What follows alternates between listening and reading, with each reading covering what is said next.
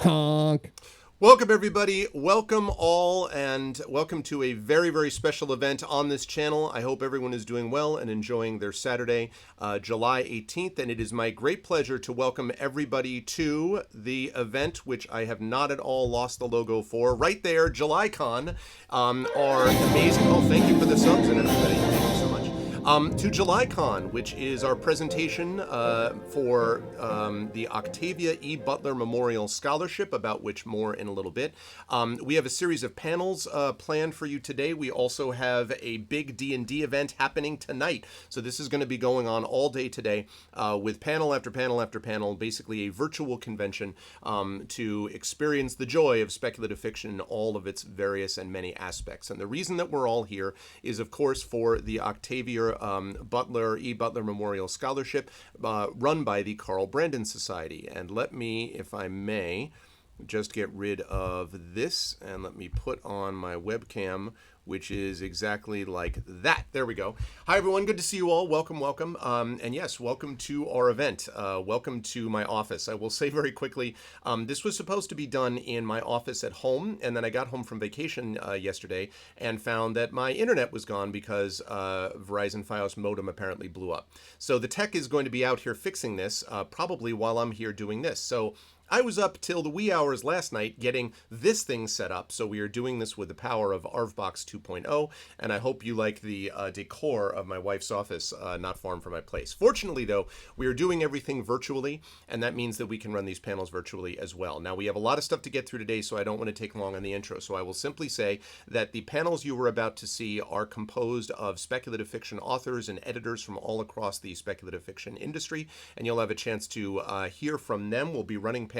Some of the panels will have time for questions, some will not. And then tonight at 8 p.m. we have a big D&D event happening as well. As I said, this is to benefit the Octavia E. Butler Memorial Scholarship, and if you want to know more about that, please type in !OEBMS. That will give you more details about the Octavia Butler Memorial Scholarship. It is essentially a fund which allows writers of color to attend the Clarion Workshop, which is enormously a hugely important fantasy and science fiction writing workshop that is held every year and actually has multiple versions of it now. It was the same one that Octavia Butler herself ended up going to and then later taught at, and so it seems very appropriate when she passed away that this be established in her honor. And so the donations today will go to benefit that event. What I would like to ask people to do is, if you are able to type in !OEBMS, as Hilnis just did, if you want to donate to this, and we hope that you will, please type in !donate. You'll see instructions on how to do it. Once you've gone and donated, please come back here and say !donated space and then the amount. No dollar sign, just the amount that you donated, and then I will adjust the donation amounts as we go through today. So we would love to be able to raise a ton of money for this very worthy endeavor. I would go amiss if I did not talk about a lot of people have been thinking today about Congressman John Lewis, who sadly passed away last night from pancreatic cancer. He was an extraordinarily powerful figure. This is the reason that we say on this channel that Black Lives Matter, !BLM, because of heroes like this that made it possible for others to make advancements. And so I think it is entirely appropriate that we are supporting !OEBMS on the day when an incredible person like that passes away. And so for me, just personally, a little bit of what we do today will be in his honor as well. So again, donate, !donated space, and then the amount you donated, and I will adjust. Now, having said all of that, I am now going to unmute myself so that these fine folks know that we are ready to go. It is an all-star panel that we have established for you, and I'm going to unmute them, and then, with my fingers crossed, I'm going to head over to show that they are in fact here in front of you. And let me just say quickly that Shadowed Mage is one of my mods, is the one who did the logo and the overlays, and this is baller, man. You did an incredible job, so thank you, Shadowed Mage. He is an officer and a gentleman and a great dude, and also Canadian, which is appropriate because the person I'm going to throw this to now is the moderator of our panel, the Canadian herself, Marie Bilodeau. Marie, floor is yours. Thank you so much, Greg. And yay, JulyCon, yay! So our first panel for today will be World Building with Depth. My name is Marie Bilodeau, as Greg introduced. I'm a speculative author of novels and short stories. I'm also a professional storyteller.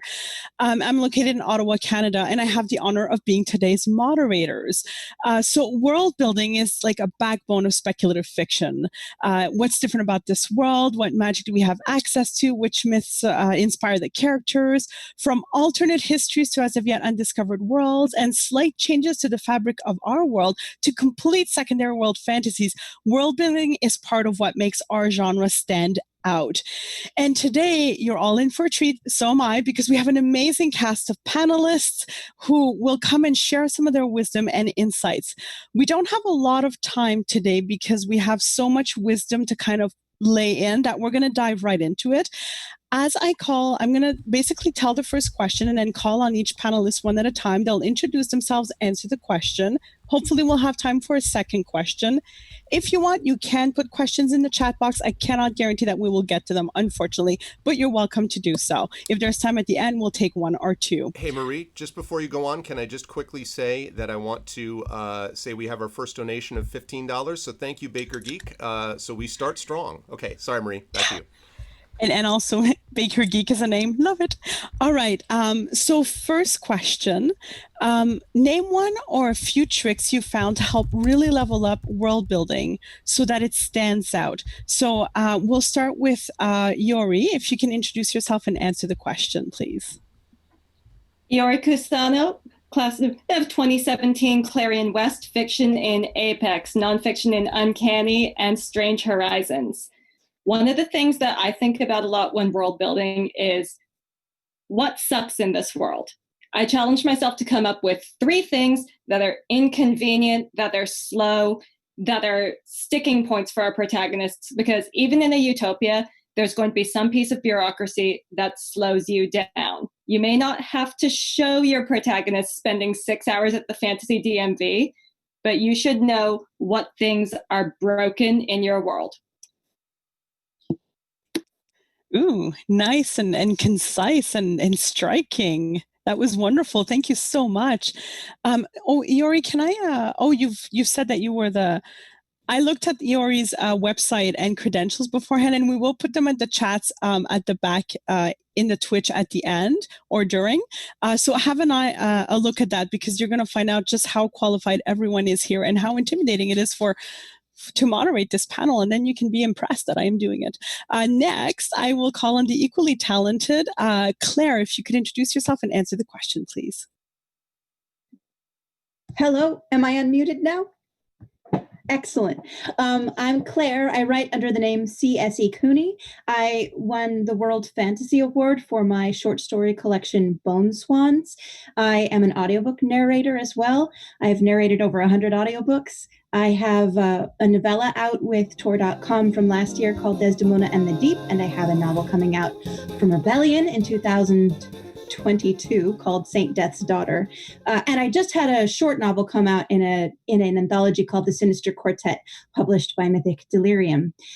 World building, I think of little things, and sometimes they're organic, but how like Tuesday morning, you can say very easily, to mark time, Tuesday morning or next month in July in our world, but you have to think then about calendars, and to think about calendars, you have to think about gods, and you have to think about conquerors and history. So like the names of the days and the names of the months is also talking about all of the history of your world and who got to write it. So I think that is always very interesting to me, people's surnames.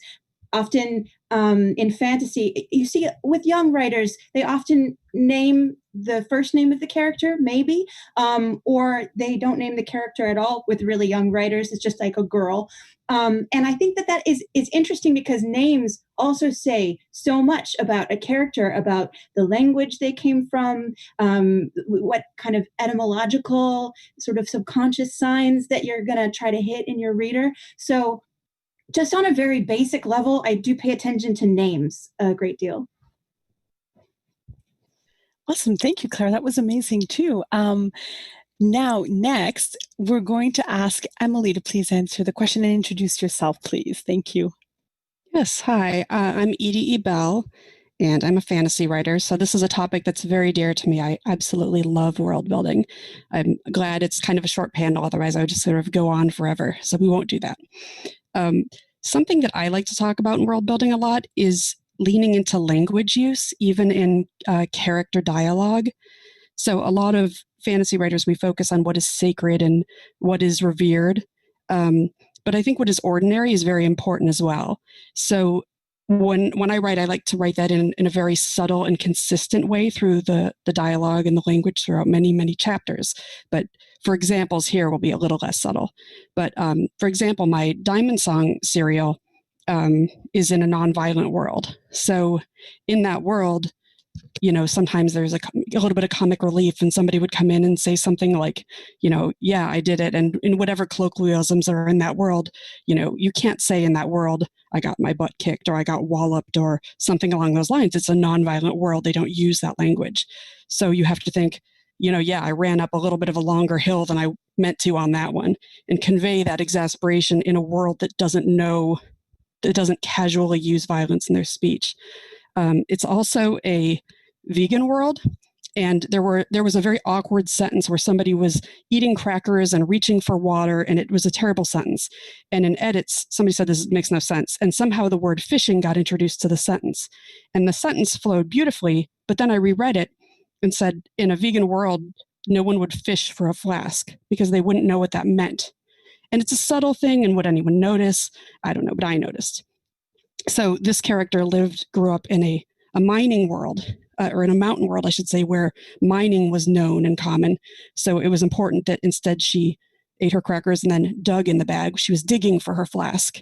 A subtle change. But when you make those subtle changes throughout the story, it helps remind the reader what sort of a world and experience, that character has. And I always find it fascinating how much world building you can do in a really short space with what someone says. If they are from a world where they've only sailed ships, or a world where they live in the mountains. If a character meets up in the sort of tropey setting, meeting a band of travelers, and one says, leaves with the phrase, keep your tools warm, you know a lot about that character's world. Or one starts with everything in writing and everything with the Queen's seal. They don't trust you, but they trust their government. You know a lot already. Or, how can I help you? I can't even keep the kelp trimmed. A lot of images are popping into your mind already. So anyway, that was I like thinking in terms of consistent dialogue usage and how that builds what the character knows and has experienced. So I'm really excited to hear what everyone else has to say on this topic too. And I'll post my links in the chat. Thank you, Emily. That some of what you said with the language made me think of I grew up as a French speaker and learning English and all the different ways that you view the world and how confusing expressions are. LaShawn, if you could please introduce yourself and answer the question. Thank you. Hello, my name is LaShawn M. Wanick. I am a writer of fantasy, science fiction, and a little bit of horror. My stories have appeared in magazines such as Flya and Strange Horizons. And I'm also the editor of Giganotosaurus, which publishes one story per month. So for me, what really helps me out is thinking about a world's mythos. Not necessarily, the mythology, but thinking about more common things such as, what's common knowledge and what's the history behind the common knowledge. And that can be, varying dependent on who you're talking to. So yeah, for me, it's kind of like it's the history of something, but there's always the tendency of where history is written by the heroes. So there's also this tangent of, well, okay, what's not actually being said? And this is something where I love to play with because, yeah, usually what makes for a great story is characters discovering that what they have learned all their lives isn't necessarily true. And so they go on a journey to find out what happened, what point of view was missing. you'll find this a lot, particularly with marginalized characters, in not knowing their own history. For them, finding out, the truths about their own people, that is something where that's a story right there. So it's kind of like, in a way, it's like writing stories within stories, which is, it's fun making that up, but also that's how you get to know your characters as well, because you're asking yourself constantly, as this person discovers themselves, it's like, what makes this then the person who they are? And a lot of my stories are character based, so it's basically it's diving deep into who they are and how they came there as a person. That's always been fascinating, and a lot of it don't actually end up on the page, but it's still if you do it right, a lot of it will trickle in, and that will make your stories like really feel well-rounded. So there we go.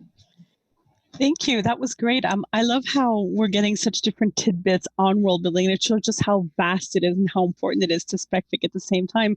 So I'm excited to now call on Tracy to introduce yourself and answer the question as well.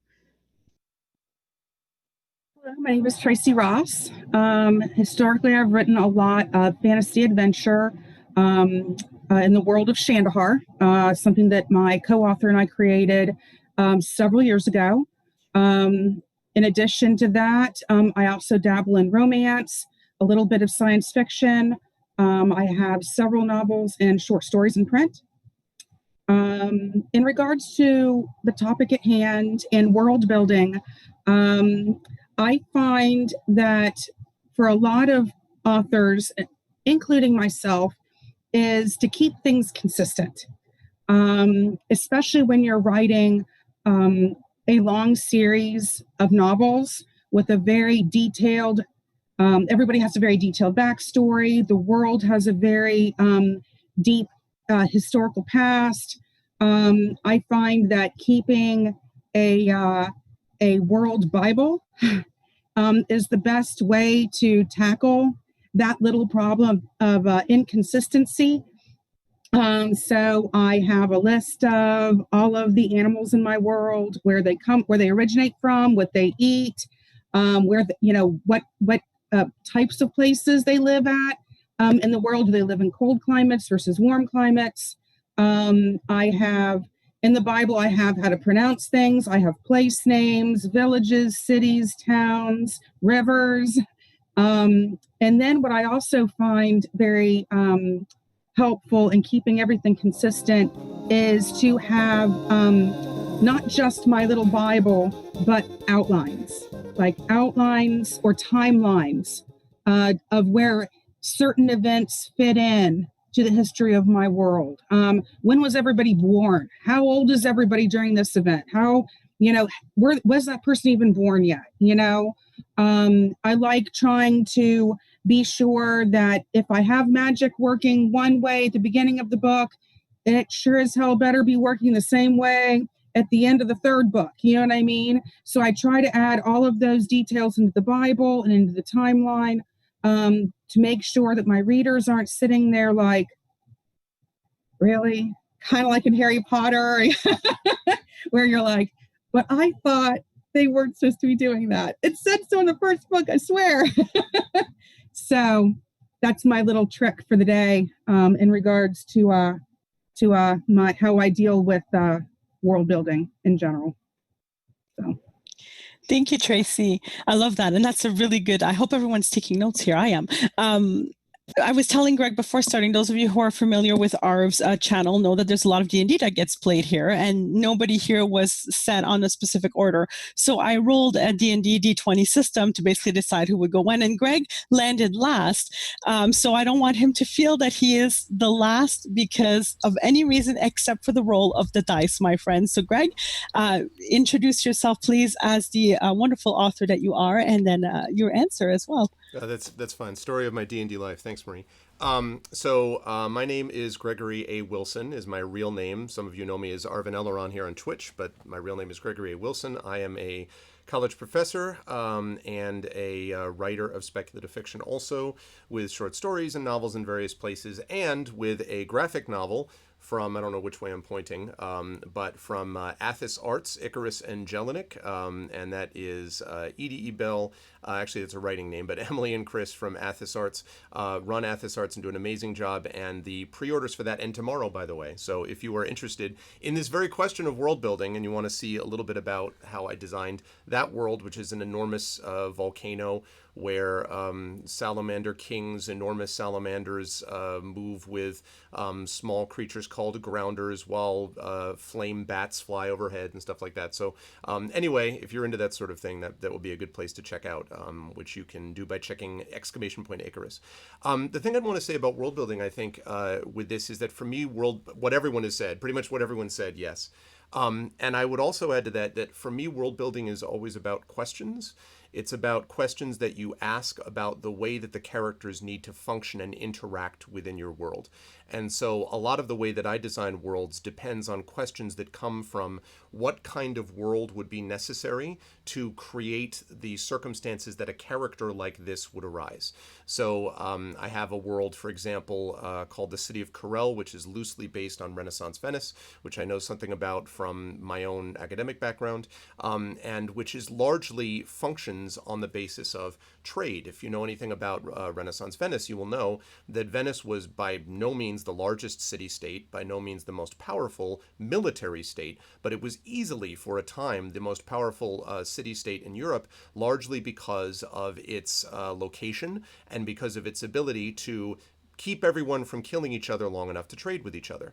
And so relative to the time and place, it was a relatively tolerant city for the time. That's not saying much, I have to say, but it means that unlike many other cities, there was this very uneasy peace that existed between Muslims, Christians, Jews, and others, all who worked within that city. And so when I was designing Corel, one of the things I was thinking about was my character for this is the book Greyshade, is an assassin who kills in the name of his god.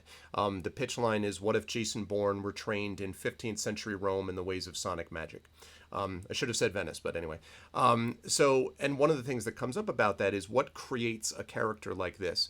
Well, he would need to be able to work and operate in the shadows and silently. He would need to be able to know the ins and outs of these places, and he would most importantly need to be able to play different factions against each other. And so one of the aspects then of the world building of that city is how there is a rough balance between various religious factions in the city, various mercantile factions within the city, which, just as was the case in the Renaissance, are beginning to rise in authority and power, and the sort of governmental, traditional aristocratic power structures that maybe aren't so crazy about the rise of the mercantile class because it threatens their own power. And these three balancing kind of power centers are things that Greyshade has to negotiate and navigate between. And so I started with, well, what kind of thing would produce a character like this? And that raises a series of questions that get answered in the way I design, in that particular case, that city of Corel. So world building to me is about answering questions, and sometimes you'll build the world and then create the characters and plot. Other times you'll think of characters and the world will spring out from what those characters are. Thank you, Greg. That was amazing. Thank you. And I love the way that it shows that you're all jugglers when it comes to world buildings, because you've all shown that there are different balls that are up in the air that you catch at different times in the creative process. Now, speaking of juggling balls, let's dive into our second question because we have enough time to take it. So what aspects of world building do you feel are underutilized? So that one ball that you like to catch and throw around that you don't see as much, and you get excited to see in a story whenever you do see it. So feel free to name examples, including from your own works. Like, this is just anything that gets you really excited about world building that you don't see that much. So this time we will start with Claire.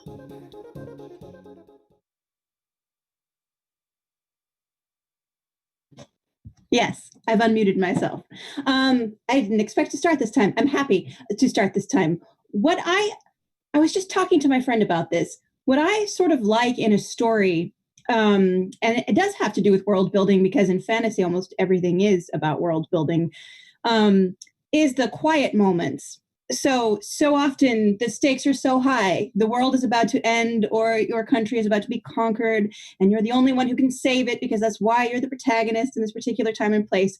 And sometimes I just like, and this is really good, like in Avatar: The Last Airbender, they do moments like this. I just watched that for the first time. But I like a character who just sits by a pond and looks at a fish.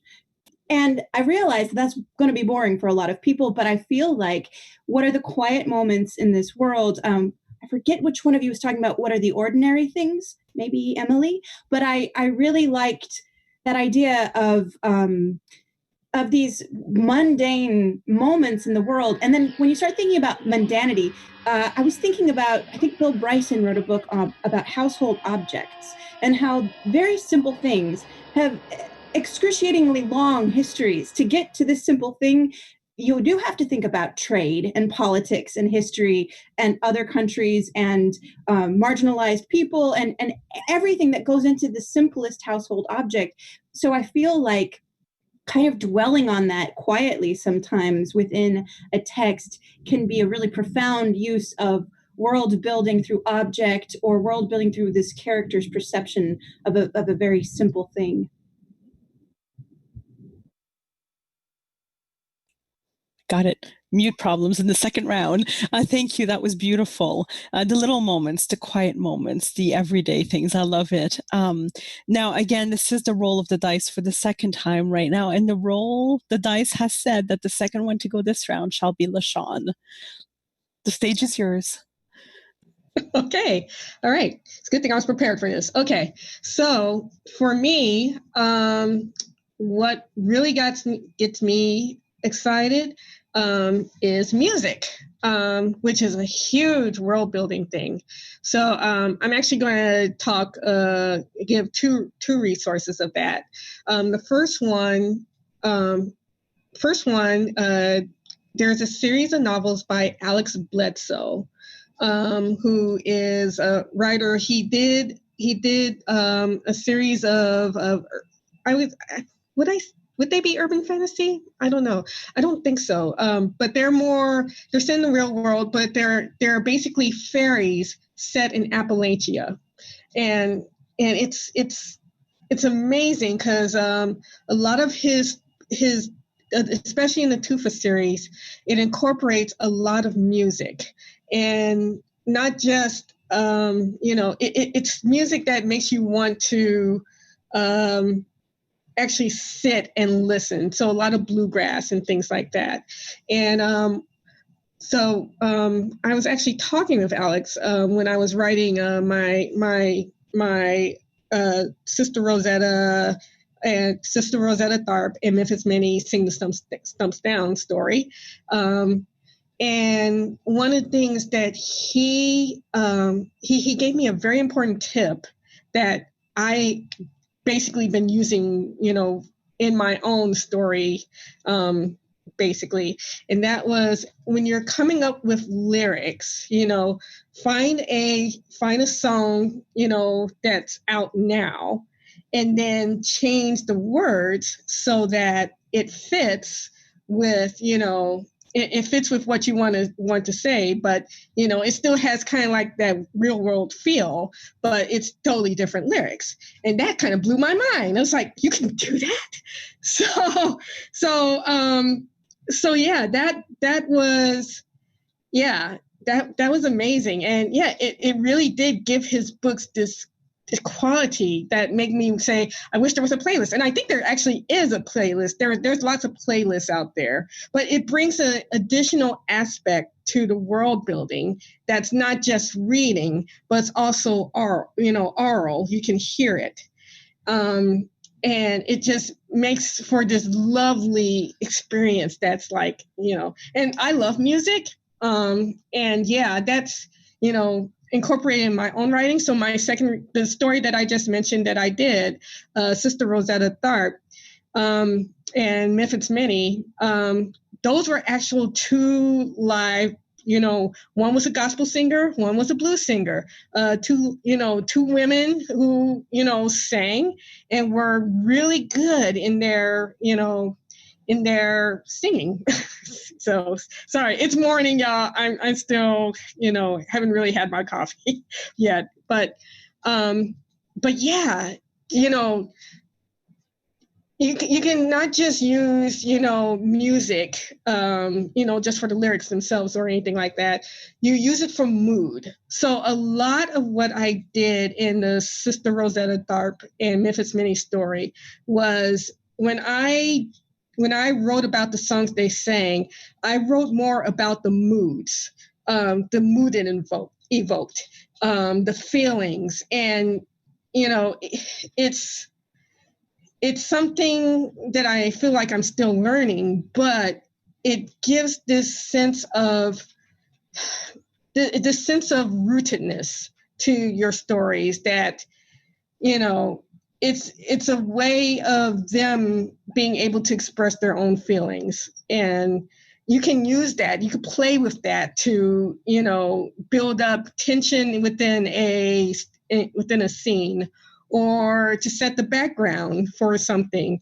You could just play with music, not just lyric stuff. You can play with it instrumental parts. So I wish every story came with a playlist that people can listen to. but yeah, that's my thing. There you go.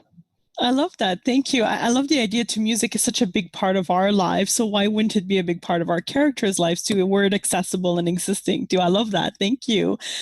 So next on our D&D initiative order, we have Tracy.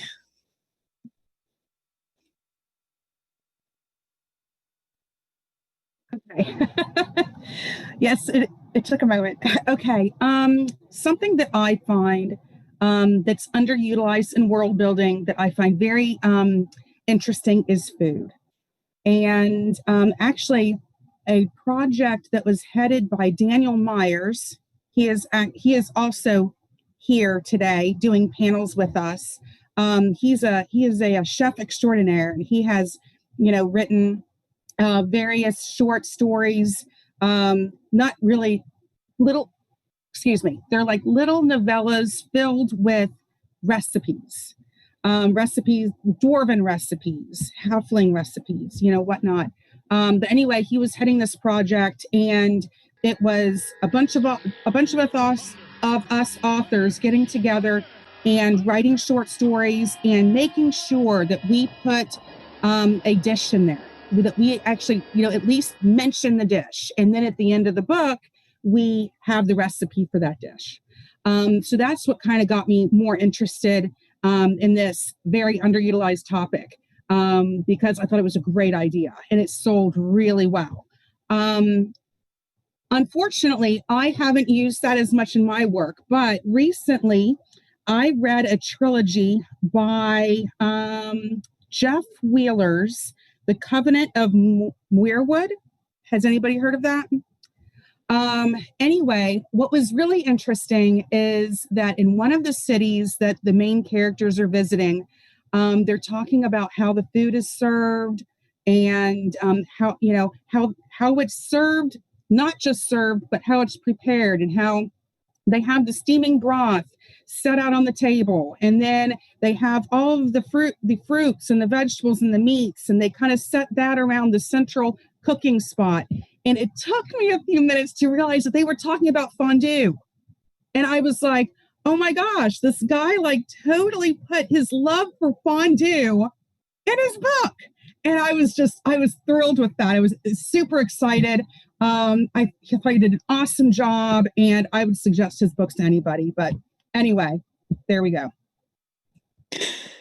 That's amazing. And it might have just made me a little bit hungry for fondue. So thank you for that. My to-read list is definitely growing. So thank you all. Next, Emily, if you could share your thoughts with what you think is a bit underutilized in world building.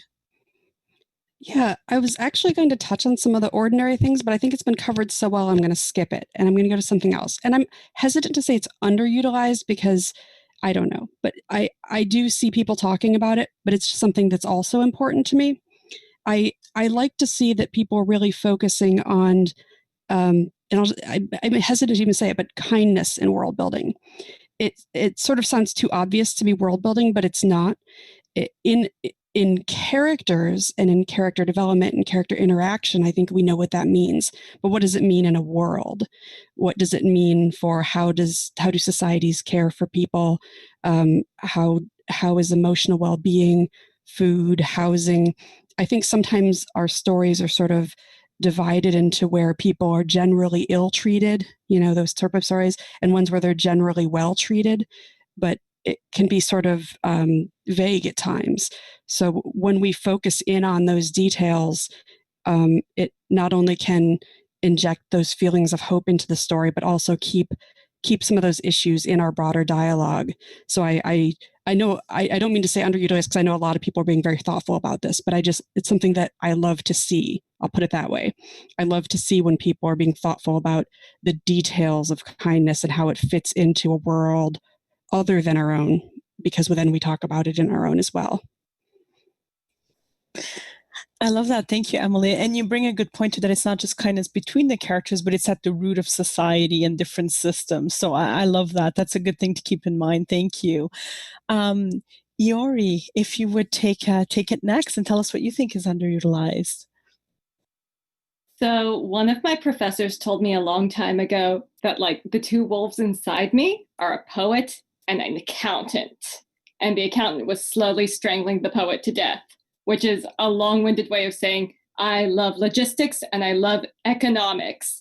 Tell me about inflation in your world building. Tell me about how the currency developed. Tell me about sanitation logistics. For some reason, I get really into sanitation logistics, just because that tells me so much about the state of people's health in your world. If your sanitation is terrible, your world is probably a plague-ridden shithole, right? So I like seeing how things operate. What's our plumbing situation like? What's our lighting situation like? Basically, a lot of the conveniences that get hand-waved away because they're not relevant to the plot are actually really important to me in terms of immersion. That's brilliant. Thank you. And you speak a bit to my heart. I'm an event manager. I love event logistics budgets. Give me the details. I even have one story in Amazing Stories that is event management 101. Very solid systems too. So just you speak to my heart. So thank you for that. Gantt charts for every world.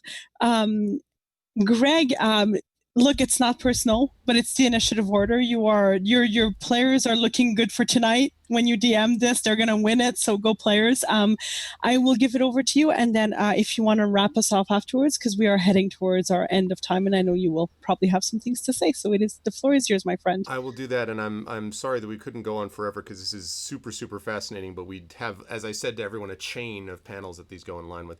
The one thing that I'll add to this is an example that I often use. My two favorite, most recent books in terms of world building. One is China Medieval City and the City, which is utterly, utterly brilliant. And the other one is The Dervish House by Ian MacDonald. The example that I want to give of The City and the City, though, the reason I think it's important for world building is that one of the things to keep in mind about building worlds around your characters in terms of the details you provide is what the characters themselves choose to notice and see. So for those of you who don't know, I'm going to spoil this little bit of The City and the City premise because it's the only way this makes sense, but you should go read it because it's amazing.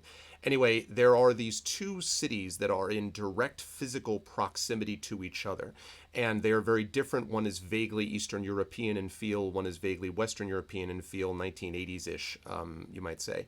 And the way that it works is that residents from one city are taught from birth to unsee the other city and its residents. So when you walk past it, if you come across, people that are lying on the ground or, people that are walking past you at the same time, you must unsee them. And if you don't do so, if in fact you spend time looking at them, you can be known as as in breach, which means that you can be taken away and disappear and no one knows what happens to you.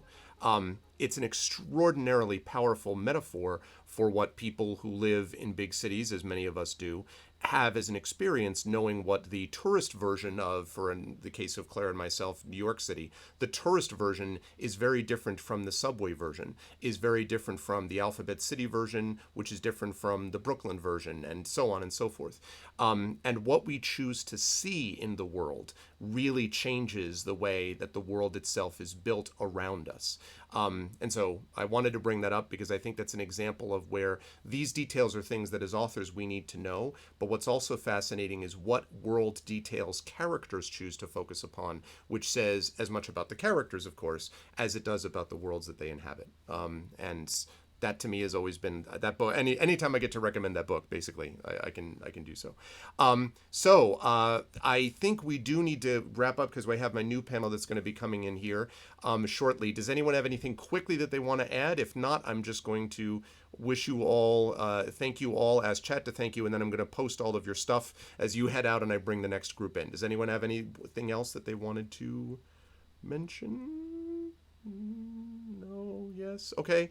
Just a general thank you, yes. and you're all awesome. And thank you, Greg, for having this. This is brilliant. Thank you all for an amazing first panel. And Marie, thank you for wonderful moderation of that, by the way, as well, because it's not easy to do that with everybody. Chat, thank you very much. Can we get some amazing love for Edie E. Bell, for LaShawn Wennick, for C.S.E. Cooney, Tracy Ross, Yuri Casano, Marie Bilodeau. Thank you all so much. And those of you who are on for the next panel can stick around. Everybody else can head off if you don't mind. And I thank you all so much. And Thank you, Greg.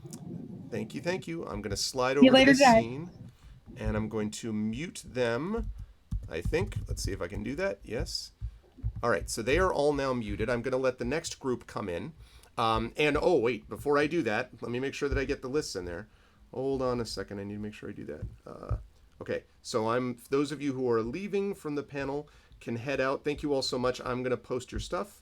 And I'll see those of you that I'm going to see later on today. But otherwise, thank you. And now I'm going to mute myself in Zoom too. Okay, so let me get this up there quickly. Okay, so we have, there is C.S.A. Cooney. We have LaShawn. Just give me a second here while I post that too. We have LaShawn. We have, this is Tracy Ross. Okay. And then we have got Yuri Kusano. Kusano, not Kusanu. I don't know why I keep adding a U there for no reason. Kusano. Oh, hell, City in the City is absolutely spectacular. It's so good. It's also just a great book on top of everything else. Okay, I think I got everyone that did this already. Okay, good. I think we're all good, so good to go. Also, I want to thank, by the way, everybody who has donated so far, because as of last count, we are up to $33.50. So we made $33.50 in that first opening sequence. So thank you to those of you who have donated so far. And if you haven't, let me remind everybody about ways to do that. !donate will allow you to do that as you go through. Thank you all for being an amazing audience. And again, for the commentary that we get as well. Okay, now I'm going to bring in the next set of people. I'm going to unmute myself in Zoom only so that they know what's going on, so that it's as to not avoid confusion. I cannot hear them, but they can hear me. So I, at the moment, am just making sure that I get everybody ready for the next panel, which is going to be on working with a small press. And we have, let's see, I think we have everybody. Wow. That, let me tell you what, that crew is ready to go. All right, let's see if I was able to manage this reasonably well as I vamp. This is the part of the stream where everyone says you're just continues to give this thing, which is the stretch logo. That's that. And I think I almost did this right, but not quite. Okay. So now I need to capture video. They are all captured. Now I just need to make sure that I get their names right. Because, for example, Lucy is definitely not Edie E. Bell. Both wonderful people, but Lucy is not Edie Bell. They can, by the way, the Zoom folks can be talking to each other if you like. I am just talking so that you know that I'm not ignoring you because I'm not. I see you all there. Okay. Let's see. All right, let's get Chris in there.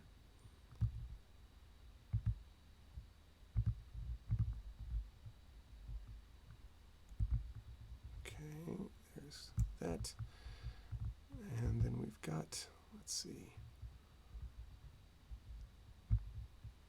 Sean is definitely not there. Sean is definitely not. If only you could see, chat, what I can see here. In my world, apparently, LaShawn is Chris, and Chris is Lucy, and none of these things are true. Okay, just about ready. Thank you all for bearing with me. Believe it or not, we're actually slightly ahead of time.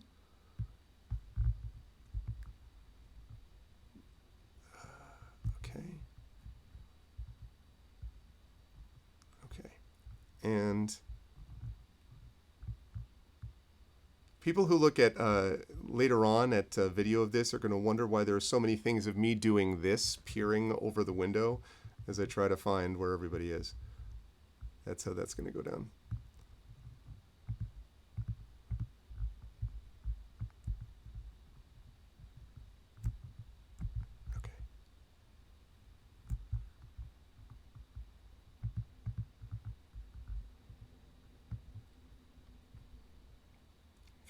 Chris, and last we have Lucy and not.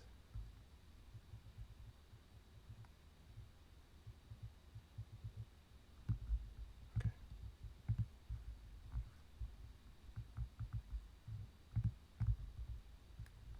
Okay.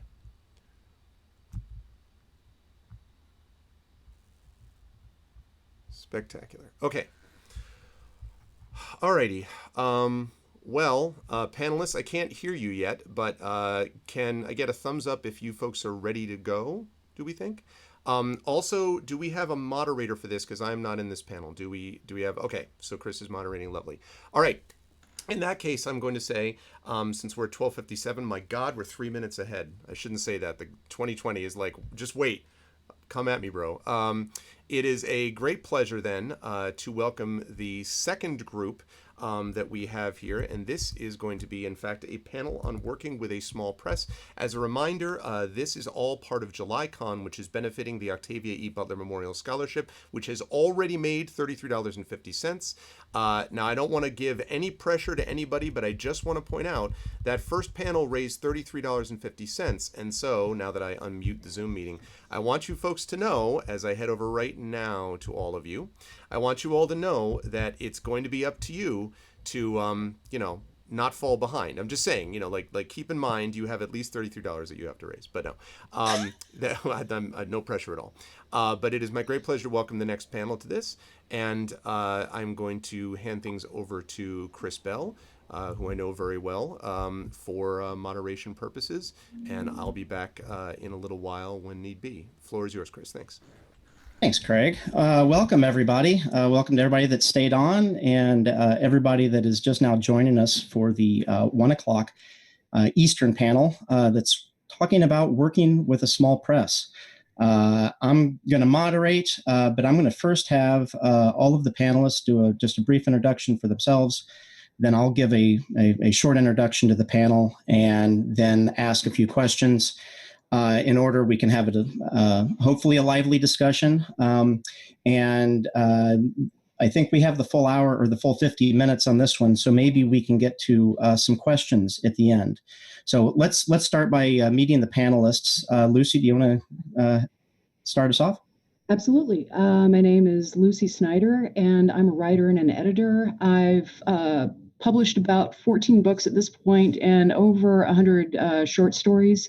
And because I've published so many short stories, I've worked with over 120 presses during the course of my career so far. And just mathematically, you'll know that a lot of those are small presses. So I have a wide range of experience there. And I'll go ahead and pass it off to the next person. Chris. Hi, Chris A. Jackson. I've written about 30 novels in all, innumerable short stories for anthologies and individual projects.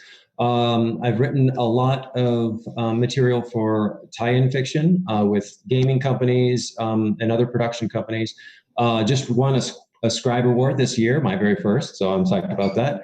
I've written for Shadowrun, Paizo, that Pathfinder, Iron Kingdoms, horror, science fiction, fantasy, you name it. So pretty much jack of all trades.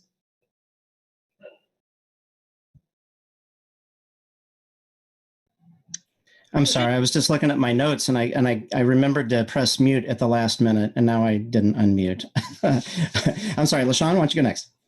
Okay, my name is LaShawn M. Wanick. I am a short story writer. I write fantasy, science fiction, and a little bit of horror.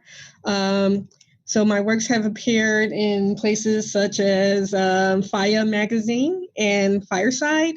I am also the editor of Giganotosaurus, which is a short story magazine that publishes one story a month, usually between the length of 5,000 to novella size works. We also do ebook versions of the stories that we publish. So, yeah. Thanks. Marie, want to go next? Hi, I'm Marie Bilodeau. I've been a little bit all over as well. I'm traditionally published, small published, and indie published as well. My novels, I have over 10. I have to count. But I've been published in French by Les Éditions à lire in Quebec and also in Chinese by SF World. I'm also a podcaster and a blogger, and my short stories have been a bit everywhere too, like in Tales from Plexus by Julie Trineda, From Doll Books, and Analog Science Fiction Amazing Stories. So I've been a little bit everywhere and worked with different types of publishers as well as the great panelists in this panel have. Maybe we can get into that talking about translations. That's interesting. Let's see, Claire. I think we're... Hi, I'm CSE Cooney. You can call me Claire, absolutely, but I publish under CSE Cooney. And I've published a collection of stories and a short novel with Mythic Delirium. My collection, Bone Swans, won the World Fantasy Award. I have a novel coming out with Rebellion, which is a smaller, larger press, but I've published with small presses. I've published some, self-published some, and I've published with some of the larger presses. So not nearly as much as everybody else, but I have published with gamut, I would say. Great, thank you. So my name is Chris Bell. I'm the managing editor of a small press called Athos Arts out of Detroit, Michigan. I'm not a writer and I'm not a literary editor. I'm the managing editor, so I do the technical, business, legal side of our publishing house.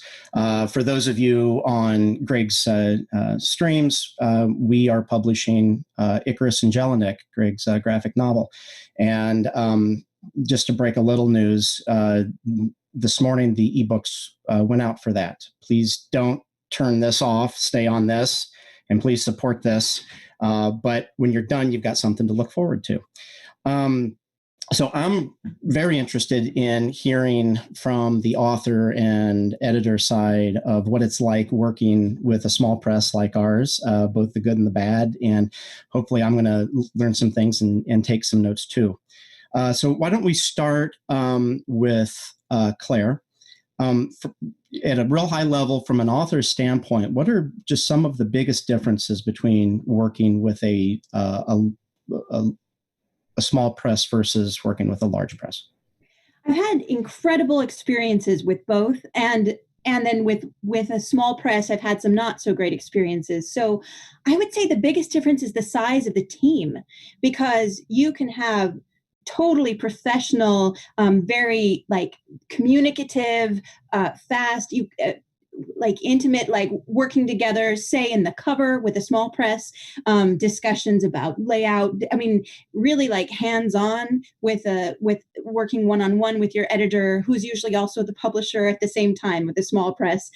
Maybe they have a volunteer team, maybe they have an intern, but with a large press, you have marketing, you have an editor, assistant editor, a copy editor. There's more resources, I think, and the boosting signal is stronger and higher. So with the small press, I found there's a lot of, you have to get pretty creative how to get your word out, and your editor is working at least 3 times as hard as you are. So, but you have to pretty much bring your full game with a small press. And what I've noticed is when a small press folds, there's no other editor is generally going to come be like, well, this person got sick, and so I'm going to take their place. It's, if that person is out of the game's over. Yeah, that's when you talk about the number of people working in the office, our small press has 2 people that get W-2s. Everybody else are independent contractors. We work with a bunch of those. Marie, I think you told me earlier that you began working with a small press and then moved to larger presses and self-publishing. A lot of times I hear more of you sell your book, your book to a traditional press, a larger press, and then later, you move to the small presses and self-publishing. How did that affect your career? And what can you say about starting off with a small press? Just starting off with a small press was very deliberate for me. I mean, I'd been doing my research, and it was like my first book came out in 10 years ago, about maybe a little bit more. So you didn't have access to as much information as you do now to like the internet. What a wonderful tool, wonderful, terrifying tool all at once. But I mean, from talking to people, and I didn't have access to a lot of conventions either. There was nothing local to me. So I had to go other places and talk to people. And there were a lot of scary stories out there, whether true or not. Is not the point. But I knew that with a bigger press, I'd have less control over my books. My chances of being dropped as a first-time author would be higher if my sales weren't coming through, and all of those details that you hear. So the way I pictured my trajectory of my career is I don't have 1 or 2 books, is I know I have like a bunch of books in me, right? And I just want to like get so many books out there that people can't keep up with my backlist, much less my like incoming books list. And I saw that if I start with a smaller press, that one that can champion my career, help me learn some of the ropes. I was writing English, which I've grown a lot since. I've had some great editors who helped me rip the French out or at least modify it, which I needed. So I wanted that trajectory of like, I'm going to start smaller, learn the ropes, work with people who champion my work, and then hopefully grow into the next level, whatever that will be, depending on where I'm career and what I learn. And the small presses I worked with were great because they were very useful. They taught me a lot about what they're doing and why. I learned a lot about the shortfalls in publishing, and now there's a lot more internet out there. So there's a lot more information. I've been to a lot more cons. So that's why I started deliberately in the small press sector, if you will. And from there, I kind of branched out, explored a little bit everywhere because I want to write a lot of books and tell a lot of stories and work with different people. And I'm just generally enthusiastic. That's great. That was a good story. Okay, LaShawn, let me ask you. So you're a writer, but also an editor in a small press, or several. You've been involved in quite a bit. How does that answer change a little bit from the editor side? What's it like being an editor for a small press versus a larger magazine or press? So our group is actually very small. Technically, it's me. I do have a slush reader who helps me in reading the stories. And when I first originally took over, we had such a huge backlog of stories that I was like, okay, I'm not going to be able to read all this through. So I had to shut down submissions for the first time, which now I understand why they do. We do that. We just get so many stories that it gets a whole lot to handle. So yeah, basically it takes time to read the stories, and obviously time to say what works, what doesn't. And then with the stories that I do like, I tend to go over them several times and say, is this story really fits? And with me, I'm lucky in that we have only 1 story to publish per month.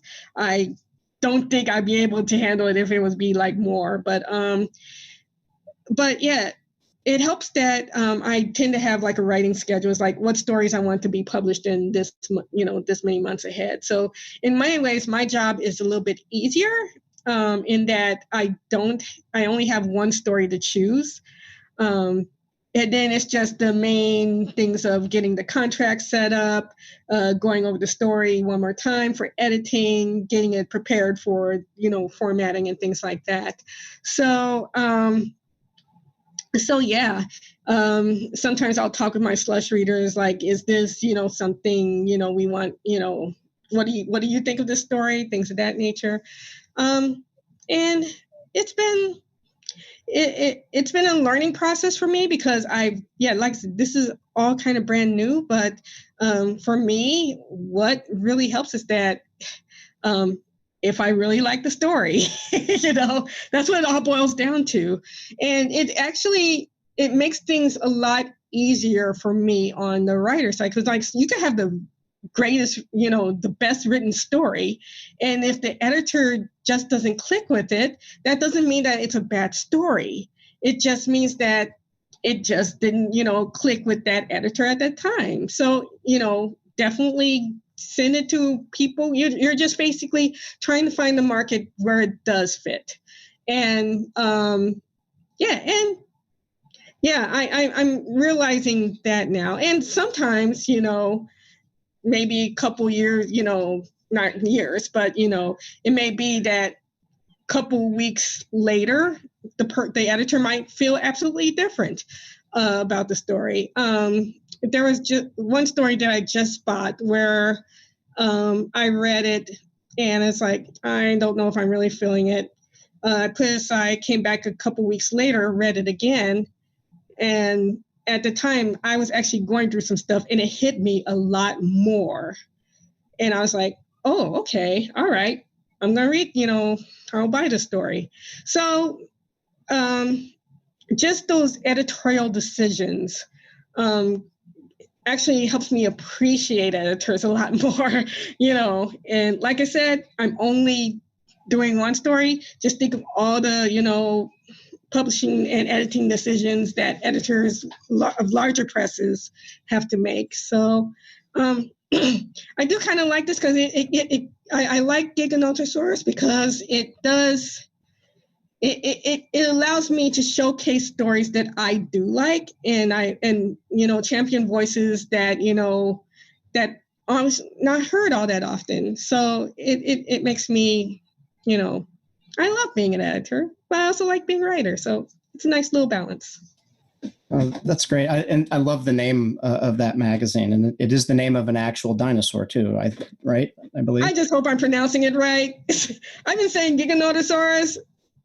Maybe it's Gigantanosaurus. I don't know. Sounds good to me. So I've heard a couple things about some of the benefits of working with the small press is a little more intimate relationship with the editors and the producers of the book, having control over your cover. LaShawn also talked about, though, finding the perfect place for a story. And I guess I'll throw this one to you, Chris, and then see if anybody else wants to chime in as well. But you've published traditionally with small presses, and you're a successful self-published author. What are some of the things that, as an author, you would want to go through to think about to decide where is that place for your work, or for you as an author? Do you want to go the traditional route? Do you want to go the self-published route? Do you want to go in the middle? What are some things that you should at least start thinking about as first step questions to make that path a little clearer for yourself?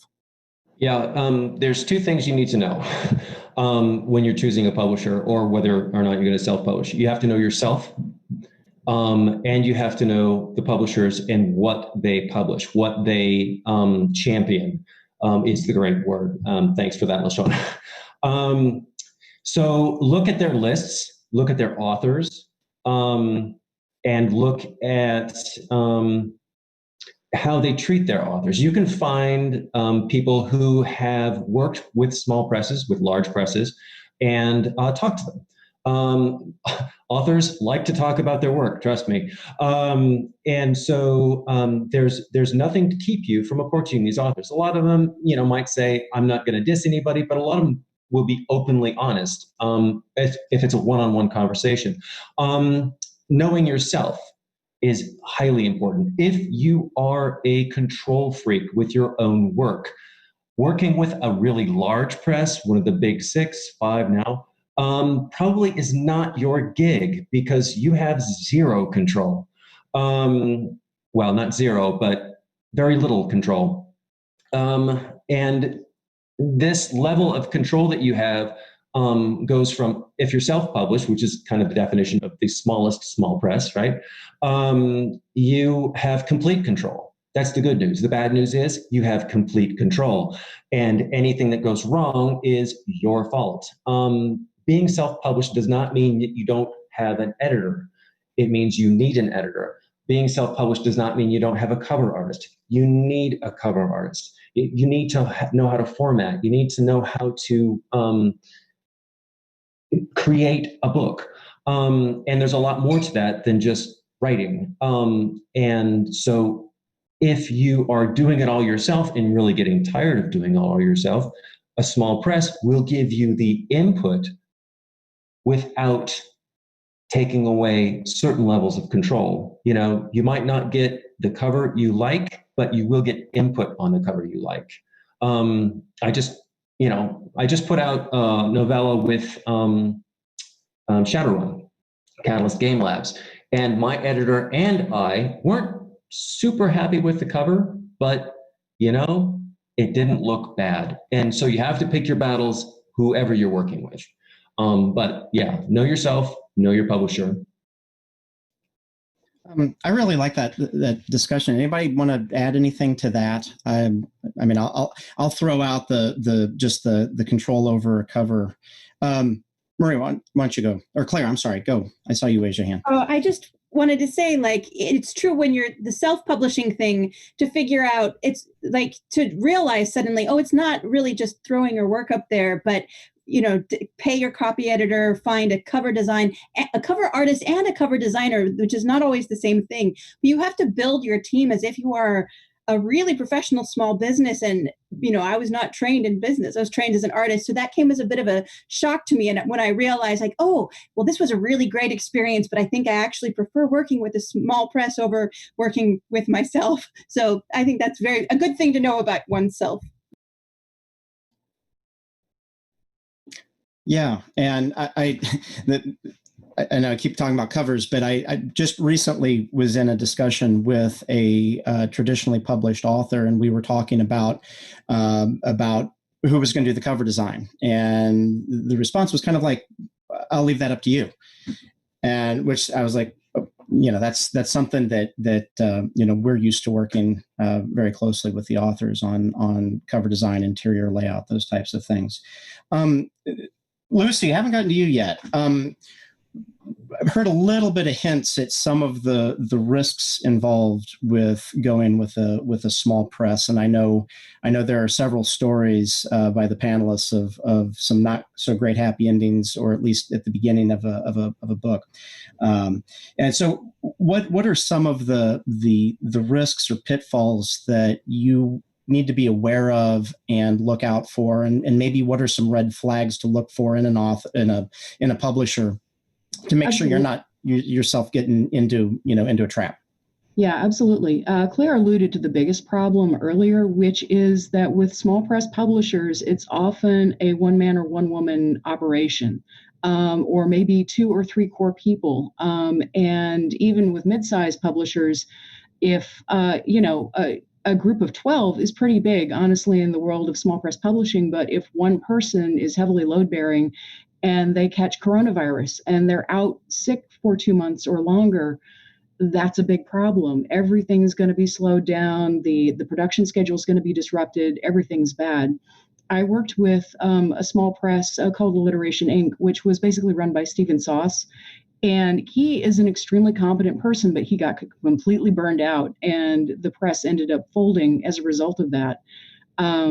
So, you have to kind of go into it that no matter how competent, no matter how good the people running the small press are, you have to be aware that if something bad happens, the whole thing could shut down practically overnight. That said, there are people working in this business who are a little less than competent, and that's not a situation you want to be in. Some of the red flags, and it's going back to things that Chris talked about, do your research. Look at the press, look at what they put out.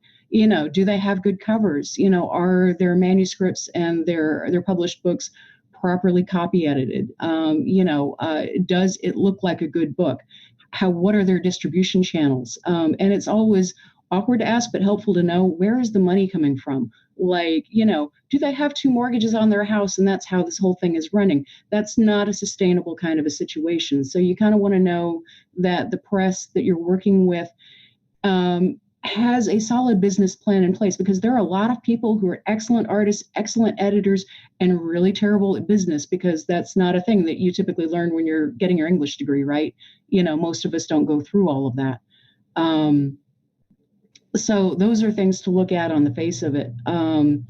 You want to make sure, if possible, that the press has demonstrated longevity. I mean, if a small press has been around for a decade, that's a lot of years in small press years, and that's generally a sign that they've got their stuff together. They're not going to go bankrupt the following year, things like that. You can't always know, but that's generally a pretty solid sign. That said, getting into the ground floor of a press that's just opened up can provide a lot of really good opportunities, particularly if the press seems to be well funded, but I have a story about that later. But on the other hand, you got to go into it knowing that it's going to be a more risky proposition than if you're going with a press that's better established and has been around for a while. One thing, and I'm sure most people have heard about the Chizine debacle that was revealed over the course of the past year. One thing that's always a red flag is if you run into a press that seems to be running on sort of a cult of personality at a level where you've got people who talk a really big game, but the finer details seem a little bit sketchy. If a publisher is all talk, but you're not sure that they can really back it up, like, listen to your gut instinct on that. There's another small press that I've been kind of behind the scenes getting stories from people who've been affected by them. And this is not an uncommon occurrence, but basically it's a small press that's run by a couple of people. The main editor is a very personable guy. He's very charismatic. He talks a good game. He recruits a lot of writers at conventions, but his contracts are terrible. The books are not that well produced, and more to the point, some of his behavior has been exploitative.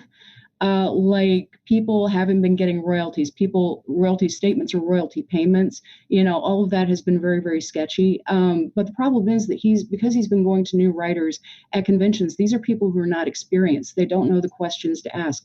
They don't have any other experience with small or large presses for that matter. And once they've been burned by this guy, they immediately default to self-publishing, which is a fine decision to make if you're doing it in an intelligent, informed way. But the problem is, because of this terrible experience they've had with this press, they think that all presses are going to be exactly like this guy was. And so it's a major disservice to publishing in general, because there are writers who now think that their only option is self-publishing, and that's far from the case. So yeah, do your homework, listen to your gut instincts, and, check out who you're working with. And also bear in mind that in this instance, like with some of these predatory publishers, some of the authors that they're working with will say great things about them because the bad stuff hasn't come up yet.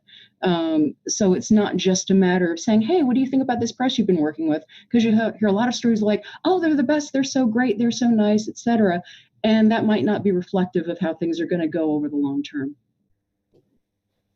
Yeah, and you talk about, you think one small press is the same and all the small presses work the same. And there's a panel, I think at 5 o'clock, on intro to publishing. And I know some of that discussion is going to be on that vast space between self-publishing and traditional Big Five publishing. And there's such a huge range in the middle and in understanding how each press individually is different, because in a lot of cases they are individuals, or a couple or a handful of individuals. LaShawn, let me ask you, because I heard, what happens if somebody gets sick or somebody, I think Lucy said somebody just burns out. Right now, we're under a whole lot of stress. What is it like working in the small press environment under such societal pressures right now? Yeah. So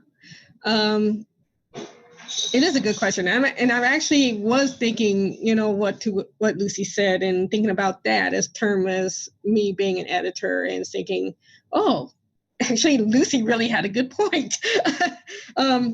If I get sick, what happens to Giganotosaurus? And actually, when I took over, we were actually in that situation where the previous editor was doing work and then something happened and nothing, because it's basically a one-person thing, no stories were getting out and stories started piling up and things hadn't been published for a good almost a year.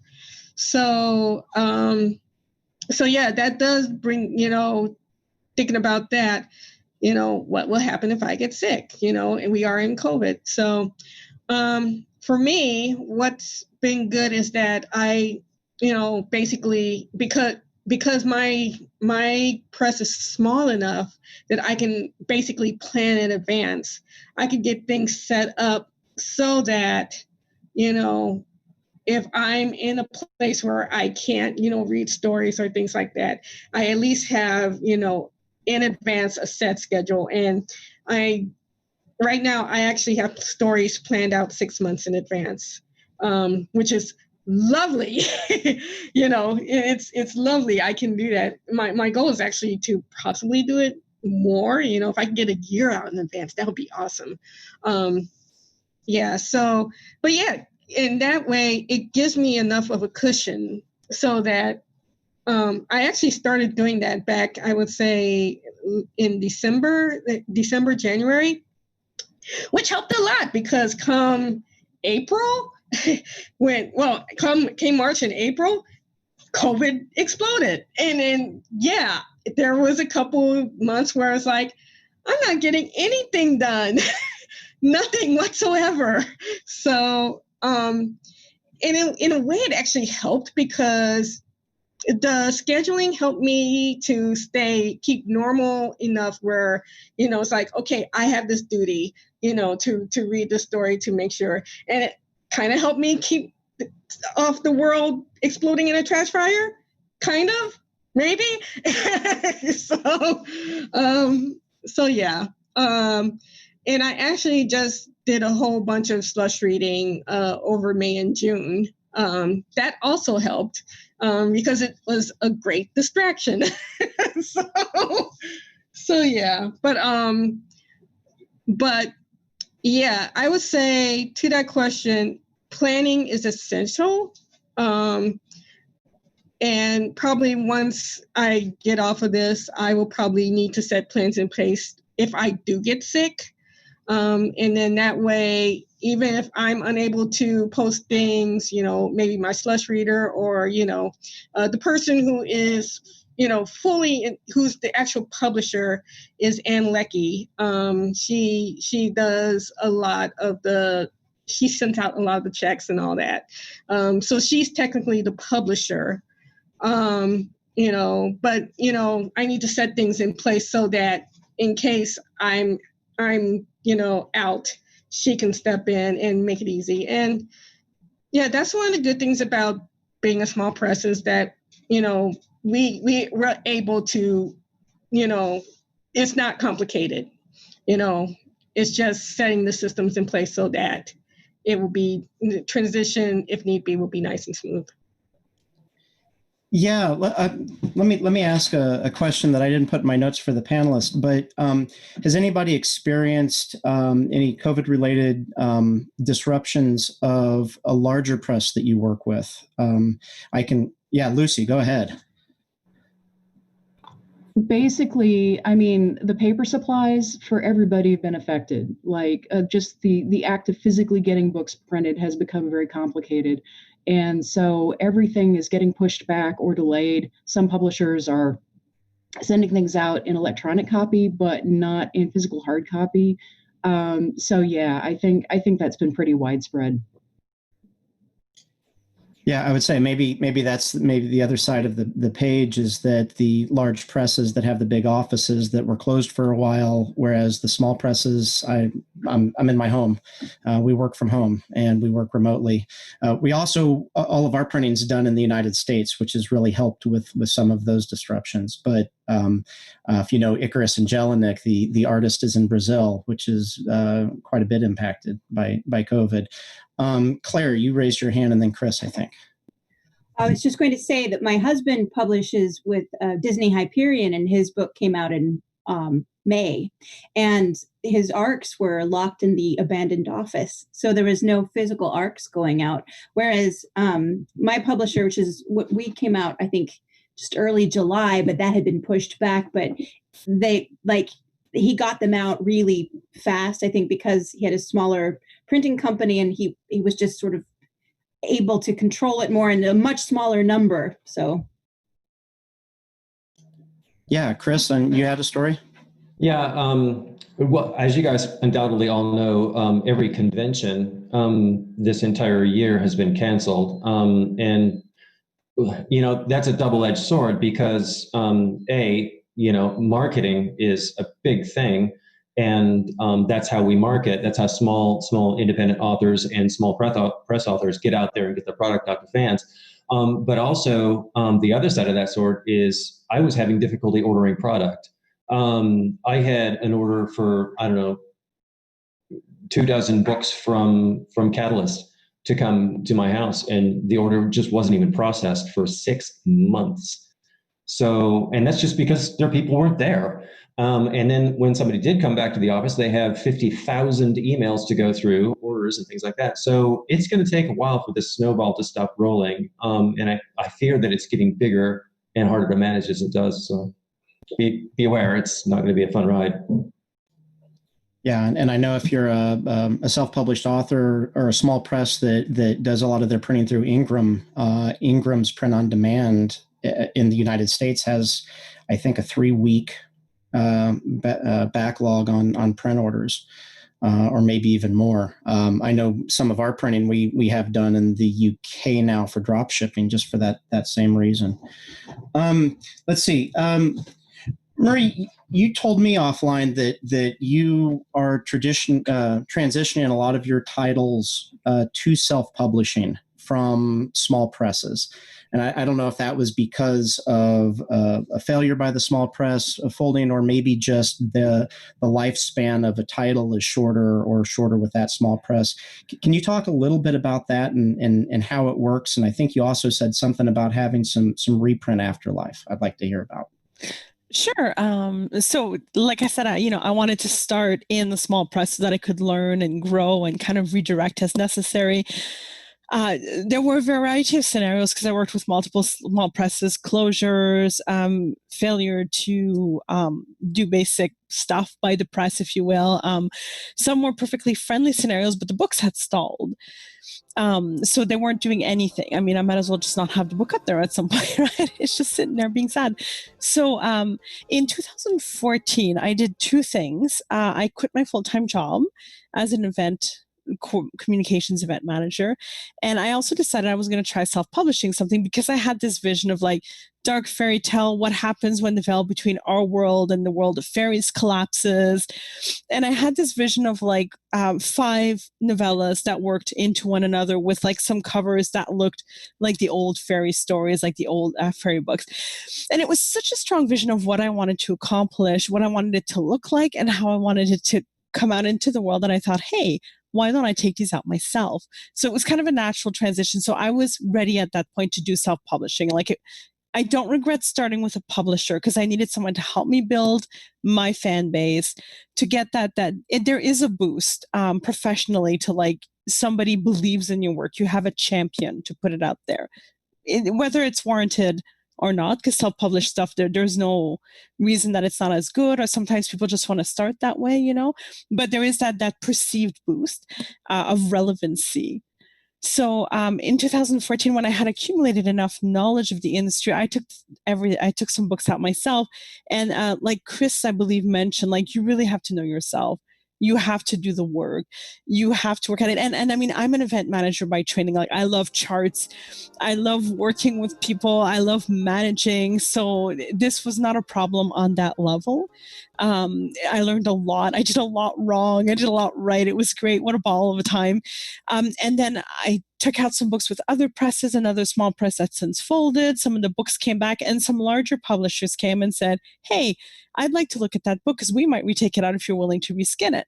And I'm like, okay, that's still under consideration, so I'm not going to talk about that. But it was nice to see that it was not a deal breaker. To them, it was like, you know what, this was not out there that long.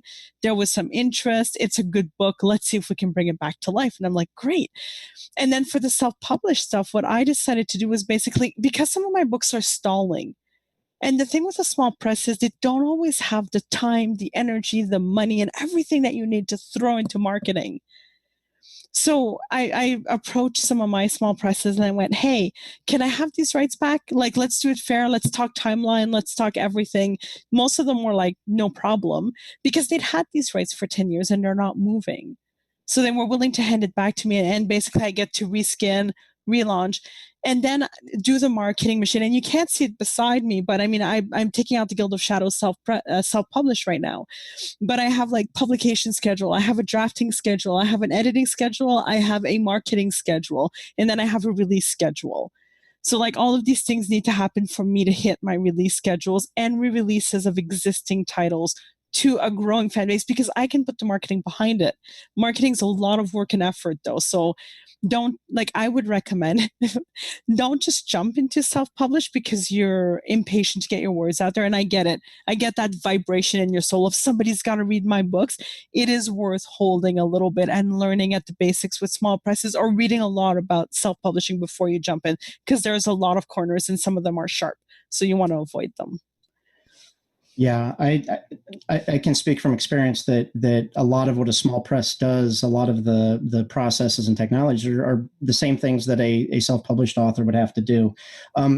Chris, let me get your take on if there were aspects of self-publishing that you really wish you had a publisher behind you to do. What would those be? Maybe in a prioritized list. What are the biggest load that you have to carry as a self-published author? Yeah, unfortunately, when I started self-publishing, I made just about every mistake there was to make. And learning from your mistakes, self-publishing, it can be a painful process. Knowing what makes a good cover is key. I had a really great artist, and he did 3 covers for me initially, and 2 of them were really good covers, and 1 was horrible because I helped design it. I should have shut my mouth and let him do it. The second thing is editing. Yes, you need an editor, somebody who knows the English language and punctuation. But the big one, and this is where I tip my hat to Marie, is marketing. And this is something I'm still not very good at. Marketing takes an inordinate amount of energy. And I mean, I'm a writer. I don't like to market, so I don't do enough of it. But there are resources out there that will help you market. And let me tell you, I've been doing this for almost 20 years now. The world is so changed from what it was prior. When I first started self-publishing, I had a New York Times bestselling author telling me I was ruining my career by self-publishing. Well, 7 years later, I'd made, sold 60, 70, 80,000 copies of just one series. And I had a book deal with Paizo. And so the world has changed. Even big houses, the big 6, are not shirking away from people who got their start self-publishing. It's your sales record that they are interested in, and how big a face you have out there, and how easy or hard you are to work with. And don't think that publishers don't talk to each other, because they do, and rightfully so, because I mean, and authors talk to each other too about publishers. So it works. It's a small world, and But learning that world is key. Jumping right into self-publishing without any experience in it, it's a steep learning curve. So just be aware of it. I'm not saying don't do it, but know that it's a steep learning curve. Yeah. Lucy, let me ask you. I've witnessed advice given to authors before about that kind of go along the lines of, if your publisher is not doing X, Y, and Z, then they're a bad publisher, and you should get rid of them. You should go somewhere else. They're not doing their job. Mm-hmm. What types of things should an author not expect a small press to be doing that they would have the expectation of a large house to be doing, and maybe help set those expectations? Well, I mean, the expectations depend on the resources that a particular publisher has. If you're with, a very small press, it's unrealistic to expect that your local Barnes & Noble is going to stock their book. That they just don't have the distribution channels that the very, very large presses have at their disposal. Some do. That's a question to ask when you're going into it. Some do have ways of getting books into particular stores, but if you're looking to have your books in a brick and mortar, you're looking at working with a large press at that point, or one of the mid-sized presses that's got very good distribution. The marketing angle is always going to be a question, that you want to find out ahead of time. The very, very large presses have lots of marketing resources at their disposal, but they may or may not deploy them for particular authors. So, even if you're with Random House, you might not get sent on a book tour. In fact, you probably won't, but it could happen. Whereas with a small press, it would be unrealistic to expect that. But on the other hand, some small presses have really good marketing ideas, and they do kind of cobble together like regional book tours and things like that. So it depends on the talents of the particular press that you're working with. This is a thing I wanted to mention previously, but didn't get to. Ideally, if you're working with a small press, it's going to be a collaborative partnership. You need to look at a press that can do the things that you either can't or really don't want to handle. But it's about control, as Chris and Claire said. If there are things that that you're good at and that you want to do, that you enjoy doing, have that conversation with the press and say, hey, I really love doing these things and I'm pretty good at them, and here's my track record. 9 times out of 10, they'll be happy to say, yeah, you can take care of that. We can take care of the rest of it. So, you want to have this as part of an ongoing dialogue to find out what their resources are. What are your resources? How can they best work together? The other big piece of this, of course, is money. I mean, the large presses have deeper pockets than the small presses. So, it would be really unrealistic to go into a deal with a small press expecting to get 6 figures in terms of an advance. Sometimes it's unrealistic to get an advance period, but you'll be wanting to look for a really very favorable royalty cut, So all of these things are kind of, the devil's in the details, but that's a thing you want to talk about. Yeah, thanks. LaShawn, from as an editor, do you ever have those discussions with some of your authors about shared publicity, or an author that wants to do something, kind of on their own for publicity, and how you support that as a press? Considering that we do short stories, it doesn't really apply to us because we're more of a short story market. So as far as publicity goes, usually the writers know in advance when their story is going to get published. And it's just the usual details of once the contract is signed and they receive the countersign, they can, public, hype it as much as they like. That's something I'm getting better at. So usually the authors do their own publicity on their own pages. And right now we have Twitter. So going to get better at doing that over Twitter over the next few weeks, I think, or a few months, because I have access to that now. So expect to see that more. So, but that's yeah, it's a little different from short stories. So, yeah. Chris, did I see you raise your hand a minute ago? Yeah, just one thing. When Lucy was speaking, it brought a thing to my mind. Things you should expect from any publishing house, and one that infuriates the living heck out of me is royalty reports. Getting royalty reports should be easy to understand and promptly delivered to you. And I've been fighting for years with a small press about royalty reports. And I mean, they're not that hard to calculate. And they shouldn't be hard to understand. So that's for all you people out there who are working with a small press, make sure that's in your contract that you will receive, however, bi-yearly, quarterly royalty reports. Yeah, I'm keeping an eye on the Twitch stream, and I'm not seeing any questions. So if anybody has any questions, there's a really good discussion, but throw them out there soon. Yes, Lucy.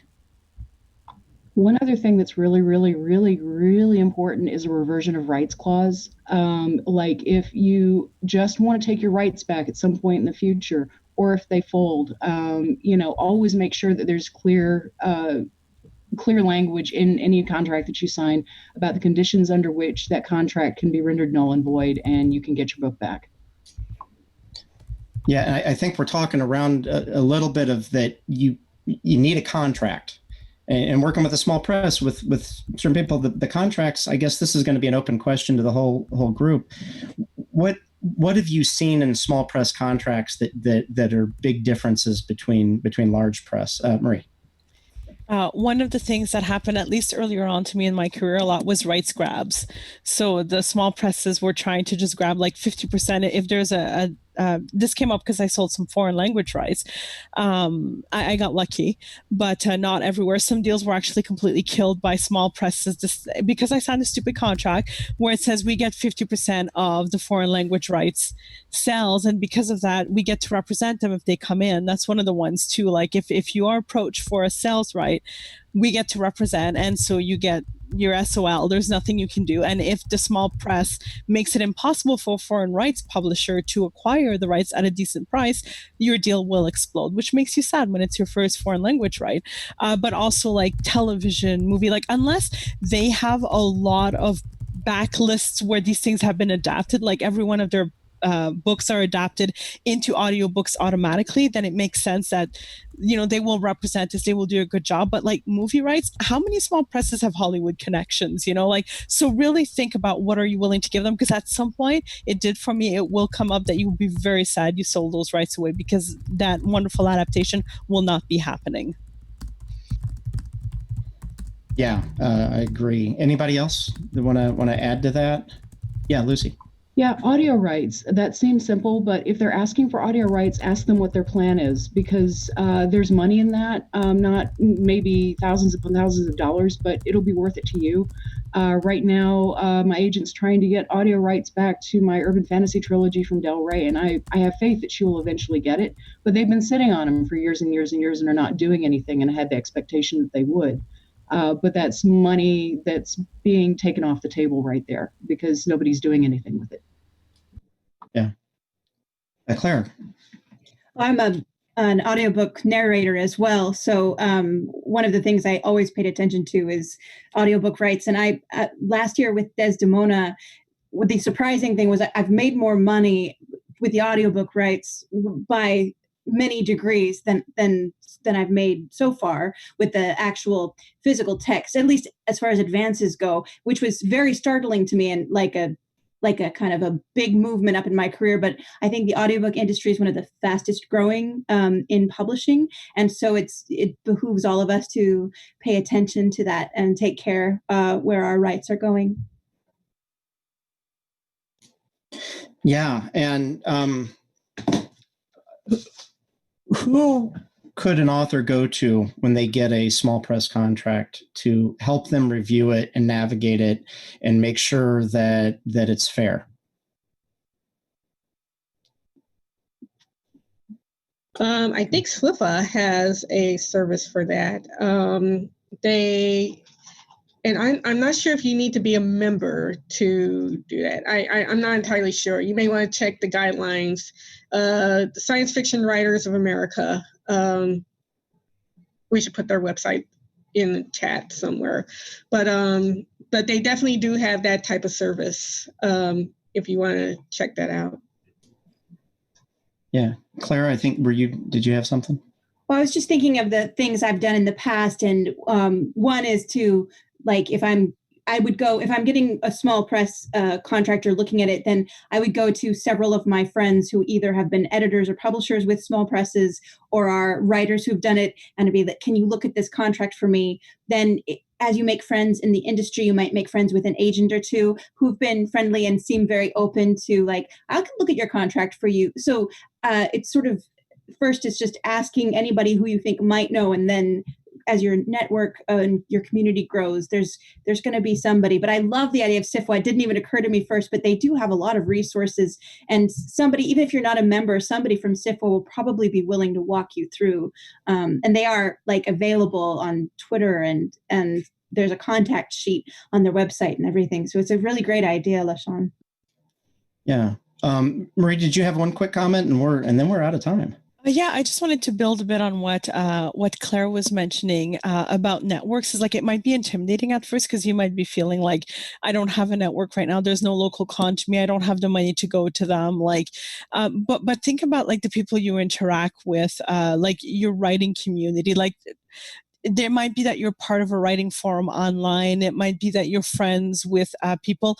You can always ask someone to help you out. Understand that sometimes they don't have the bandwidth to help, but a lot of people in the writing industry, which I think we tend to forget because we hear the terrible stories about people misbehaving, and they get out of hand, and it's terrifying. But there's a lot of good people here that are willing to boost up and support new authors to avoid them from making the same mistakes we did, which is one of the reasons we're all on this panel too, because we're enthusiastic about what we're doing still, even though we've all taken our hits. Yeah, well, we are out of time, and I want to thank everybody for that great discussion. And I will just say in closing, as a small press, we want our authors to understand their contracts. It doesn't help us if there's a misunderstanding in the contracts. I know not everybody, works the same way. But I will point out, Lucy, I think somebody asked you a question in the Twitch stream. It kind of came at the last minute. So if you're on, look at that, and maybe you can respond in the chat there. All right. I want to thank everybody again, and I'm going to turn it back over to Greg.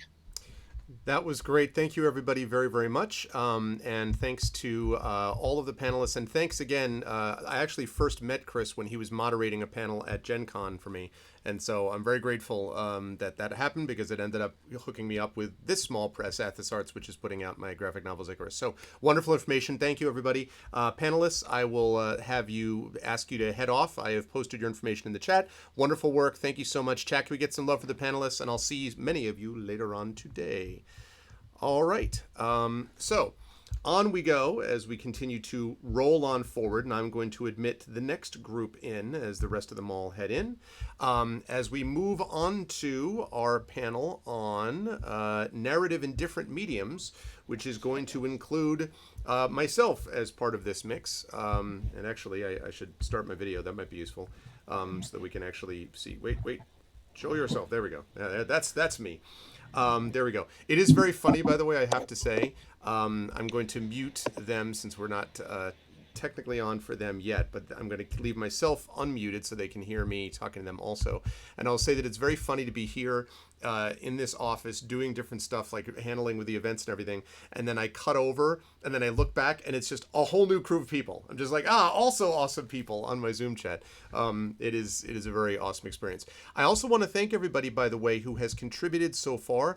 Actually, the last panel did outstrip the first panel, so they are currently in the lead in terms of donations. We are now up to $100 donated to the Octavia E Butler Memorial Scholarship, which is pretty awesome for 2 panels so far. But this is only the beginning, of course. We have many more panels that we have to work on coming up. So please, if you haven't done so already, please donate. Now, what I'm going to do is do this spectacular, incredibly entertaining thing for chat of leaning over and peering at the screen whilst I am also getting things ready for the video chat on their side. And by the way, they are welcome to talk with each other. It's just I'll probably keep interrupting you by accident because I'm having to pay attention to this and not to all of you lovely people.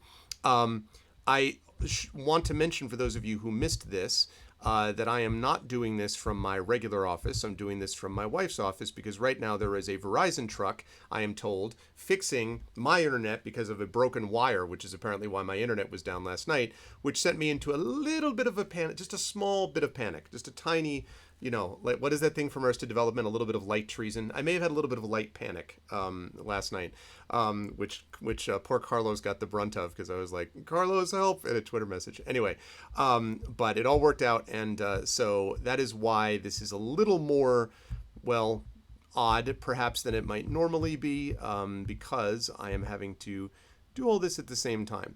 But while I am getting this ready, I will remind everybody that if you haven't already done so, you can type in OEBMS for details about the Octavia E. Butler Memorial Scholarship and why it is so awesome, run by, of course, the Carl Brandon Society, and also what you can do to be a part of it. If you type in !donate, you will be able to donate to the cause. And if you then come back and say donated, you can then, I will then update the total with whatever it is that you see.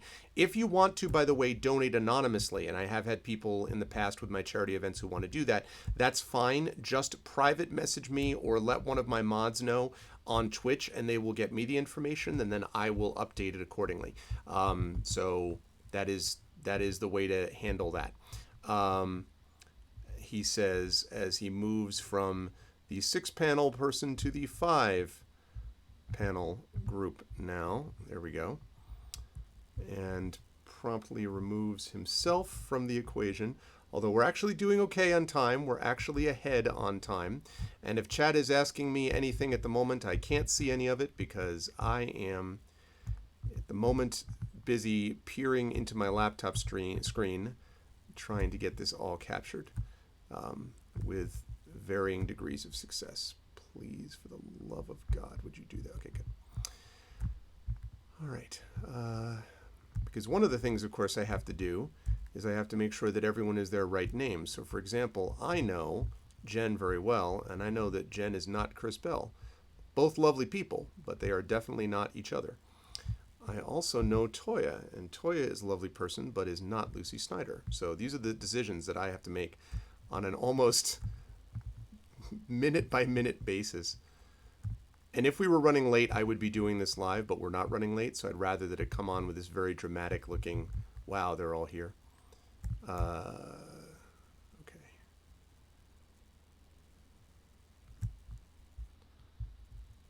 All right.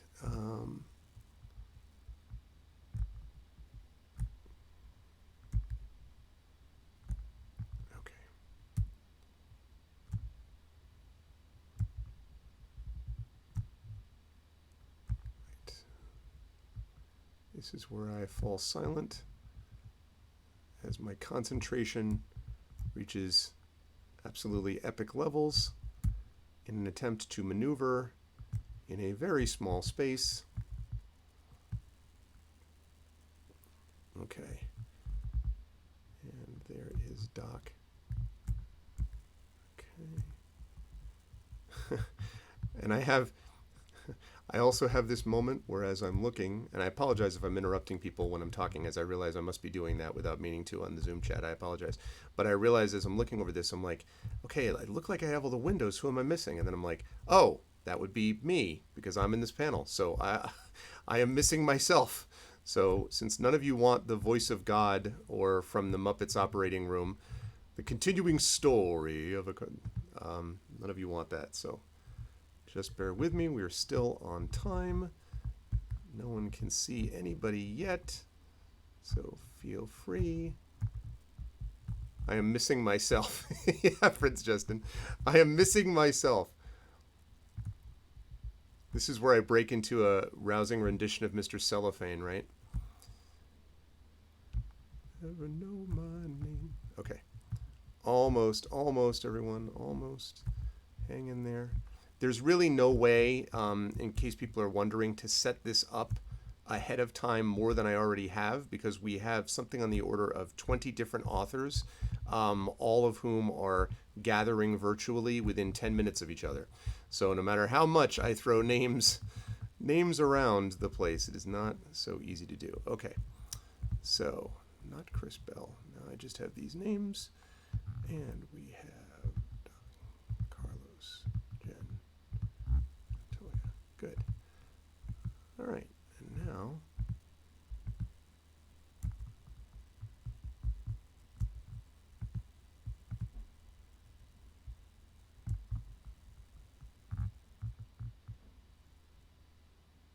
there's Daniel Myers.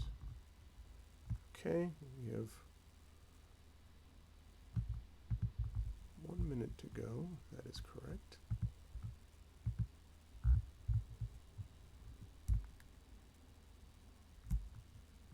Okay. Good. And almost there. Stay on target.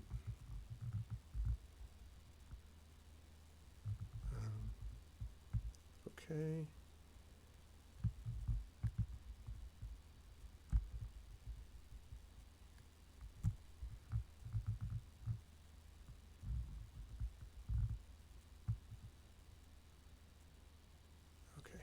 And I think that's just about right.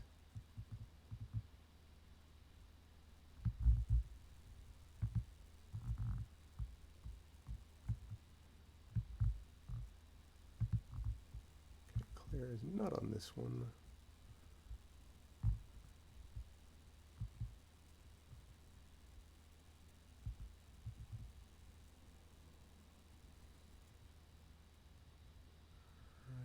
Where are we?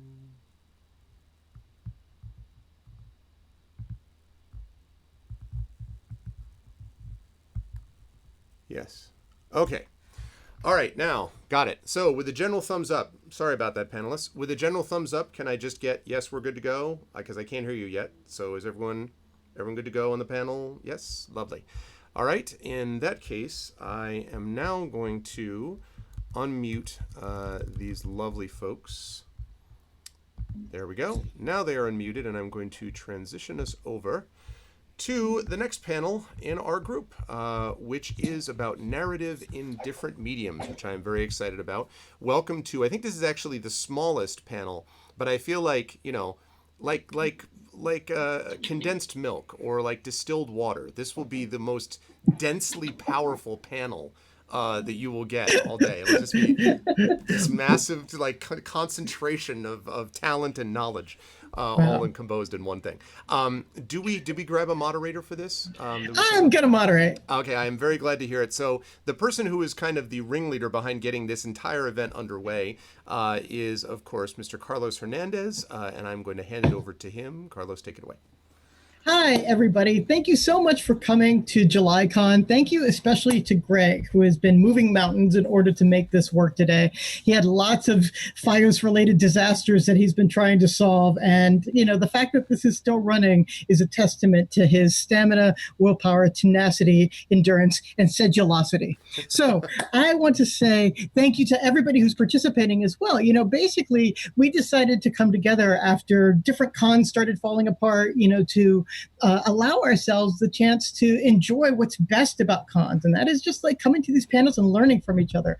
I love this part of cons, you know, where I get to meet all of these different authors or see them again if I've met them before, and just learn things that I never would have thought of otherwise. So today we're going to be talking about narrative and different narrative modalities, basically all the different ways in which narrative comes about. And everybody on this panel creates narratives in all sorts of different, interesting, unexpected ways.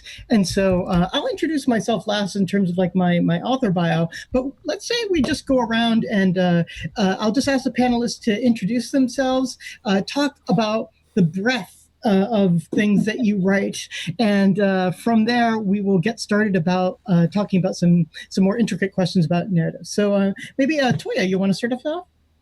I am Toya Kristen Finley, and first of all, I apologize for leaning into my laptop like this. My microphone is not cooperating. I am a writer, and I also help to shape narratives as an editor. I've written a lot of different types of fiction in different genres. I've done creative nonfiction, academic stuff. I've written a manga for a client. I've done some lyrics. I am also a video game writer and narrative designer, and I have also edited video games. And I am currently working on my own interactive fiction project, a visual novel. And I am also currently the senior editor of an interactive fiction app called Sauna Interactive. Oh, and please put that in the chat if you would. I didn't get the name clearly, and I am so super into interactive fiction right now that I need to know what app this is immediately. Oh yeah, and I actually need to put up the Twitch chat for me too. Jennifer, how about you next? My name's Jennifer Brozak. I'm an author and an editor and a media tie-in writer. I've also done 3 podcasts. I'm also voice talent on the Dire Multiverse.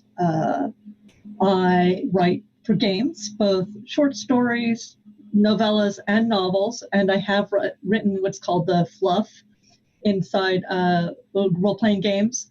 I've written for video games. I've written comics. I've done epistolatory novels and mosaic novels.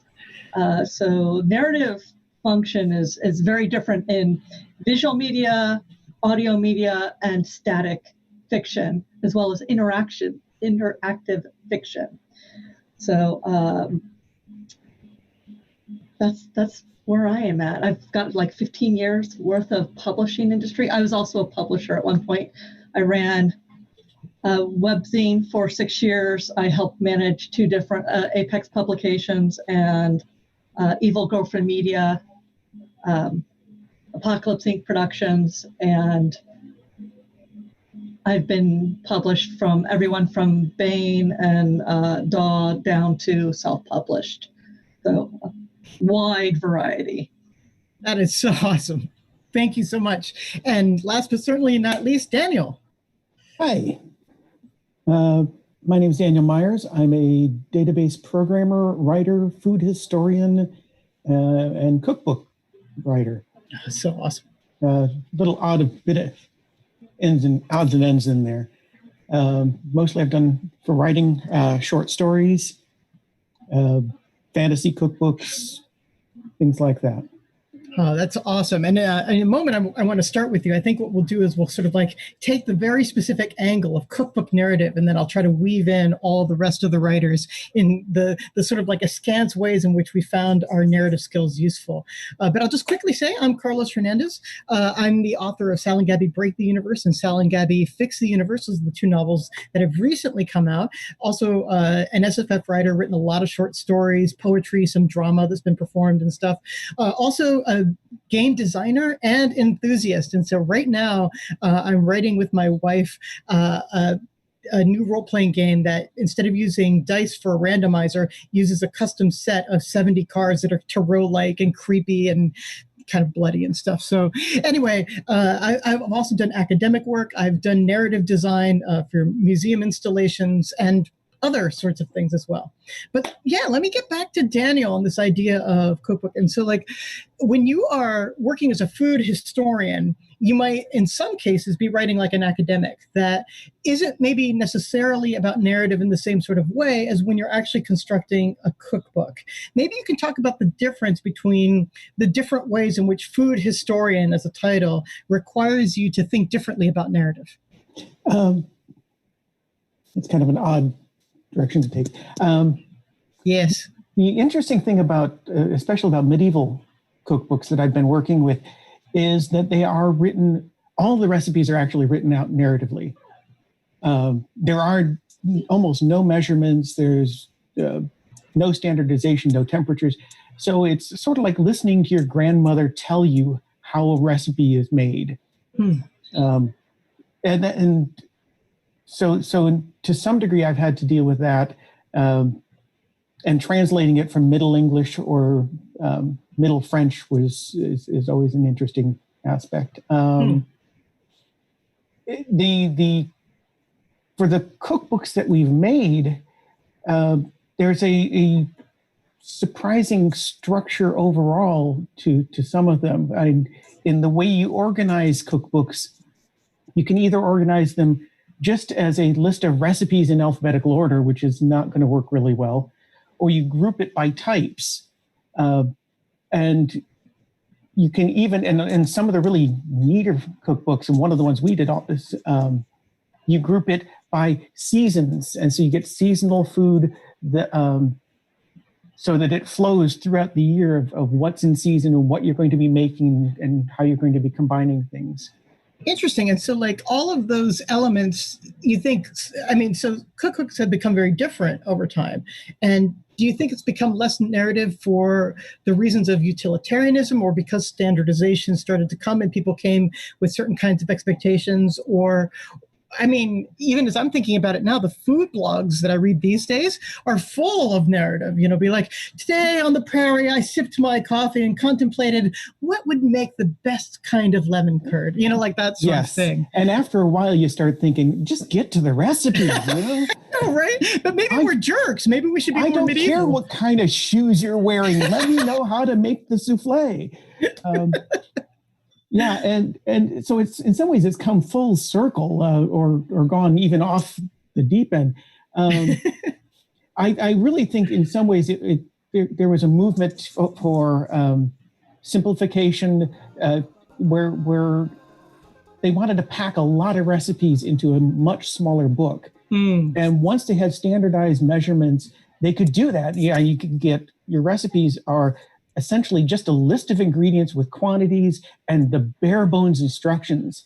And I think we went to that, and then there's this sort of rebellion about it afterwards, possibly because you've got to have some way to attract people back to your website, your blog or whatever. So you want to embellish it with, you know, more descriptive detail, or you give the feelings around the recipe so people know, I don't know, what you're supposed to feel while you're eating it. Right. And that whole idea of like you're selling a lifestyle, not just a single recipe, right? And that's part of the branding and things. I think the blog idea and the idea of like creating a brand fits in, Jennifer, with some of the things that you're very interested in, which have to do with the different modalities. You know, if you're writing just in a written medium versus say like one that's an audible medium versus one that is a visual medium or combines and mixes and matches those. I think we're living now in a time where words are less and less often merely by themselves, not exclusively. And of course, there's a lot of text that's important in the world, but certainly we are in a multimedia time more so than any other time. And so I'd love to hear your ideas of sort of like the different ways in which narrative functions in different modalities or genres. Well, when it comes to the first thing you have to do is figure out what medium you're writing for. If you're writing for, say, a video game, one of the things that you're doing for like load screens, you have to write in second person without telling the player what they're feeling. But you want them to be immersed. Let's say that one more time, just because I think that's quickly profound. Like it's like they have to write in second person, so it's a you, and they also. Yeah, go ahead. I'm sorry. Without telling the player what they are feeling. But so you have to say something like, well, the best thing about this apartment is it's not on fire yet. So you're giving them description and setting without telling them you hate this apartment or you love this apartment. Now, really interesting. If you're going for audio only, you will, I find structurally, I need to have more identifiers by name than you would have in static fiction, because a lot of times when I'm, especially as an editor, if you can have the dialogue back and forth, and it's very obvious to a visual person when you're reading who's speaking, but it's not as obvious to a person who is listening. Mm-hmm. So you can't just say, he got up and walked across the room, because if you have two men talking, you don't know which man got up and walked across the room. You have to state by name or some sort of identifier. Now, if you're doing, say, an interactive choose your own adventure book, you have to set up a structure that is branching rather than a narrative like a play where you do a 3 or 5 act structure. So it's all your structure is based on what your main medium is going to be.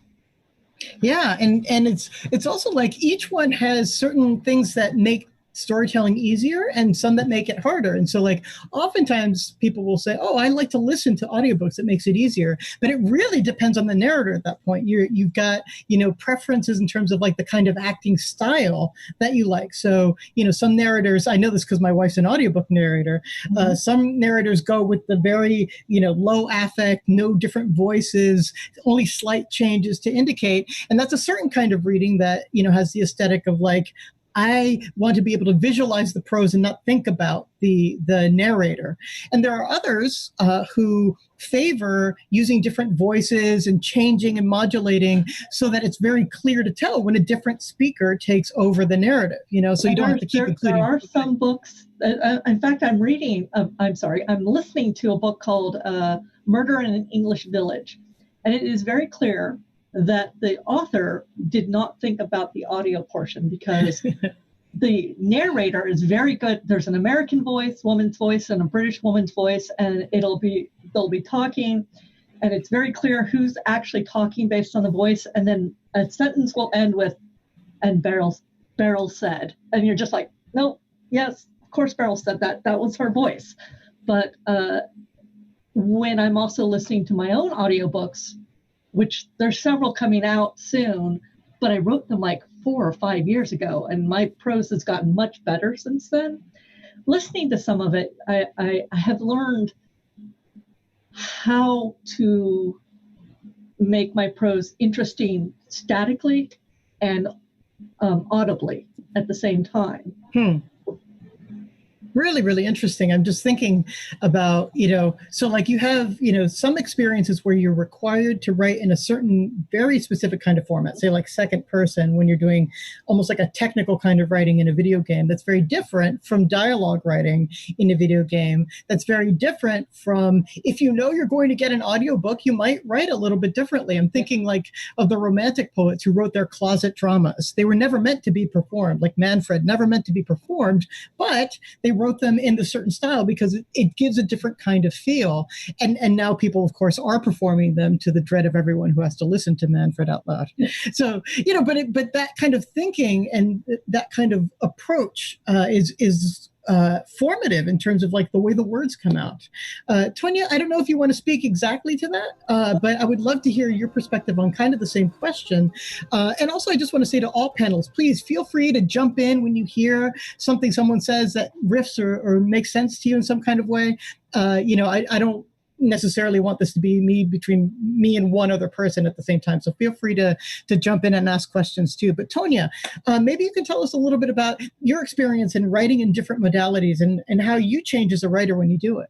Well, I was just thinking, listening to both Daniel and Jennifer, that there are different structures to narrative in these different mediums, but there's also different types of interactivity that we are encouraging from our audience.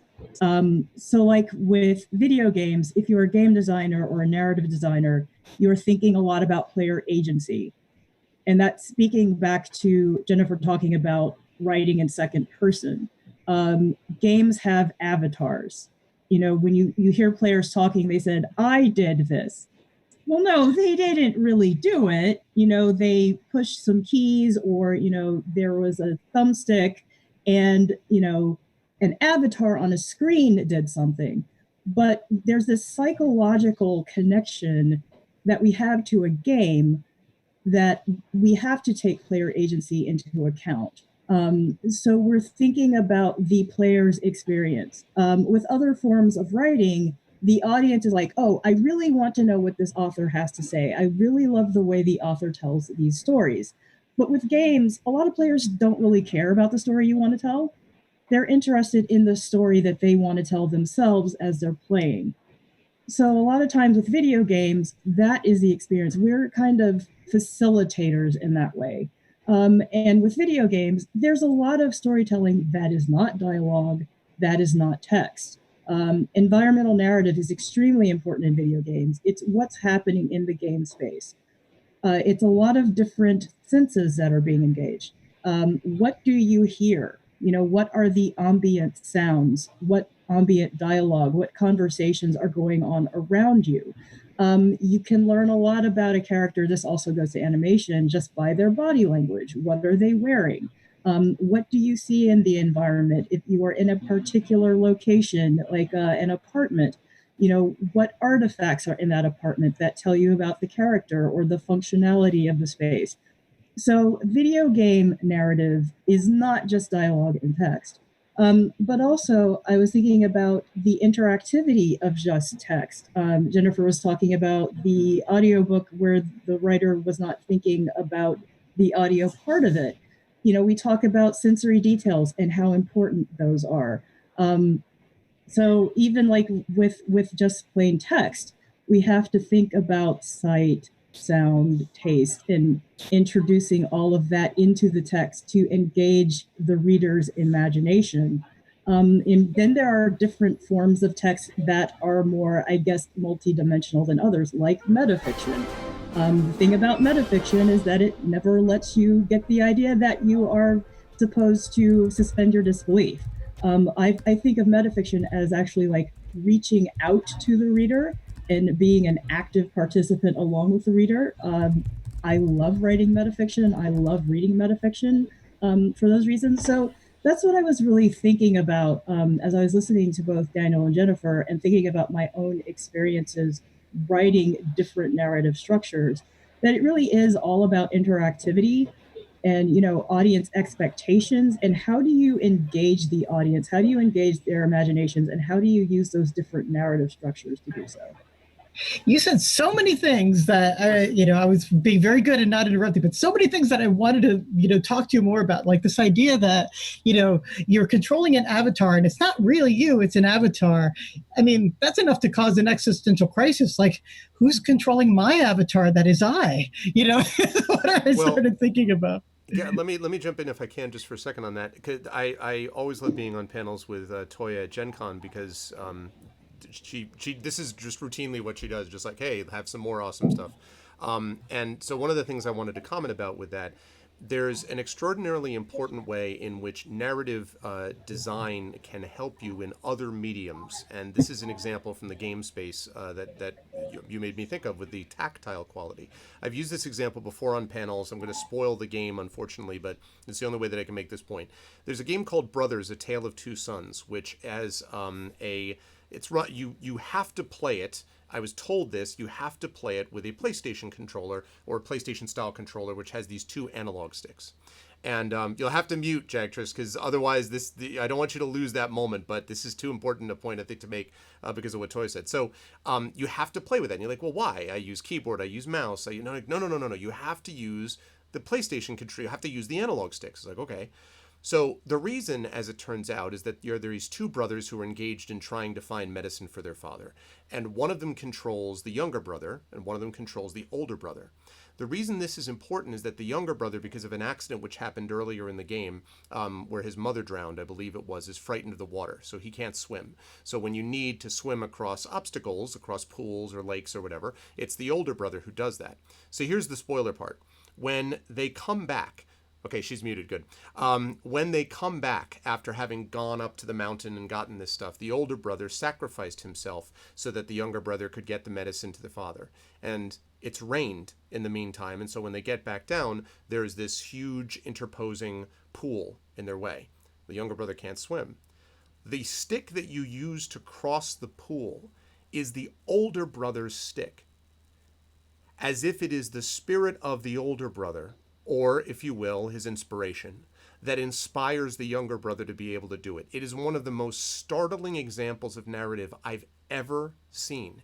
And the reason it works, it's something that you can't do easily in text, and you can't do easily even in music, and you can't do in these other forms. But you can learn from the power of that moment that we, as Toya said, we always try to pick up on, use all of your senses. But here's an example of something where literally you needed to feel your brother guiding you across the pond in the lake. And if you don't remember to add those moments of the tactile feel of the water on your hands, the impression of something pushing you that you can't even understand what it is, maybe your lost brother or whatever, that feeling that you have, the physical experience, is something which the game space conveys in extraordinarily powerful ways in many cases, and being able to bring that over to your fiction is important. And it also is a reason why the nonsense that was propagated by academics that Carlos and I were unfortunate enough to associate with in our older days. No, I'm just kidding. We love academics, but sometimes this nonsense that games do not provide storytelling mechanisms and that they're not real stories is absolute nonsense from the word go. And this is why, because it allows you to do things that teach you about other mediums, and in some case you wouldn't even be able to do in other mediums also. So, Greg, I never gave you a chance to introduce yourself. I think I was sort of thinking that you were going to be here sort of like as our technical guru, but of course you're part of this panel. So tell us how you do interaction. I actually am the lead writer for a video game called Chosen Heart, which is back in production, and I have done flavor text for Ascension, if anyone has played that deck building card game by Justin Gary and stuff like that.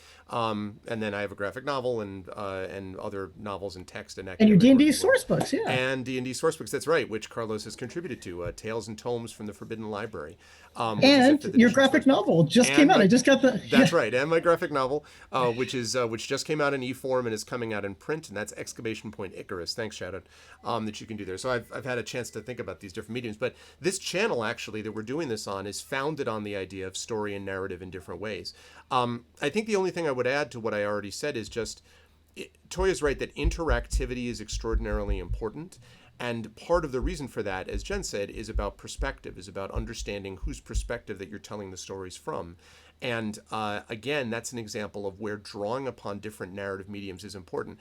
I really think that there's a danger sometimes to get involved in this sort of clickism where everyone is just like, I write this, and this is what I write, and I don't write anything else. And and that thing is not only limiting for your life, I think, it's also limiting you as a writer, because the reality is that what you're writing about are not usually people who live within the exact same clique, because God, how boring, right? How extraordinarily boring it would be if you were writing about nothing but you and only what you did. And so just for the sake of more realistic fiction, it helps to be able to broaden reading ideas. But I would argue further, and this is what I've learned from running this channel for many years, it's also important to broaden understanding of different narrative mediums. And so being able to understand, we've talked about video games. We haven't talked a lot yet about something which I know is near and dear to all of us here at some level or another, which is the tabletop role-playing space, right?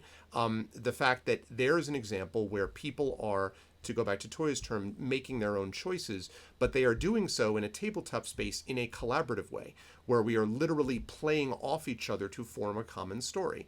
And I am lucky enough to see Jen do that on the Emberwind campaign that runs on this channel twice a month, and to see Carlos do it on my own campaign of Esper Genesis, which is a space opera game, and seeing the characters interact with each other to form a more powerful story collaboratively than perhaps I individually would have been able to think of if I just said, here's what this character does and here's what this character does. It provides me great richness and depth so that when I go back to my own solo novels, short stories, graphic novels, whatever, I'm able to draw upon the experiences of watching what my players have done and talking about the ways that they interact with each other.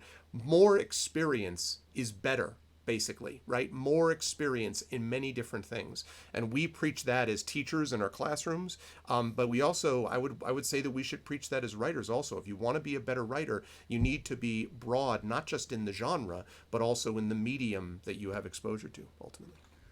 I'd like to touch again on something that Toya and Jen and Greg kind of brought up in terms of games, that in games, you're telling your own, the player is telling their own story. I think that is so vital.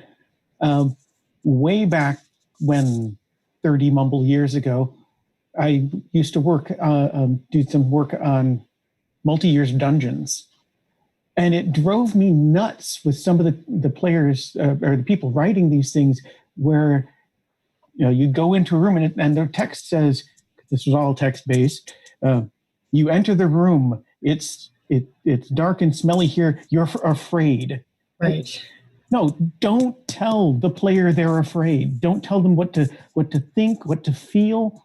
You're going to have, if you want to do that, describe the setting so that they feel afraid, the actual person, because they are trying to identify with that and you're stepping on their volition.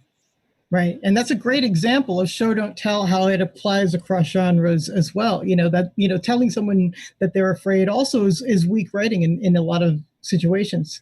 I was thinking about a lot of things, Greg, that you said, and sort of like that beautiful moment in Brothers. It also reminded me of in tabletop role-playing games, like how much tension is created when a die rolls off the table. Like when it's like, wait, go find it. Yeah. We have to re-roll. What's happening? It's like, and those moments are extremely memorable, if traumatic, and maybe because they're traumatic. But all of those haptic kind of things have to do with a new kind of, now I am going to get professorial here for just 1 second, but like Aristotle talks about the difference between mimesis and diegesis, and this is really important here. Mimesis means sort of like duplicating the experiential effect in art. And that's what that joystick did. Basically you felt like you were directing in some kind of real palpable way. And in diegesis, what we're talking about is narrative. So like, when you're doing the pan and the opening shot of a movie, it's like, the city is a toilet and I'm flushing, or whatever the character is saying or whatever, like that is that moment of like diegesis that is also in art. And, you can balance them different kinds of ways, and one isn't explicitly better than the other. And so like, when you think about sort of like the maxim that I think is mostly true, that, in a game, you're creating your own narrative. I think that's pretty true, except when it's not, though. Like in a lot of those interactive fictions, you were reading about, someone else's story, or if you're playing Mario, like you're really playing Mario's story. Like it's Mario. He's the one who's going to be hooking up with Princess Peach at the end of the day. It's not going to be you, dude. So like, I think there are ways in which both happen at the same time and also to different degrees in the spectrum of it. But maybe like the most important thing I think that's different in a game than is in, say, like writing a novel is that in a game, perforce, you are in a shared narrative world. You know that this was made sort of like collaboratively, and you know that it's constructed, for many different stories to construct. So, like it's rare for somebody to say like, oh, well, I'm doing the one true story in this open world game. Like that isn't really how we talk about it. That your contribution to like your experience of the story adds with everybody else's to make this sort of like uber canon of all the different kinds of stories that could be told. And so, Toya, I guess I'd love to go back to this idea and sort of like the difference that happens when we collaborate on a story versus when we are sort of like the sole decider of how a story goes. Like what changes in the writing modality when you are writing with others? So when I'm writing prose, I always do that solo. If I'm working on a comic or video game, can everybody hear me? Better now. I'm working with other people. So, okay. So as a narrative designer, I used the term facilitator earlier, where narrative designers don't always write the dialogue. They don't always, come up with the cutscenes and that sort of thing. They're kind of championing the story. They're overseeing the world building. They're really encouraging people who don't think of themselves as storytellers and saying, yes, you are vital to telling the story. For example, the sound designers. What does this creature sound like? What do we hear in this environment? Even the programmers and what the player can or cannot do in a space. The animators, I was mentioning learning so much from a creature or from a character just by the way they move.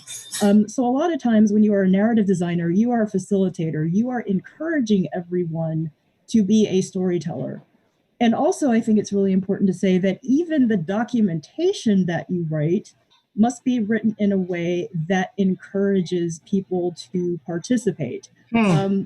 lots of people in games don't like to read. That is just a fact of life. And I'm not judging them. That's just the truth.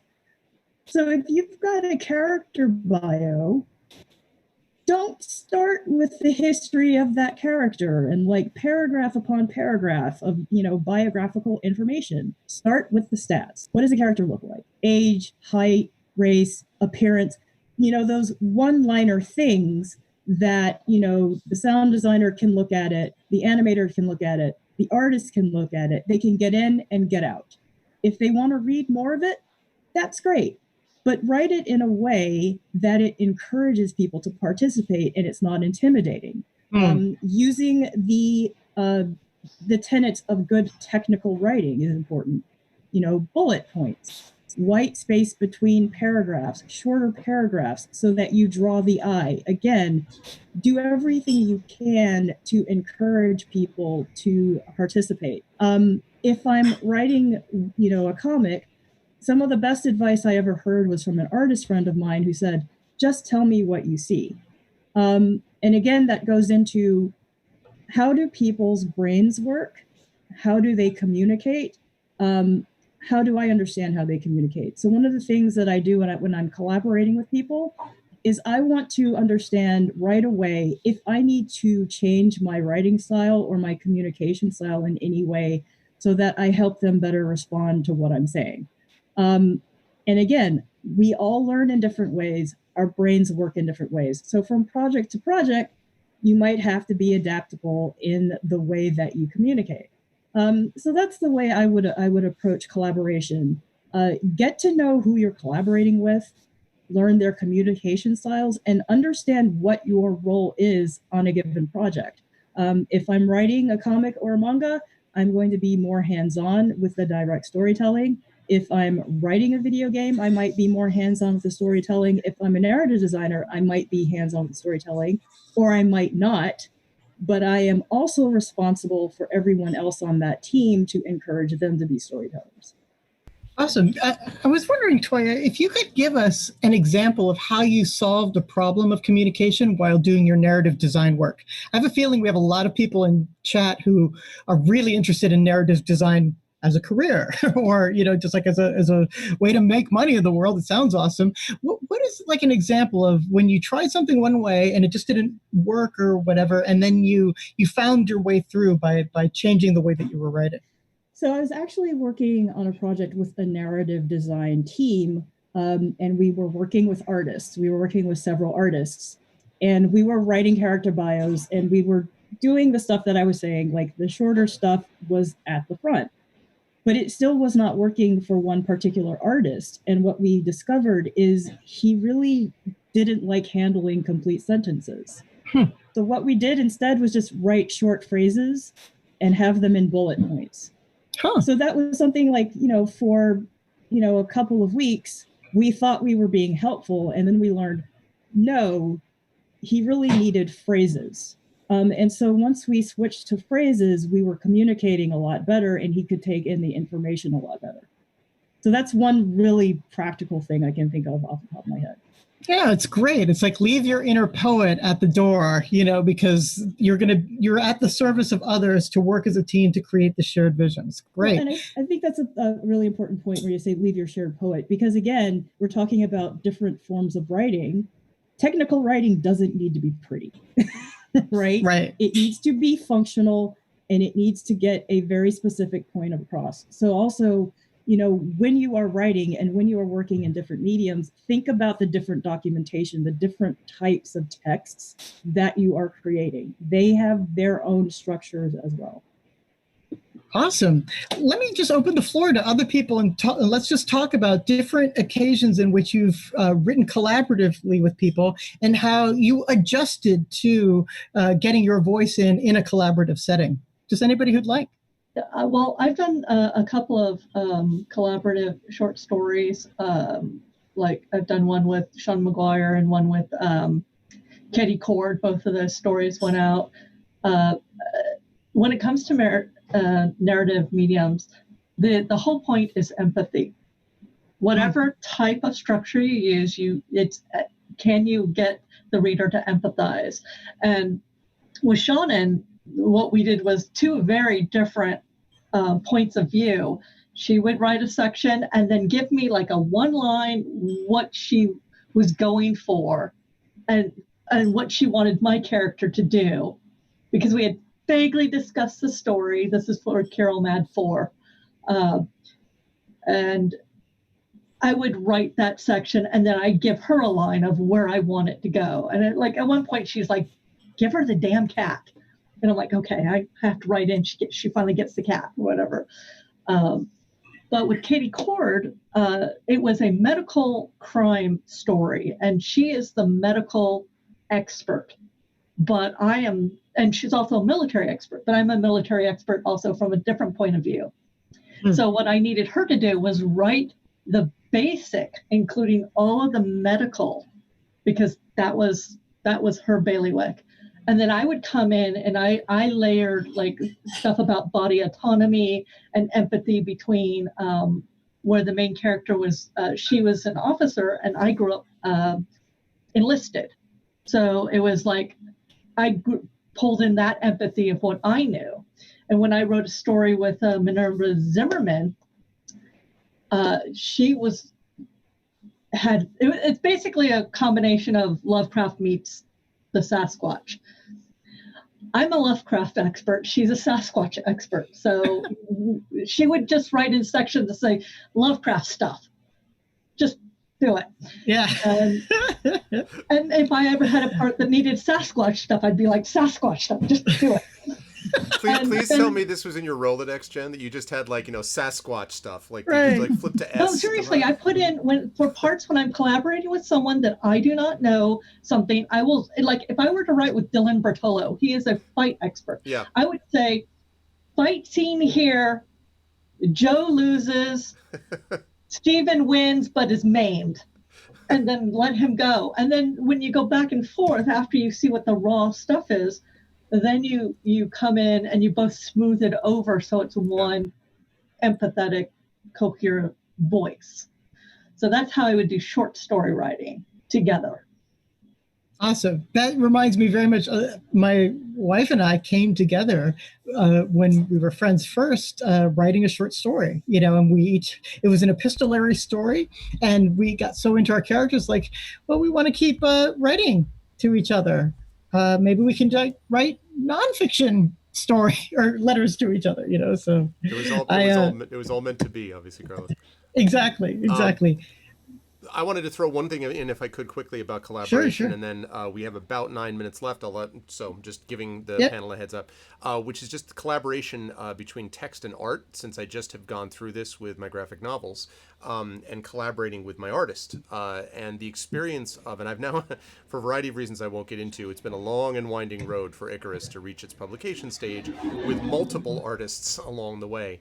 And each one of those artists, although the story was already in place, has shaped in a way my process of thinking about the way that the world would be developed later on. And so even though it was working from a pre-existing novel, the script was somewhat altered by the visual effects that I saw, and certainly future books are affected by that in the same way for those reasons, because there is something about the visual experience of seeing your work translated, just the scale, the scope of it. I can write about a salamander king that rises 8 feet out of the lava and looks like this and appears like this.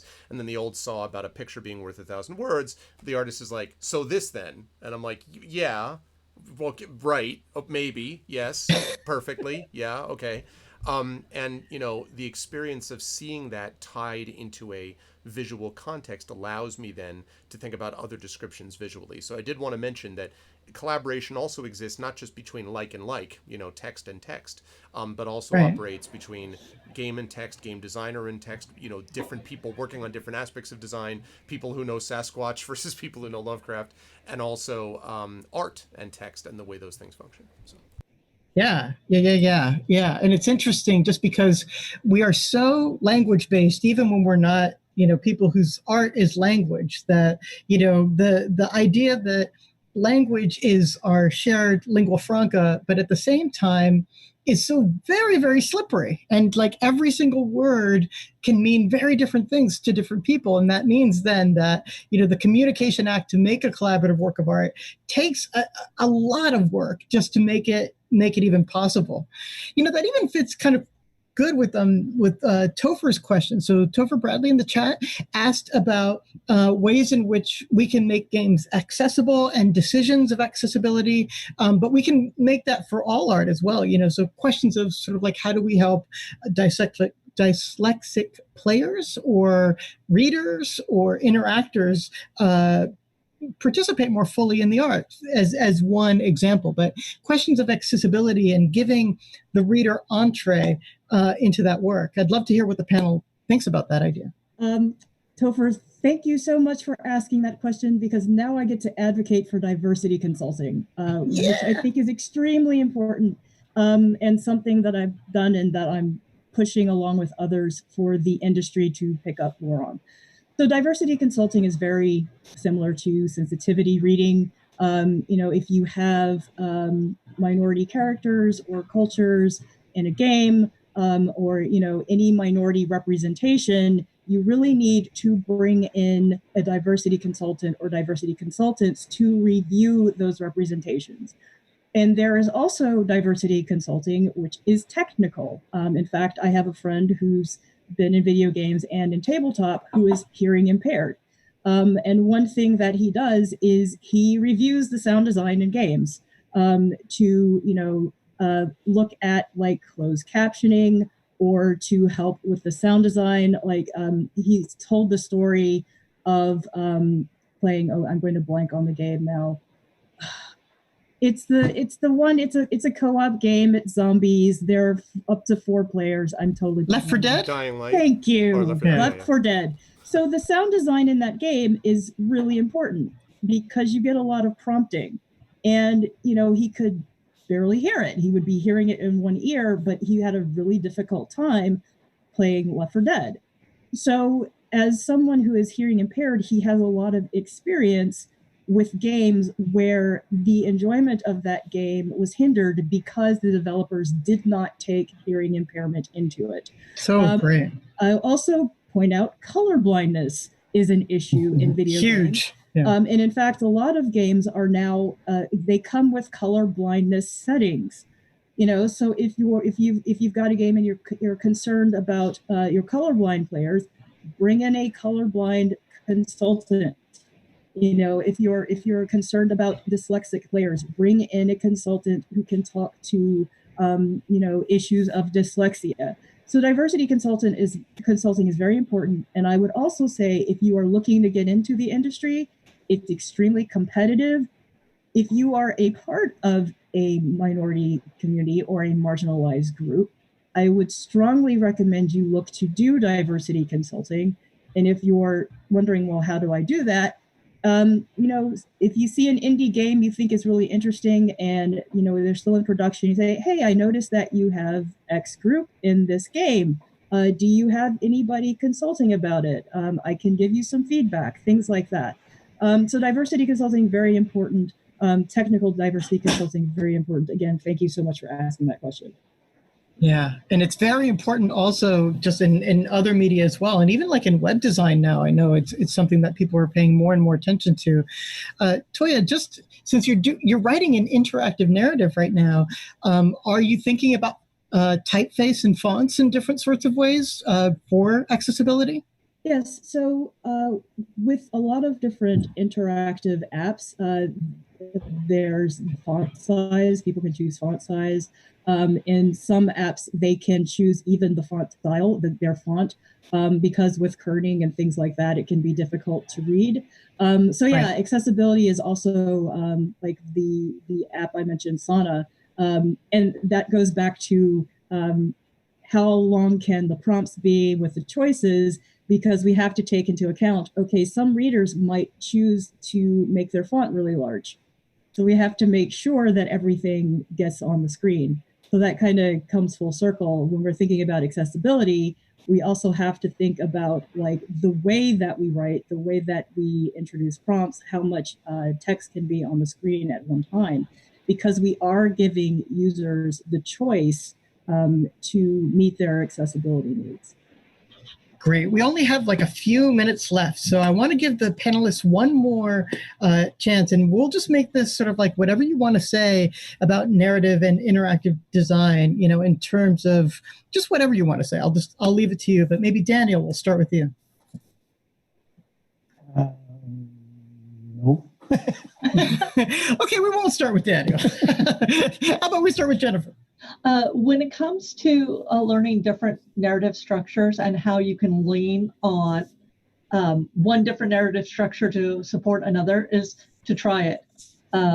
It's kind of like trying the different genres. I used to say I don't write big stompy mechs and I don't write romance. I write everything else. Well, I have a Battletech novel series out now, which I blame on Jason Schmetzer. And I wrote my first romance for Shadowrun, A Kiss to Die For, and that came out like 4 weeks ago. Nice. And narratively, the more I do podcasts, the more it makes me think about how I use body language and voice in my static prose. And so it's all about how do you frame it? How do you do the structure? Where's the empathy coming from? And that's one of the things that I think all of this is going towards, is what the narrative structure is supposed to do is to create an empathetic moment between the creator and the consumer. And that is the whole thing. And the more you know, the more you can put the different interactive points into your creation. Jennifer, that's so interesting. I feel like when you speak, I should be like your side-by-side concordance to help unpack some of the really profound things that you're saying. So like you said, you know, you've been thinking a lot about body language in your podcasts. And could you just say like one or two more sentences about, because I think I know where you're going with it, but I'd love to hear what you'd have to say. As an editor, sometimes in static prose, we talk about the talking heads in a white room. You want to touch at least 3 different senses in pretty much every scene: smell, sight, touch, sound, because communication is 80% body language.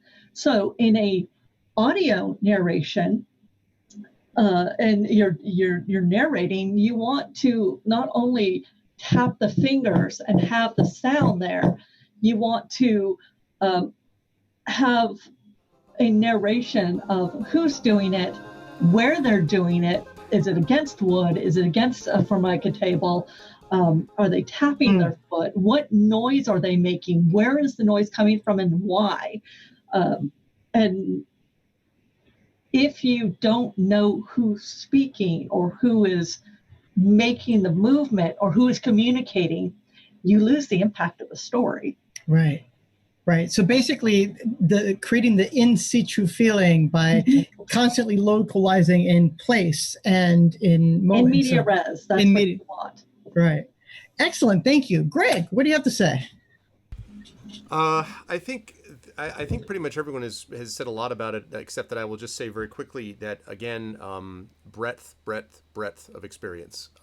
The more that you can bring in other people to help you with that breadth, to be able to assess things you might not be able to on your own, as Toya was suggesting, the more that you can reach out to people who have expertise in other things you might not, as Jennifer was suggesting, the more that you can look to other aspects of things, as Doc was suggesting, also about different, historical periods too. The point is getting outside of your own zone, and that is just as much the case with the medium in which you choose to present your message as the message itself. Quick note also, in 2020, assuming we all get through it, in 2020, this is a time period in which I don't know that you can just hang out in your own little fiefdom anymore. I'm not sure that that's the way forward for creatives. I think there's going to have to be some breadth of experience in how you present yourself. And presenting yourself doesn't mean you have to do everything, but I do think you have to do more than one thing. So get out of the zone a little bit and look around more broadly.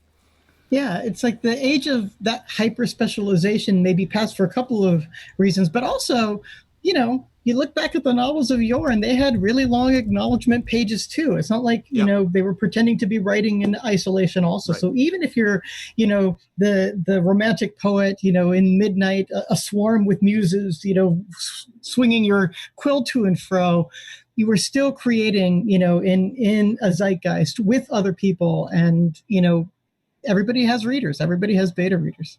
Toya, what do you want to end with? Okay, 3 things. So very quickly, number 1, text is visual. I think we do a disservice to text sometimes by, you know, talking about, oh, there are these audio things over here, and then there's text. Text is also visual. Right. Think about the way text looks on a page. Punctuation conveys meaning.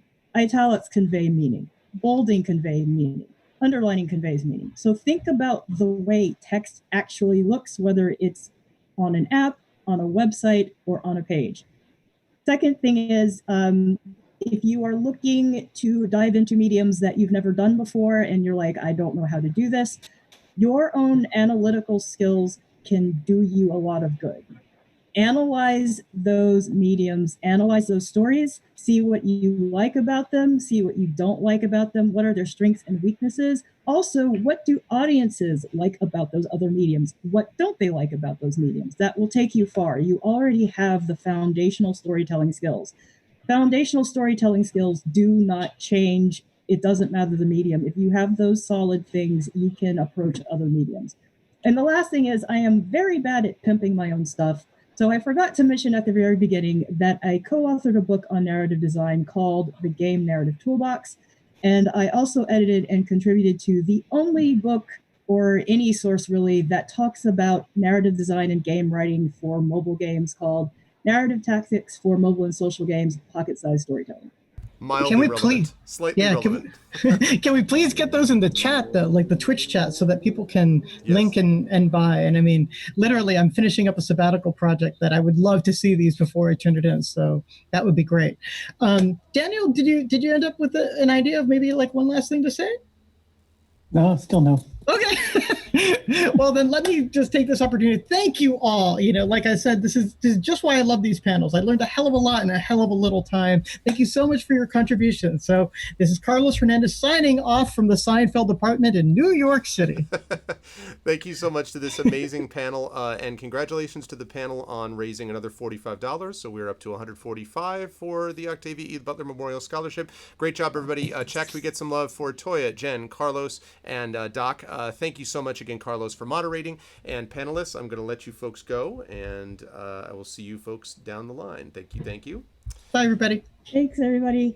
Bye. Right. So I'm going to, all right. Okay. All right. So they're now muted. I'm going to ask them to head off, and I'm going to admit the new panelists in, and I'm going to do that right now as the new panelists come jumping on board, as we continue with the amazingness of JulyCon. And I also have some spectacular news, which is that I am told that the internet of my house is fixed. So the truck has come. So thank you, Verizon. It is fixed, and so that means that I'll be able to do my D&D event from my house, thank God. Nothing against this office, but I'm looking forward to having more monitors. Anyway, so thank you to those who have donated so far. Remember, this is all to benefit JulyCon, the Octavia E. Butler Memorial Scholarship run by the Carl Brennan Society. We are up to 145, which means all 3 of our panels have all raised money, and so it'll be our job in this next panel, the job of the panelists, I should say, to beat them out. I have no doubt that the panelists will defeat them utterly in the raising of lots of funds for this.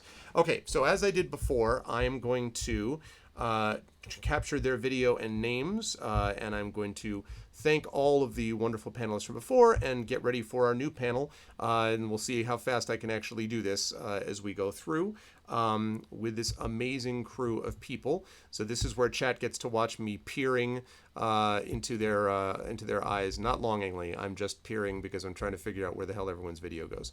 So that's what I'm doing, and in the meantime, I'm talking. The Zoom folks can feel free to talk amongst themselves, and I apologize if it seems like I'm accidentally interrupting you. I don't mean to interrupt you. I'm just talking to chat on Twitch so they know that we haven't left them behind, because we wouldn't want to do that.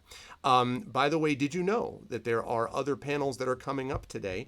We have got this panel coming up on productive critique groups, and then we are going to be moving on to game tie-in writing, and then intro to publishing, followed by our big D&D event at 8 p.m. this evening. So that's what we've got going on all Eastern time.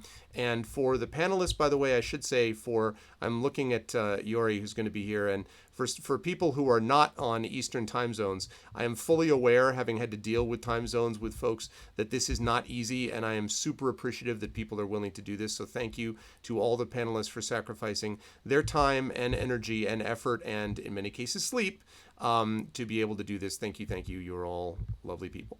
Okay, and they're either thanking me or telling me to go to hell, and I can't hear them, so that means that's possibly bad for me. All right, give me a second whilst I get the rest of them covered. There we go. Again, I look over and it's another amazing, cool group of people that I see. Okay. So, all right. Well, I will mute myself now so they don't have to feel really weird about it as I'm in the process of going through these names. Okay. So let's see. As for chat, I hope that people have been able to get something out of this experience so far, that you've been enjoying these panels. I find myself in the odd experience of, I'm both having to run the event, obviously, so I'm monitoring that and donations and moderator comments and things like that. But I also find myself being fascinated by a lot of the points being made. So as opposed to places where I'm just like, oh yeah, I'm hanging out doing this thing and like whatever, I'm on the panel, I have to also at the same time be like, nope, we got to do stuff, can't pay attention, nope, I know you think it's interesting, but this isn't, so it's like, it's the curse of having interesting people that are doing these panels.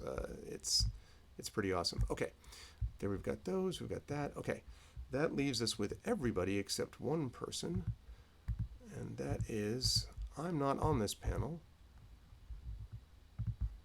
So,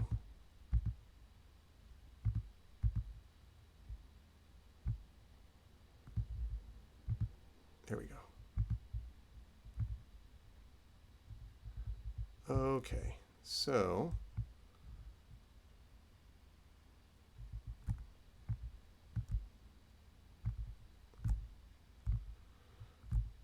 all right. Also want to give a shout out today, by the way, to the moderators who have all been doing an amazing job too. Moderating these panels is not easy when you're trying to keep everybody, on point and to task and, all that stuff. It's not easy to do that. And I am super impressed that the moderators have been able to do that and ask such good and thoughtful questions. So big props to the moderators so far. We had Marie in the first panel, we had Chris in the second panel, we had Carlos in the last panel, and I don't remember yet who was supposedly moderating this panel. We will find out in just a moment. But yeah. Okay, they are all there. So now all we have to do is get everybody in their rightful place.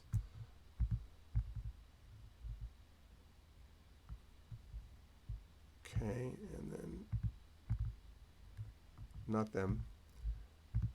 There we go. Oh, no, come on. Come with me, name. There's Lucy. Here's Aaron. Brandon is definitely not me. I'm honored, but I am definitely not Brandon, and Brandon is not me. Okay, there's Brandon.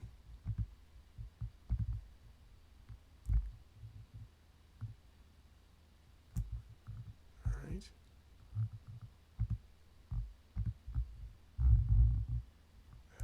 There's Sarah.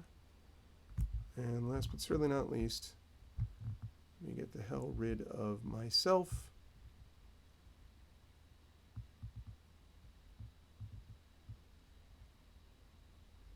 You certainly don't need me there.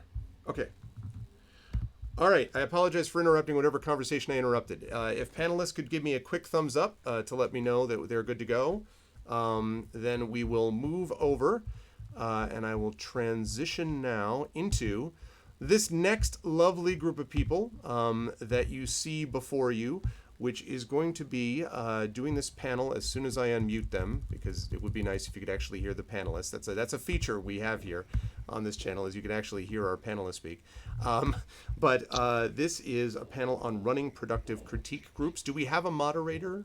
It was set up. That's Aaron. And so that is the officer and the gentleman, Mr. Aaron Rosenberg, who has joined us for the first time this afternoon, and who also, very quickly, quick note, is responsible for setting up these panels and for putting them together. So thank you, Aaron, very much. I can actually do that in person and in public now that we're here. So thank you to Aaron. But I will hand things over to Aaron to take the next 50 minutes or so talking about this topic.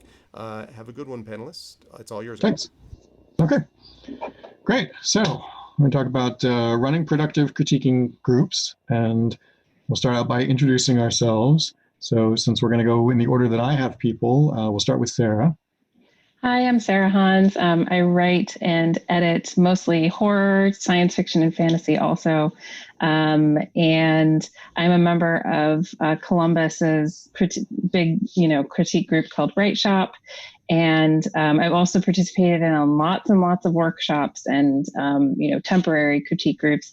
So I'm really excited to be here and contribute to the discussion. Great. Iori? Iori Kusano, Clarion West class of 2017. Lost track of calendars for a second there. Fiction in Apex, nonfiction reviews in Uncanny and Strange Horizons. Very nice. Lucy? My name is Lucy Snyder. I write science fiction, fantasy, and horror. I have 14 books and over 100 short stories out. Workshops-wise, I'm a graduate of the 1995 Clarion workshop, and I have taught at Odyssey Online, and I was a co-founder of the local writing workshop that Sarah Hans is an active member of. Very nice. Brandon? Hi, I'm Brandon O'Brien. I'm a speculative fiction writer, poet, and game designer from Trinidad and Tobago. A lot of my experience when it comes to critique groups are specifically in the poetry space, which I think would be an interesting addition to this conversation. I'm also the poetry editor of Fire, a magazine of Black speculative fiction. Awesome. And I'm Aaron Rosenberg. I'm an author and game designer. I've written about 36 novels, about 200 publications total. I write almost anything. And I was one of the founders of the KU Writers Workshop. And for a couple of years, I helped run the Summer Institute for the Study of Science Fiction at KU. So I think that maybe one of the things we should mention, which some of you guys have already done in your bios, which is great, is talk about some of the workshop experience and critique group experience we've had, just so both we can present our bona fides and also to sort of ground us in, where we're coming from and what's worked for us and things like that. So, and I tend to run things fairly loose, so I'm just going to sort of throw it open to any of you who want to jump into that. Anybody want to go first? I can go first. Send it over to you. Because as previously mentioned, my experience will probably be kind of singular. I do have, like most of my fiction critique group experience is very, very limited. 1 or 2 day sessions at local conventions or amongst some of my writing friends who will just gather for a week because we're working on something in particular. But the vast majority of my personal critique group experience is as a result of my poetry work. I'm also a poetry facilitator with a local arts and education a group called the 2 Cents Movement here in Trinidad and Tobago, where we do a lot of poetry workshops with teenagers, with high schoolers. So a lot of us run school poetry clubs or have separate spaces where we do poetry workshops for young people and for people who generally want to get a feel for poetry as an art form, which is kind of unique in this kind of conversation because of the nature of poetry and how it's written, because often, especially because a lot of the young people that we work with are aiming specifically towards spoken word poetry, performance poetry. A lot of it is geared towards being as performative as possible. A lot of those sessions are often very intense in terms of like individual line critique or word critique.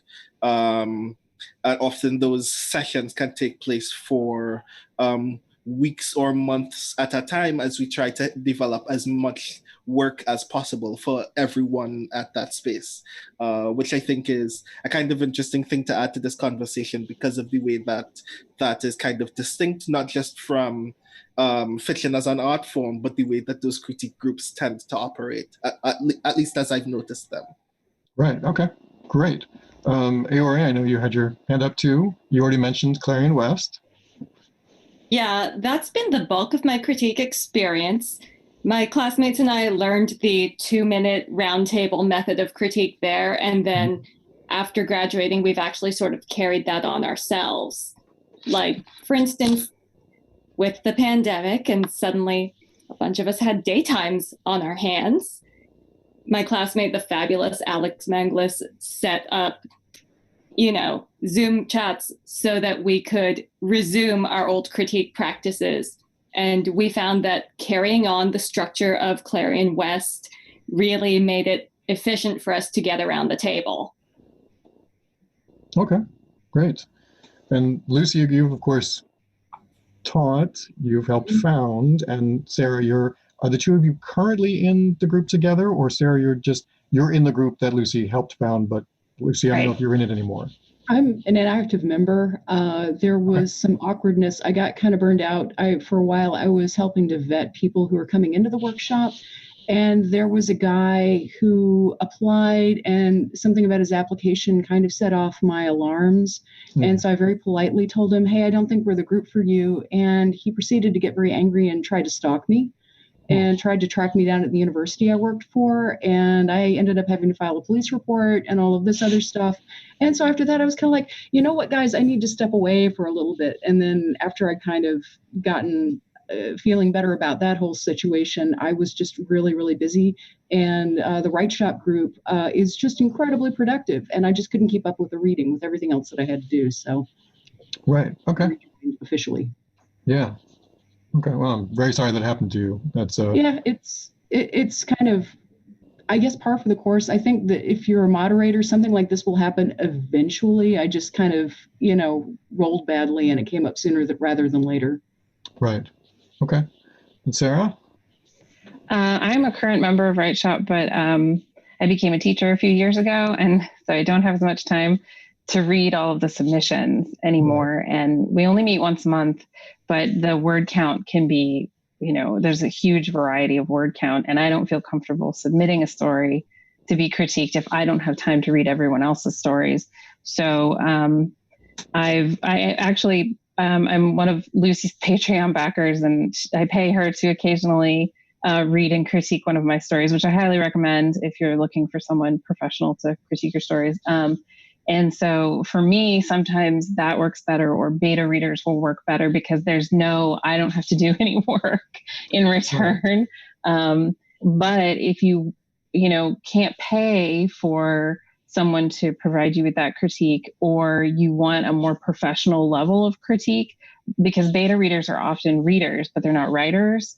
And you also have to make sure that they read your genre frequently. And, so there's a lot of stuff that goes into finding beta readers.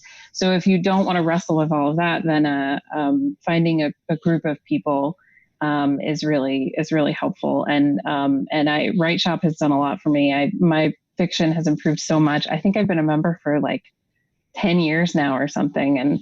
And my fiction has just grown leaps and bounds thanks to their feedback.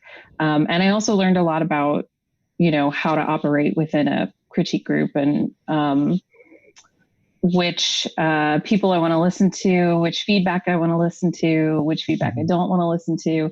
And that's all part of it. You don't jump into the idea of a critique group knowing how to do it perfectly. Your understanding of it will evolve.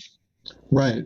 No, and I think that's a great sort of jumping off point for one of the things I think we should really talk about, which is expectations, right? I mean, when you're, this group is technically called, running, but I think really it's, running as well as participating in. It's not necessarily that you create your group.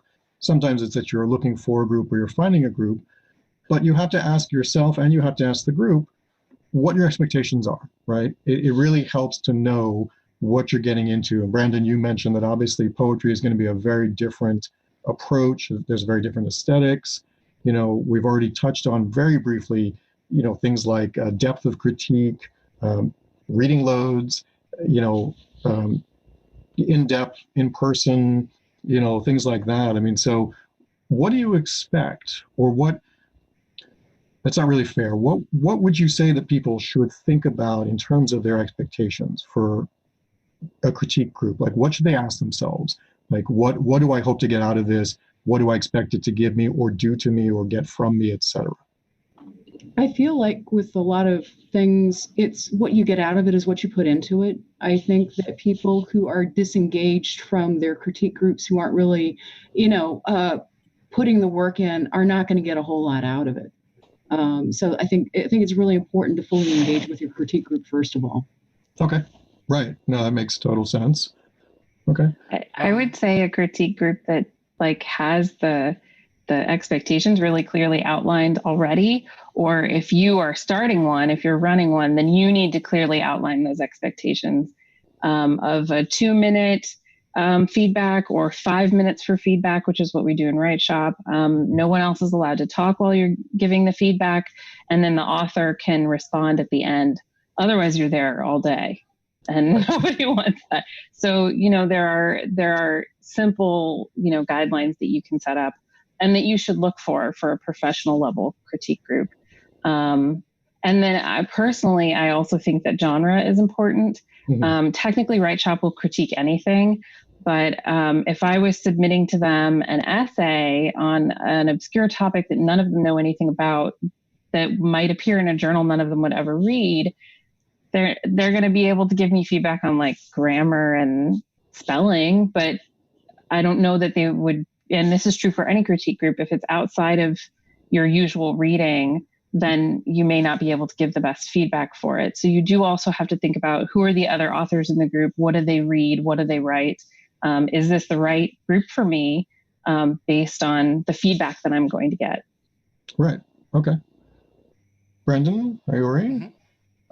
One of the things that immediately stands out to me when it comes to expectations is something that I notice a lot in both of those kinds of critique groups, which is the level of gratification that you're looking for outside of this space. And by that, I mean, how well is this critique group going to get me published? A lot of people have these assumptions that when you get into a good critique group, and you've gotten good feedback on the story that you're working on, that good feedback immediately translates to, if I submit this to a magazine today, they're going to love it because I've done everything right. In my poetry groups in particular, I know that one of the things that my company likes to do every once in a while, because we also host a poetry slam here in Trinidad and Tobago, and people will often join our critique groups and under the assumption that if they get good critique from poets who have won that slam, maybe they'll win this year or maybe they'll win next year, and that's just not how that works. Often, the actual publishing route, the actual route of getting your work visibly out there is totally separate from the work that a critique group does to make sure that the work is good, because good work struggles in this space just as well as bad work. And one of the things that I think that it's really important for people to understand when they join critique groups is the goal is for the work to grow, not necessarily for the work to get published right away. Okay. Yeah, no, that's a very good point. You all right? Something I found helpful to establish is your level of engagement with the text. So in the group that I have with my Clarion West classmates, we don't do things like line edits. We mainly comment on structure, themes, that sort of thing. But when I was previously in an academic critique group, a lot of times we were working with each other's abstracts or article drafts, and we would be very liberal with proposed edits, cut this entire sentence, cut a paragraph. And we did have a couple problems where that hadn't been really established up front to someone who was submitting something for the first time. And they'd be like, "You butchered my baby." And just, you can put the paragraph back. Right. Yeah, I think that ties really well into, I think, what Brendan was saying too about gratification, because I don't know about the rest of you, but I have been in critique groups before where there have been people in the critique group whose goal, as it turned out, and this was not something that was evident necessarily right off, was not what Brendan was suggesting, which is getting published. It was literally gratification. It was literally joining a critique group, right? The rest of you are all nodding, in order to get people to applaud them, basically, and say, "Oh, what a great writer they were," right? And that's a very different kind of group. That's like a reading circle, or a circle of supporters, friends, fans, all of which are important, but that's not a critique group, right? And I have been in groups where people like that, and unfortunately, if you're in a serious critique group, as you guys have all pointed out, what you put in, you have to really commit yourself to this sort of thing. If you're looking to get good feedback, productive feedback, constructive feedback, and someone else is just looking for a pat on the back, it's a very, very different experience. And it really, they wind up clashing, right? It doesn't wind up working out well. And I kind of want to speak to that very quickly. Because, please do. One of the things that I've noticed, because I've seen that happen in some spaces very often, is that the one major drawback of that as a result is it's very easy for someone to enter a space and actually do get pats on the back, because some of us are actually very talented. But that actually gets in the way of growth, very obviously, but in a way that people don't typically appreciate, because even good work still has something that can be observed about it that has nothing to do with you and your ego. And if you're in a space where nobody's giving you that, then it means that those people aren't helping you grow in this space. And bringing that up in critique groups can often be very fraught, because then people think that you're trying to say that they're not good and they shouldn't be in this space. But we're really just saying this space is supposed to do a certain thing, and we want to ensure that you're getting that thing, as opposed to getting what is actually a watered down experience in this space, while everybody else is getting the full experience. Yeah, I think that's a great point. I mean, I think my next question was going to be, how do you guys handle that situation when you have someone who has that disparate expectation? And Brendan, I think that's a brilliant way to do it, is to point out that they're not necessarily getting their full experience out of it if that's all they're looking for. It's not just taking away from other people, it's taking away from their own growth. So how would you approach that? I mean, if obviously, you don't walk into a critique group and have everybody immediately mesh and immediately be on the same perfect level right off the bat, 9 times out of 10, right? Every so often you get the perfect group, but typically it takes a while, right? It's a growth process and a bonding process, everybody working together. How do you handle that? I think, as Sarah said, it's important to set the ground rules up front and make sure that people are clear on the fact that this is a critique group and we're not just a mutual appreciation society. I wanted to bring up a thing, though. I've seen the flip happen, is that there are some critique groups that go too far the other direction. They turn into these literary fight clubs where it seems like they're trying to one-up each other on who can take and deliver the most brutal feedback. And that can get toxic in a hurry and really not very helpful. So you want to avoid that kind of a scenario. I mean, you need to know what's wrong, but you also need to know what's right with your work. Without knowing both, you can't really move forward. So, yeah. Okay. Yeah, that makes total sense. Sarah, you are you? I have actually had the most problem with that in classes, not so much actual critique groups. I think because there's a little bit of I paid for this, so, I'm paying for you to tell me how great my work is. And when that happens, I usually just like do line editing on that person and then don't make very many comments when we actually meet. Sometimes, and this is so passive aggressive, sometimes I'll skip that meeting because I just can't, like, I have nothing to say, and I feel really bad about that.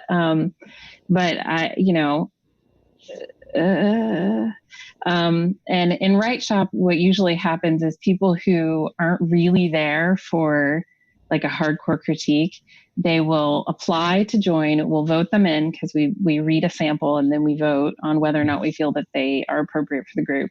And they don't show up to the first meeting and stop replying to emails. And this has happened a lot of times. So I think those people went back through our forum and like read all the comments that we've made on people's stories and went, oh my God, these people are serious. Like they're going to actually tell me what's wrong with my story. So they know that they're not going to be able to, it's not a mutual appreciation society. We do sometimes function as a support group for each other as well. But it's definitely, for us, criticism is love. We're here trying to make each other's stories the best, and we celebrate each other's victories because we were all a part of that. We're all trying to make each other better. So it doesn't do us any good if we just pat each other on the back and say, this story is so great, I have no critique, which is a huge pet peeve of mine and a reason that I have left critique groups. So yeah, I think there's a few different ways that you can deal with that person that just wants, you know, the warm fuzzies, but most of the time they will find their way out. They'll realize the group isn't right for them and they'll sort of meander off and find another group. Right. Okay. Yeah. So I'm massively lucky that I kept my Clarion West group because the workshop basically manners trained us on how to critique. And I think we're very lucky that we internalized that while we were at Writer Boot Camp. When I was in an academic critique group, that very much became Fight Club. But looking back, a huge part of that is that was kind of the culture of academia as well. We knew we were going to be competing with each other for jobs in a few years, which meant that long-term, because of the scarcity of positions in our field, we could not be fully invested in each other's success. So I think a huge part of it for me was I need to be at a group where, or in a field, an industry, where I felt that, okay, there's enough seats at the table for all of us, and where I could express that to other people and not feel like I was lying to them. Right. Okay. Yeah, that's very interesting. And of course, we have a whole bunch of academics here, so you know we're all nodding along with the academic culture comments. But I think it's very interesting, given what some of you are saying about critique groups, what we've all experienced about critique groups, versus what we've experienced in the industry once you're in the industry. Because I don't know about the rest of you, but I find the industry incredibly supportive and, you know, extremely welcoming. And most people are not at all, oh, I have to take you down because I want that spot. It's much, much more, in my experience, people saying, you know what, we're in this together and, you know, let's support each other and back each other up. So it's very interesting looking back on my own experiences and, you know, see what you guys think. From before I was really in the industry, in writing groups, that we were not aware of that. Like no one in my writing group was aware that that was going to be the case at the time. And so, you know, like, you know, the sort of speaking to my 20-year-old self sort of thing, like if I could go back and be able to tell myself, this writing group is not what it's really like. When you get into the industry and you're in a writing group with current peers, it's a very different experience. Is that, how does the rest of you, does that tally with what you've experienced or? Yeah, when I've been in critique groups with peers, you know, people who are other professional writers, it's been a lot more chill than, for instance, the critique groups that I've been involved with, like in my MFA program, for instance, where you have a lot of people who are kind of wrestling with issues of insecurity that they're covering up with, you know, prickly exterior, and they feel like they have to prove themselves. It's like when you're in a writing group with peers, everybody's already proved themselves. You know, you're there to support each other and, you know, make each other better. You know, everybody's kind of on the same page there. Right. One of the things that I think is at least kind of important to me to add to that is the fact that when you're working with people who are new to the space, and that works for any kind of critique group, I think one of the things that is important to kind of engender in that critique group culturally is the understanding that they should all be rooting for each other. Because like the culture that we're describing, I don't think just magically happened in the industry because everybody was getting work, because I'm sure there was a point where it was kind of hard to get work. But I do believe that part of the reason why the experience that I've had in the wider genre space is so supportive is in part because these are people who genuinely care about the work and are genuinely interested in seeing really cool work come out of the space that's not from them, because it meant that they don't have to put any effort into writing. They just get to read the cool story. I'd love to do that. And I think that it's really important when you're working with new people in a critique group, when you're working with people who are writing their first story, who have not been published, who only have like one or two things published, to let them know that that work, that significance of being able to root for each other is something that you're supposed to do now, not simply because it means that everybody else is rooting for you, but it means that you get to appreciate this space for what it is, instead of thinking that you're here to fight for the number one spot in something. And that when you all support each other, it means that your mutual support helps put everybody's foot in the door. Right. Yeah, and I think that also comes back to an earlier point about genre, Sarah. You know, you were saying that obviously, like, your group is really essentially genre, and I think obviously that's an advantage, right? If you're in a writing group with other people who like the same sort of things you like, then the odds are they like to read the same sort of things, and therefore the thing that you're writing is hopefully something they like to read, because it's going to be very hard to be enthusiastic about reading someone's horror submission if you're really not a horror reader. But if your group is all horror, then obviously everyone in it theoretically loves horror, and so should be excited about reading everyone's next horror piece, right? So, oh, great. Okay, just getting a reminder from Greg about timing. So, Iori, you wanted to touch on specific items to mention during critiquing, which I think is great. Do you want to start us off? Sure thing. So some things that I think about when critiquing, I like to try and map character arcs. And if I can figure out where a beat might be missing, that's where I tend to like to give feedback. Like, one of my weak points when I'm critiquing is that usually I want more words, and that's not practical on the short story level at all. Right. I'm very much a details person. But basically, making sure something hits the satisfying resolution is really important to me. Another thing that we do within my Clarion West group, this is a practice that my classmate Patrick Lofgren then started. We like to pull out our favorite sentence from each piece and name it and talk about why this sentence was just the bomb. And that's really helpful, because even if you're not entirely clicking with a piece plot-wise or genre-wise, anybody can pull out like a fantastic sentence. There's going to be a fantastic sentence in pretty much everything you read. And honestly, even with beginning writers, it can be a struggle to find your favorite, because everyone's got that perfect voice part where their own narrative voice shines through. And you can always find that standout. Okay, no, that's a great point. Sarah? I just wanted to very quickly add to that, because when I'm working with poets, that favorite line thing stands out very strongly, in part because one of the things that I really value when we're working with our groups, especially with poets, is letting them read their own work aloud.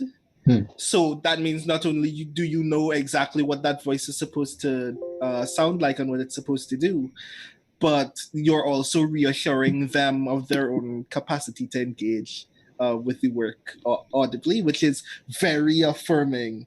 So there's that, which I genuinely really value. But one of the other specific items that I really care about when it comes to critique is asking people what their intention is with the work. And that's, like, to me, deeper than what is the theme or what is the story about, but like, what do you want people to like feel or do when they read this story? And then when they get that answer, it's not about telling them, well, this is what I would do if I wanted to do that, but asking them how they feel about the things that they've read or heard as a result, and what they think they can do to tighten those things, or whether they think that the intention that they've experienced now that they've read it is actually more important than the experience that they thought that they wanted when they before they read it, when they were just asked what they wanted. And like, when you ask those kinds of questions, a lot of people actually discover that the assumptions that they had made about the story when it was just an idea in their brain totally shifted after they had written it, and that they actually now have more questions to ask about the thing that they've made, and they need to like take an evening and revisit the story as it is and ask more questions about their intentions now instead of the assumptions that they had made before. Okay. Sarah, do you want to add? I think that's a fantastic point about like what the author is trying to achieve. And often if I can't tell what you're trying to achieve, then my feedback will often come with the caveat of like, here's, what I would like to see. Here's what I think would take this piece to the next level. But it depends upon your intention. It depends upon what you want the audience to get out of this story. You can always take or leave my feedback depending on what you're trying to accomplish. I guess the thing I really focus on a lot is tension. I read a lot, tension and maybe originality. I read a lot of horror because I really like stories that are urgent. I really like stories that carry a lot of tension. So if I get bored partway through your story, I'll usually mark where I drifted away right here and started looking at Twitter. Because you need to know that's what I want to know. I want to know where you got bored and drifted away. So then I might say, okay, I'd love to see some more tension. Like, give us some more stakes. Like, just amp everything up a little bit. I think sometimes, especially beginning writers, are really scared to put their characters in danger and to, maybe put a clock in the story that, they have to accomplish something within really a strict structure. But that can be so, it can really drive the story. It can provide so much tension. And so usually that's my biggest piece of advice to people is I just need you to amp this up. I just need you to take it up to another level and make it so that I can't put this thing down because I am terrified for your character. Like, be mean to them. That's usually the biggest place that I see people needing improvement, but it varies from story to story. Some people do a great job with the tension, but I'm not that attached to the character. So you need to spend a little bit more time telling us about this character and letting us get to know them and just drop in some hints of what kind of a person they are. It all just, there are basics that you need to have an effective story most of the time, unless you're like Sarah Gailey or something. And then you can write really experimental fiction that might leave out a couple of the pieces. But especially in the beginning, you want to make sure you have all of the sort of essential pieces. And so it's kind of when you're too close to your own work, sometimes you don't see that one of the essential pieces is missing. And that's really what I try to focus on is okay, which piece is missing or needs to be cranked up a little bit to really get this thing to maximum level. Okay. Lucy? For myself, I agree I do a lot of the same things that Sarah does. You know, tension is really important if you're writing genre fiction. Establishing stakes of any type of story, you know, whether you're writing a romance or a horror story. I mean, it's important to establish, you know, what is the problem for your main character early on, especially if it's a short rather than a novel. For me personally, you know, when I'm reading supernatural horror or fantasy or science fiction, I look a lot at world building. You know, is this world, you know, drawing me in? Is it based well? You know, is the science in this, if it's a science-based world, is it plausible? Does the magic, if it's a magic-based world, hold together? You know, kind of, is this immersing me in the way that I expect to be immersed in a piece of science fiction or fantasy? So that's the thing I look at. In terms of the manuscripts that I see, both from MFA students and from private editing clients, I tend to repeat the same things over again. Like people tend not to make use of nonverbal communication in dialogue sections, and that's often a really missed opportunity for establishing subtext and building characterization. So I tend to focus on that quite a bit. So yeah. I mean, I know that, like, for me, since most of the critiquing I've done the last few years has been things like at the JulyCon Writer Symposium, you know, where we'll do critiquing sessions at the end. You know, so they're more sort of like one-shot critiques, and they're fairly quick. So, you know, it's sort of driven home to me that one of the things that's really important when you're submitting a piece for critiquing is saying what that piece is. Because obviously it's going to be a very different critique if it's a short story versus a chapter of a novel. Very different for a first chapter of a novel versus a chapter 5. You know, Brandon, I'm sure, completely different for a poem versus a short story. And obviously knowing that going in helps me respond to them. And so one of the responses is, does it do what it needs to do? If it's a short story, does it stand on its own? If it's the first chapter of a novel, does it bring me in properly? If it's the middle chapter of a novel, I need to know some context, and then I need to know what you wanted from this chapter so I can have an idea of if it's doing that or not. But Iori, I completely agree with you as far as like pulling out the sentence. I was trained by Jim Gunn, and my critiquing method started out being very much, if it's not broke, don't fix it, so don't touch it. And I had to teach myself through years of working in other critiquing groups and workshops that you really need to bring out the pieces that do work, because it's equally important to know what works right, you know. And at first I never understood why people would get upset at me or unhappy with my critiques until I finally realized, okay, I'm only telling you the parts that don't work, and I feel like it's assumed that if I don't mention something, it's because it worked fine for me, but I need to explicate that. I have to tell you, this part works great, I love this character, I love this plot line, and then these are the things that didn't work for me. I really have to balance that out. Yeah, absolutely. I think with writer brain, it's really easy to feel like if something wasn't remarked on, that meant it just wasn't memorable, not Right. because it wasn't like working. Right. No, absolutely. Right. And that comes back again to some of our expectations and things like that. So one of the things I want to touch on a little bit is, especially in terms of expectations, the difference between short-term groups and long-term groups, right? Because I know several of us, if not all of us, have done these sort of like one-shot critiquing sessions at things like Gen Con, and then done things like, you know, very set time limits like Clarion West, versus doing longer groups that could run for years and years.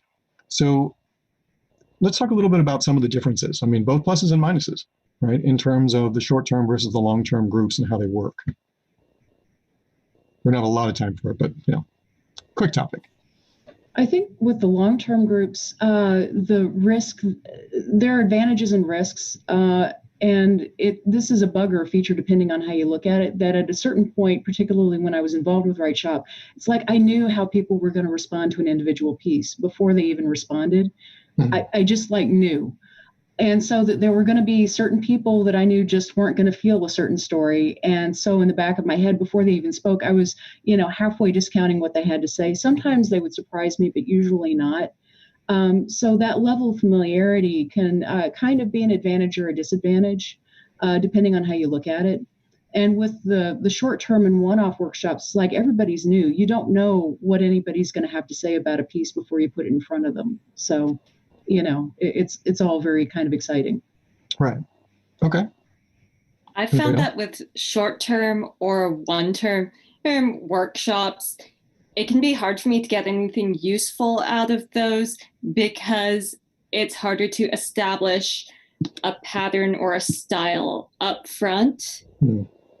If you're not laying out expectations extremely clearly before things get rolling, which a lot of informal critique groups don't, it can be hard to get anything really useful out of it.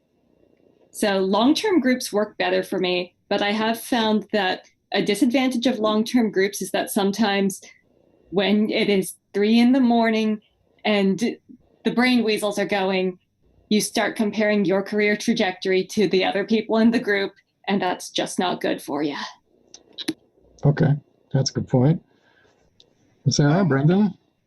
One thing that stands out to me about long-term critique groups, which I don't want to say necessarily is a con, but will affect the way that you view your own work in a way that might be obviously negative, is that when you spend a lot of time with the exact same people providing critique, there is the potential, which if you're very fortunate won't even happen in your group, for everybody's work to kind of homogenize in a way, because everybody's experiencing the same kind of understanding and appreciation of certain things, if depending on the way that critique is formulated.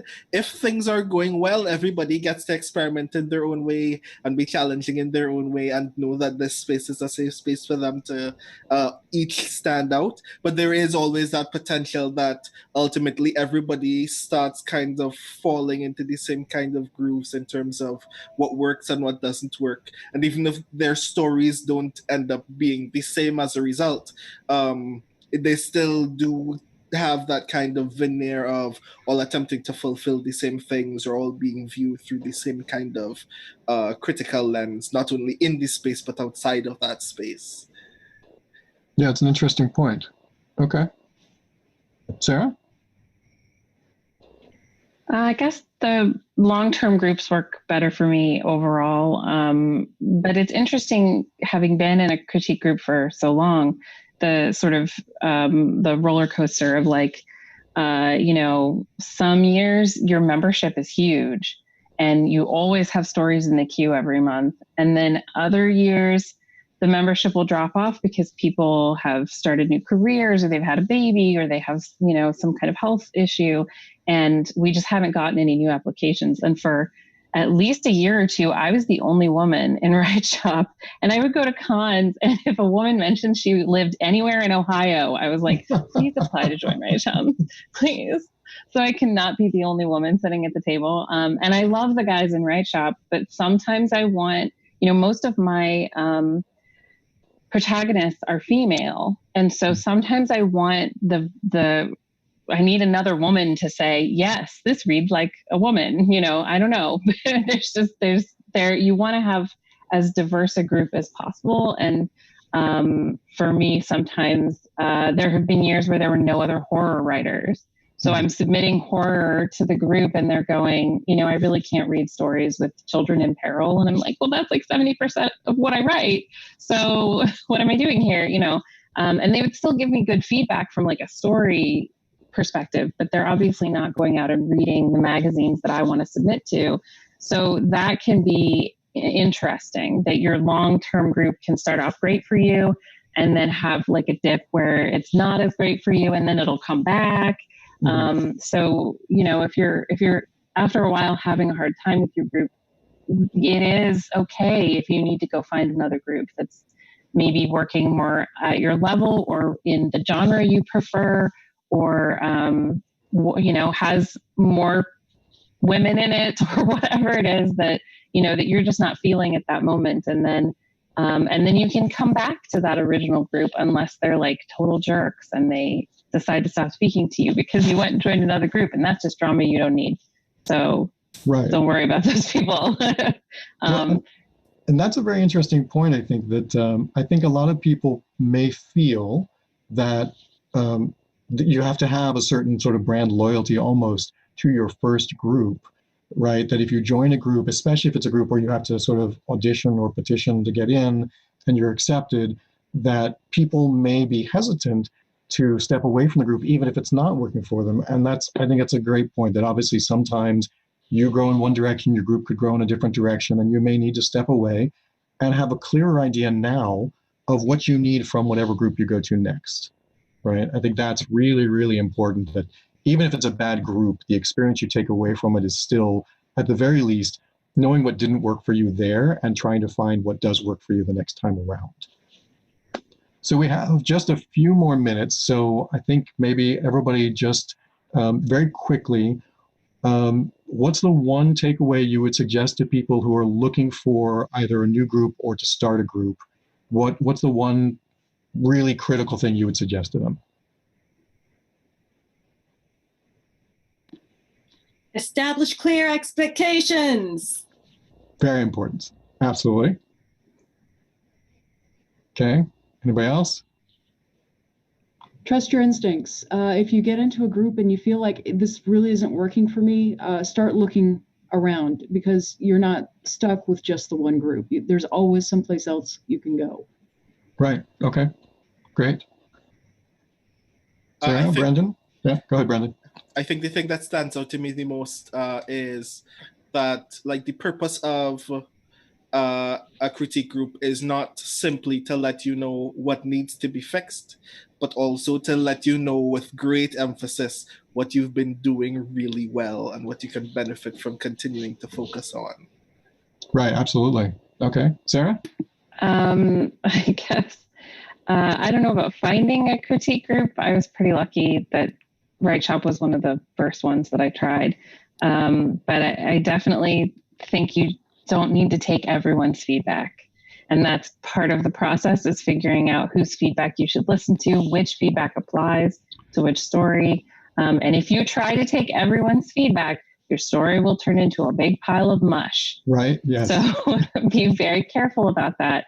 And you will get better at it as you continue to do critique groups and workshops and that kind of thing. It's hard in the beginning, but don't give up on your critique group just because you're getting conflicting advice or whatever. You will get better at it, I promise. Yeah, no, I think that's a great point. I mean, I would say, you know, we sort of started off with, you know, you get out of it what you put into it, but if you go into it with an open mind, but also with a sense of yourself, because you're absolutely right. You can't just let everybody tell you 27 different ways to change your story. As long as you have an idea of where you want to go with it, and you have an open mind about listening to people and absorbing their feedback as appropriate, as needed, but filtering it through your own desires and what you need the story to do. And then, like we all said, I mean, sometimes you move on. Sometimes that group wasn't the right one. Sometimes it becomes the right one. Things happen, but, you know, you can always gain something from the experience, right? No matter what, you'll gain something out of it, even if it's just experience. I think that is pretty much time for us. So thanks, guys. I hope those listening enjoy the conversation. And obviously stay tuned for the next panels to come. And yeah, hopefully I'll see you guys again soon, and ideally someday in person again. So that would be the hope. Thanks everyone for a really, really interesting panel. I was really, again, it was nice to be able to just run things and this time actually take a note or two. My God, like actually, but really good work and really good questions also, Aaron, on the moderation side. So chat. Oh, and also, by the way, importantly, we also raised another $40 during your panel. So we are up to $185 now for the Octavia E Butler Memorial Scholarship. So good work, folks. And thank you again to Lucy, to Iori, to Sarah, to Aaron, and to Brandon. A couple of those lovely folks are going to stick around for our next panel, but the rest of you, I will say a fond farewell for now. And if you folks could head on out, and thank you so much, and I will see you folks soon. All right, and we're going to swing over there. I will mute them. And all right, so they're now muted, and they can all depart, those who need to. And thank you, everybody. Thank you. And I'm going to leave myself talking as I do this very strange, bizarre thing of capturing video with the new folks on board. Okay, so let's see. But they can't hear you, so you can feel free to head off. Okay, now I'm going to admit these new folks. Not new, we've had them here before. But so far, so good, folks. Everything is, oh, actually, I'm not going to, you know what? I'm not going to do that. I almost said everything's going smoothly. And the minute you do that, that's when the hammer gets laid down of 2020 death. No, no, no, no. I'm not going to do that again. I'm not that guy. So instead, I'm just going to say we're keeping on so far with JulyCon. All right, now let's see. I believe, let me see who I've got for this panel. So we've got, yes, all right. So let's see, we've got Sarah, we've got Jen, we've got Chris, we have waiting for Tracy, and I think that's it. I think we just need Tracy and then we're good. So I am going to set up for this next thing. Again, for the Zoom folks, you can feel free to chat amongst yourselves. I apologize as I continue to come in with what seem like non sequiturs, but I swear to God, are extremely important phrases to keep chat thinking that something is going on whilst I change this around. Because there's no neat way to do this, at least not from where I am. But, all right. There we go. Lovely. One of the nice things about having had to capture stuff multiple times is that it now means that everybody is, all the windows are pretty much set. It's just a matter of switching the names around as people arrive. So that's a nice little plus. But I hope people are enjoying themselves. Thank you, by the way, Trish, for that donation. I was going to donate at some point today, and I was like, why don't I do it now? And then Trish came in right afterwards, which was awesome. So thank you, Trish, very much. And that, to me, is the thing I'm most happy about so far, is that not only have these panels been really awesome, but also we've been raising a lot of money. And I have to say, it also is really, really making me miss the in-person stuff. Like, I love it, but man, do I miss. I already, and I haven't even gotten to when it would technically be held, Gen Con, but already missed Origins, ReaderCon. Like, it's depressing. We all have these things we like doing, and and a lot of these folks, of course, all of them are people that are at least good acquaintances that I respect, and many of them are friends, and it's that sucks. I'll just say it straight out. That sucks for those of us in this business that we are not able to do that yet, but we are able to do it virtually, and that obviously means something. So, okay. I think, I'm wondering, we just have one person, and I'm wondering if, I hope I did not leave this person out of the email. Let's see. Did I? No, I did not. Good. Good, because it means I didn't mess something up. Good, so it's not on me. Okay.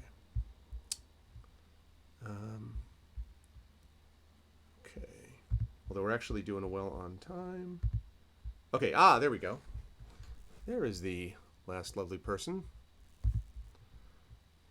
See, as chat knows, the way to handle this situation, the way to make it work, is the way you do it is you start capturing video, and that immediately, by the power of some property I have not yet named, causes the other person to come in, thereby having you redo the windows. That's how you do it. If that doesn't happen, then the person, the people don't show up in question. Okay, so now I am going to mute myself.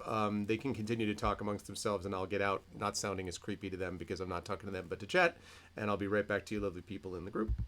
Okay, and now we will continue on with this. You know what I'm talking about, Jagtress. You know the drill. I blame quantum loss.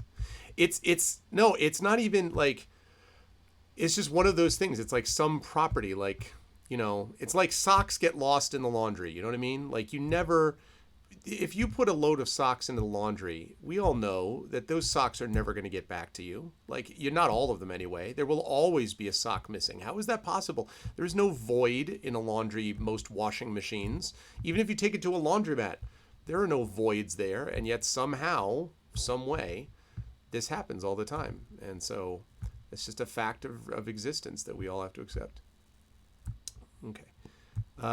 We are doing fine on the recapturing. So it's just a matter of getting this other stuff coordinated.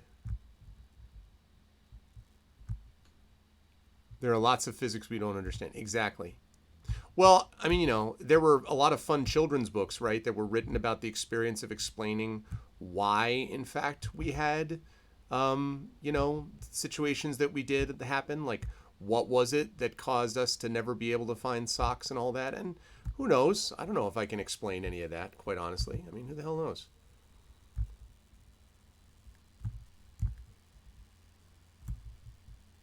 All right. This is the part where my hyper focus increases as I desperately try to get in everyone's name. It's the right spot. Just because you haven't found the void. Do you ever feel, Trish, when you were to open up a washing machine, do you feel the void staring back at you? Is that how this works? Oh, man. Okay. And I have to...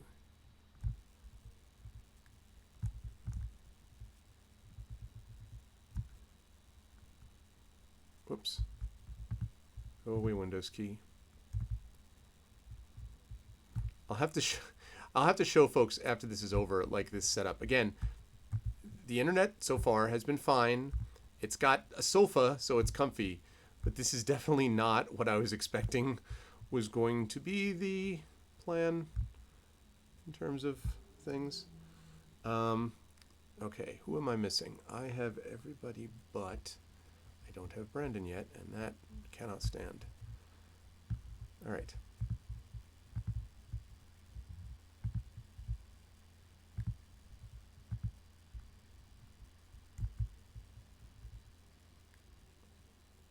Okay, this is the last person.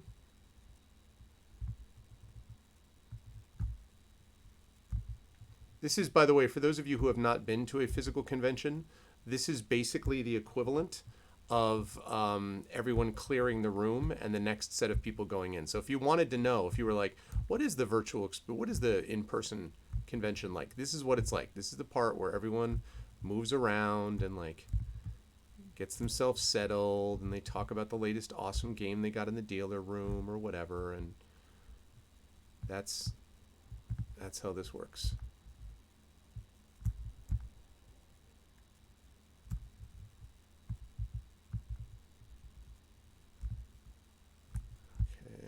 There we go. All right.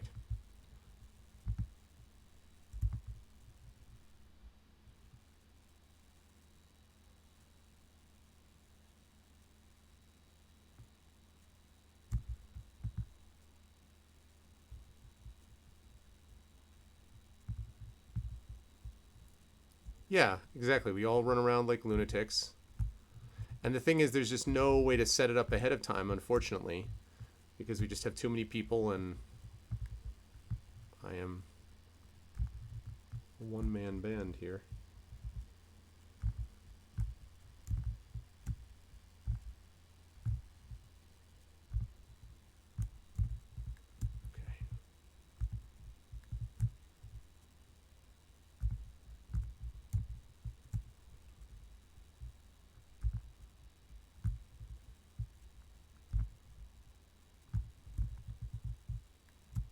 Okay, there we go. And like that. Okay, lovely.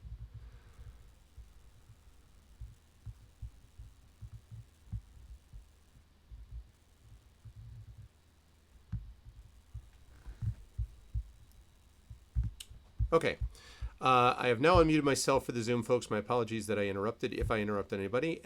So can I get a thumbs up just generally from the folks in chat that we're ready to go? From the folks in chat, from the folks in the chat is ready to go by Hewing here. The folks in the panel, that's what I meant to say. You all know that. Okay, and I'm now going to transition over. And the names are not quite right yet, but they will be in a second, and I'm going to finish putting them there as we get a chance to introduce ourselves. Did was it Tracy that was the moderator? Yeah, Tracy is moderating, okay. Correct. So awesome. So I'm going to hand things over then to Tracy for this awesome panel on game tie-in writing. And I do want to mention Before we get started, just again, a reminder to everybody that this is all to benefit the Octavia E. Butler Memorial Scholarship. So if you haven't already done so, please type in !OEBMS in chat, and then please type in !donate, and it will explain how you can donate, just as many of your fellow fans of awesome writing have done today so far. And with that said, I'm going to hand things over to Tracy while I finish with the names. Tracy, floor is yours. All right. Hi, my name is Tracy Ross. I do a lot of fantasy adventure writing. I have several novels and short stories in print, and I do also do a little bit of romance writing on the side here and there. I have the awesome opportunity to moderate the panel today. So I'm going to go ahead and jump right on in. Now more than ever, we see tie-in writing, whether it's for movies, TV series, book series, and gaming. Many people do it simply for the fun of it, while others make money doing it. It's part of their job. Today, we're going to discuss some of the intricacies of tie-in writing. And with me are a panel of very talented writers and editors, actually, who can help offer some insight on the practice and hopefully endowed with their knowledge, you'll be able to walk away feeling like you can do it yourself one day. So everyone feel free to introduce yourselves when I call you. So what I've done is I've stayed true to my gaming roots, and I rolled a d20 to determine who is going to go in what order. And so when I call on you, just go ahead and introduce yourselves and delve right into the first topic, which I thought would be good for, I was thinking, how do you stay true to the source material and still expand upon it to provide the reader with a surprise in the end? So I am going to go ahead and start with Aaron. Look at that. It's like my name starts with 2 A's or something. Hi, I'm Aaron Rosenberg. I write novels, children's books, role-playing games, pretty much anything people pay me for. Written about 36 novels, about 200 publications. I've written for Shadowrun, Mastermind, Star Wars, Star Trek, etc. So I've done a lot of tie-in work. And my usual approach is, one, you really have to know and find a love for whatever it is you're writing, for the IP that you're in. That's going to really help you stay true to it if you can really sort of internalize its character and its tone and its personality. And two, what I tend to look for when I do tie-ins, if given any opportunity to do so, is I look for those little gaps. I look for, when you're watching a movie or reading a book or playing a game, the moment that makes you go, I wonder where that leads. I wonder what that goes to. Because often those are the things that they're like little nuggets that the creators put in there, and they may not even have realized them. But if you can capitalize on that, I think that's a great way to add to the world, to add to the experience without taking anything away. You're just offering an additional level to something that's already been put in place to some degree. That sounds great. Greg, what do you have to offer? Well, so hi, everyone. I am currently hosting this little shindig, so most people know who I am, but I am Gregory A. Wilson. I am a college professor, author of speculative fiction, and also a Twitch streamer and game master and dungeon master, and play a lot of tabletop stuff.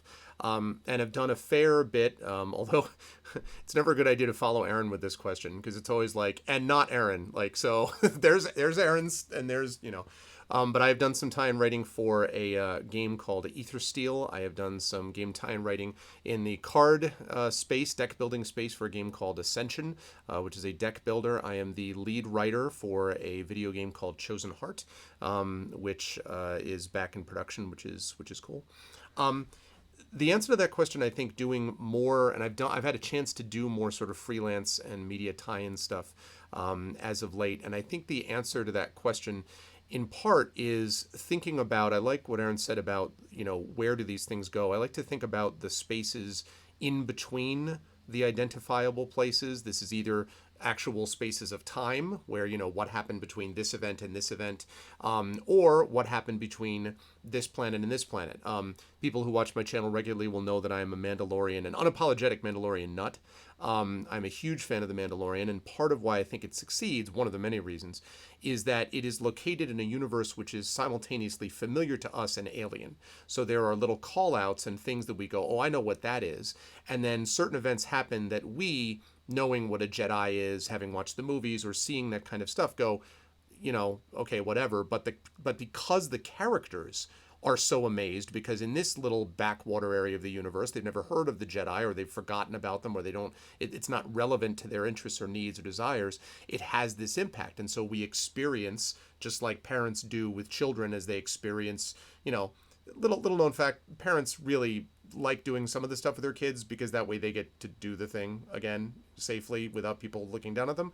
And that's a similar experience here because kids experience wonder. And so we get to experience wonder through the characters also. So these spaces in between are a lot of times what I do when I'm trying to look at how to get to various aspects of either game or video game or other kind of media tie-in design.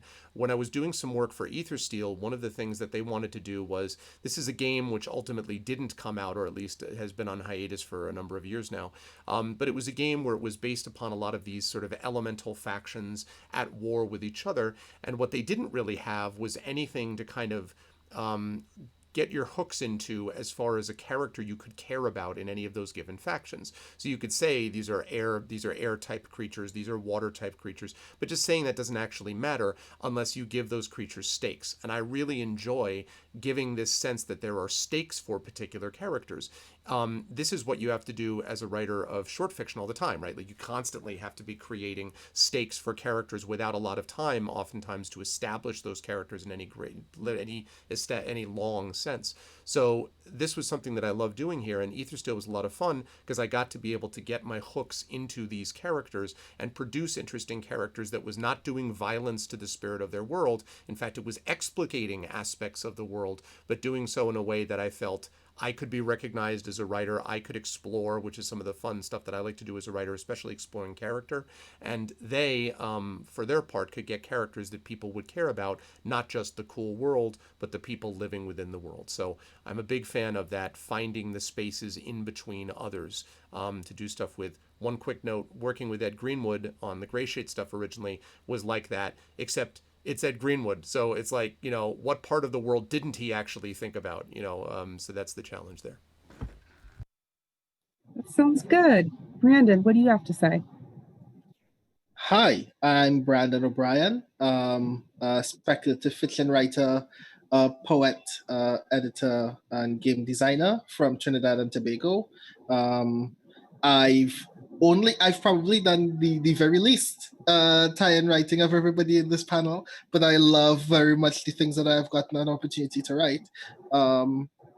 There are two stories in particular that I did tie-in fiction for the Blue Rose RPG from Green Ronin. One about one of its settings, sovereigns, King Isaac Felish, the Ghost Touched. And one of the things that I appreciate the most about that story, that kind of gave me a better sense of like what at least I think I want to accomplish when it comes to writing tie-in fiction, is how do you take the thing that the lore of this piece of media, this game, this movie, this other piece of media, how do you take the thing that has already been established about this character that matters and do interesting things with the way that it matters?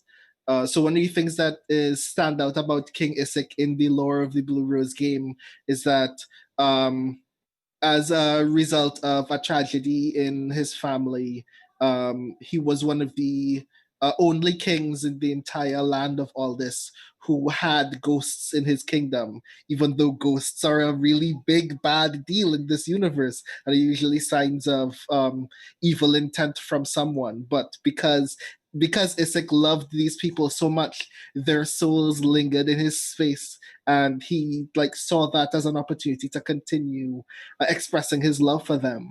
And the story that I ended up writing for Sovereigns of the Blue Rose, a story called Like Ice and Then Like Fire, is the story of him coming to terms with the fact that he is now the king of an entire community of people who distrust him because the love of his life is a ghost.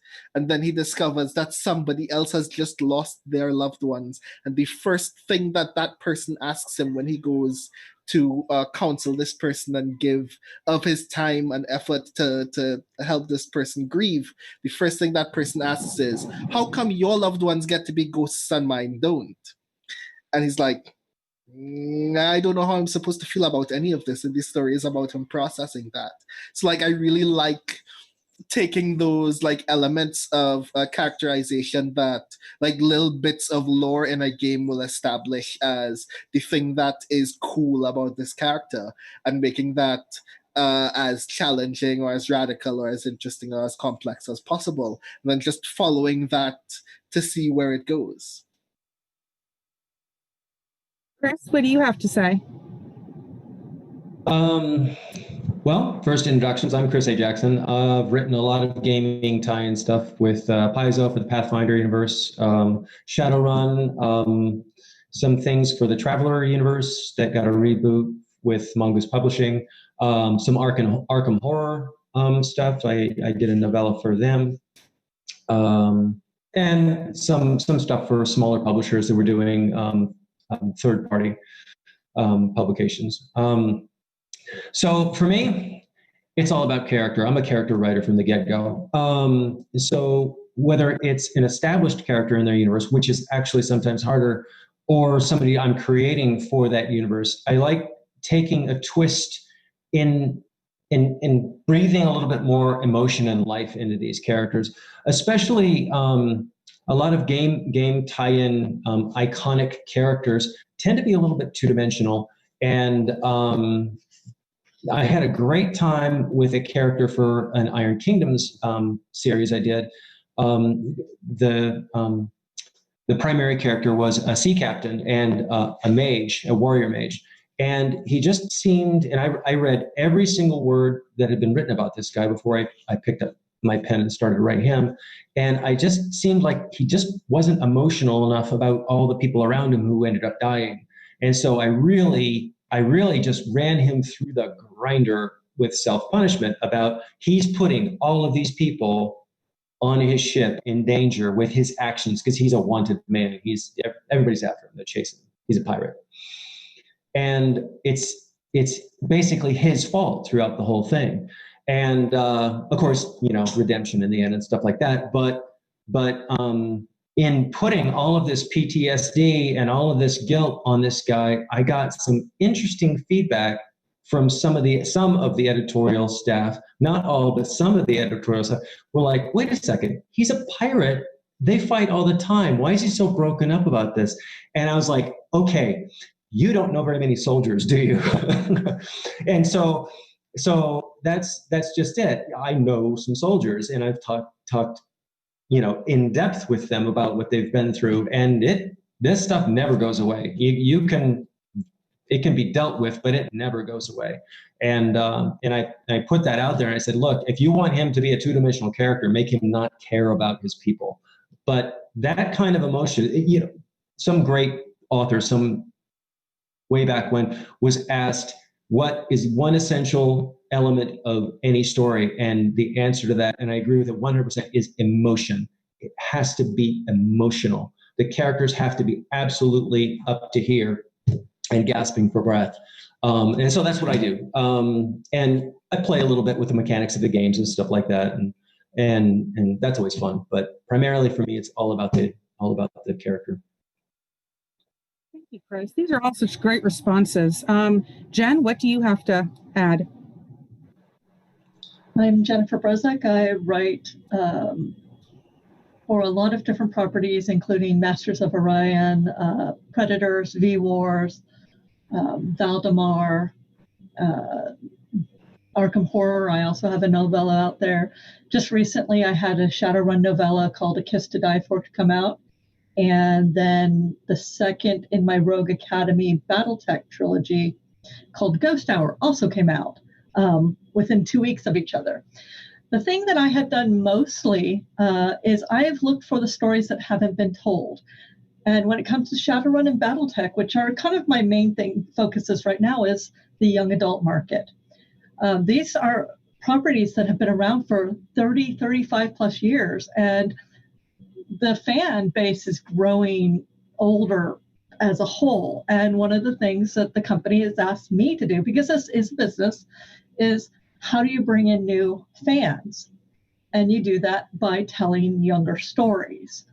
And so I have brought in, I was the first person to write Battletech Young Adult. I'm the first person to write Shadowrun Young Adult. But I also look for stories that, and products that haven't been told. For Colonial Gothic, they were having more than a year between their books come out. I said, well, have you considered doing something like location settings where you tell a bunch of little stories in one location setting and put it out in a PDF? It's a 10 to 15,000 word document that somebody's continuing campaign can walk through and get involved in. I like to go in between the spaces, like Aaron said and Greg said, but I also want to tell the stories of where people come from. Battletech is all about that hard-bitten veteran. I grew up military. Where do these kids come from? Military brats are a different breed of child than civilian kids. And that was one of the stories I wanted to bring into like the Nellis Academy. In general, I try to look for gaps that stay true to the tone and the genre of the property while expanding it. And of course, the story I want to tell. Last but not least, Sarah. I'm Sarah Hans, and Brandon, I think I actually have you beaten for having the least amount of tie-in writing experience. I'm cursed because every time I get offered a project to do tie-in writing for an RPG, it gets canceled because there's a pandemic, or the creator turns out to be a sexual assaulter, serial sexual assaulter, and gets drummed out of the industry, which is good, but sucked for me. And so I don't know, but I still really wanted to do tie-in writing. And so talking to a lot of my friends in the industry, they said, well, you can write for you can write for D&D 5e. You cannot write fiction. However, you can write adventures and create monsters and things like that and put them on Drive-Thru-RPG, and then you keep half the money. Or then they launched the Classic World of Darkness vault on Drive-Thru-RPG. And so I have done a couple of things for that. And one of those was actually a bestseller.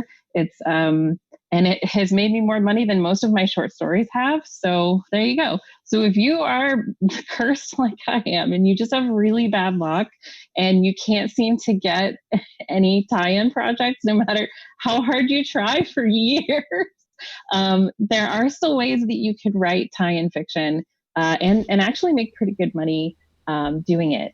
And I would agree with Jen that usually what I look for when I'm getting ready to write any story, but especially a tie-in story, is looking for the characters that are the most underexplored, but who also might have the most potential for conflict. I just did a story for an anthology that's set in Werewolf the Wild West, and it had to be about a shapeshifter that was not a werewolf. And I picked I don't remember what they're called, the shapeshifters that are a horde of spiders, because I thought nobody's going to want to write about a horde of spiders. How do you even?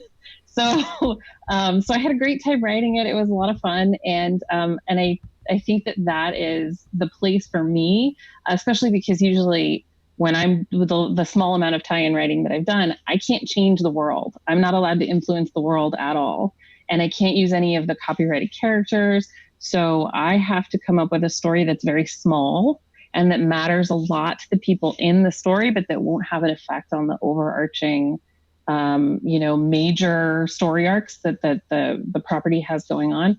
So I want to look for those little stories that have been overlooked, those people who have tons of conflict because they've maybe been affected by everything that's going on, but their stories have remained untold. That's where I really like to write. That's where I like to kind of get in there. I have to say, Sarah, I was just listening to, I had this image of people being like, oh, this is really fascinating, and start writing it down, and I'm cursed and nothing comes out, and they're all like Homer Simpson back into the bush, like, I don't want to, it's like, because a pandemic occurs, and like, so. Thanks so much, guys. I'm going to go ahead and piggyback off of what Sarah was just saying. She was talking about the source material and not being able to change the world, and staying true to the characters that are there and writing small. My next question, let's elaborate a little bit, and like, how do you expand upon the source material fully without making too many changes? So let's talk about that for a minute. Brandon, you want to start us off? I do, and like I'm trying to be as restrained as possible, because I'm about to talk about my work experience on a project that is still under NDA, so I can't tell you anything about the thing itself. But one of the things that stood out to me about this project was, because I was already very committed to I already really cared as a fan about the thing that I was doing the tie-in writing for. When they gave me the opportunity to write fiction in it, the very first thing that I did in the official team meeting with the folks who will be supervising my story was just ask a bunch of lore questions. I went deep into, you never really specified X and Y and Z. Do you mind if I just do a thing here? And can we talk about what things you don't want me to do so I don't break the fiction of this setting or the rest of your... And it's because I care so much about the thing, this is just my opportunity to geek out in private and know that I have just learned things that no one else will ever know for a year and a half. But also, it means that when I think the ideal relationship between someone writing tie-in work and the production team and lore masters and stuff on the other end is when both of you trust each other to know just where the boundaries are and just how they can be pushed. So the reason why I felt like it was important for me to ask those questions is because I wanted to know not only where I wasn't supposed to go, but to ask specifically what weird things I could do, and see how that generated some interesting questions about what space there is in the world to do things that they hadn't considered, or to do things that they didn't immediately imagine they were ever going to revisit this thing again. But now I've probably given them a nugget of story that can bring them back to this point at a later date. And at the end of the day, the only thing that I care about at that point is I get to give them an opportunity to continue digging into this world that I already care about a lot, because it means that when I'm done writing, 2 years, 3 years from now, they're going to come back here and I get to be a geek again. So that when you have that kind of relationship with the people who hire you, that gives you the opportunity to do some really interesting and groundbreaking things without destroying their intentions. Jen, what do you have to say? I look for details like when I was asked to write for Battletech, I asked for someone to find, it is such a huge universe, that there are people who are fact checkers who are really specialized in details. So I was asking for specific details of planets on either side of a border that are one jump apart, and they gave me that. And then I was able to look at those 2 planets instead of looking at literally thousands of planets. And I found this one planet called Nestor, and it had one line: wonderful wines come from Nestor. I said, do I get to make everything else? And they said, yes, as long as it fits within the Federated Suns. And that was brilliant because I was able to draw on living on military bases, going to military academies, and building that up. But in other places, like I wrote a novella for Ingress, which is a augmented reality game, which has not come out yet. They were very specific in, I want a cozy mystery.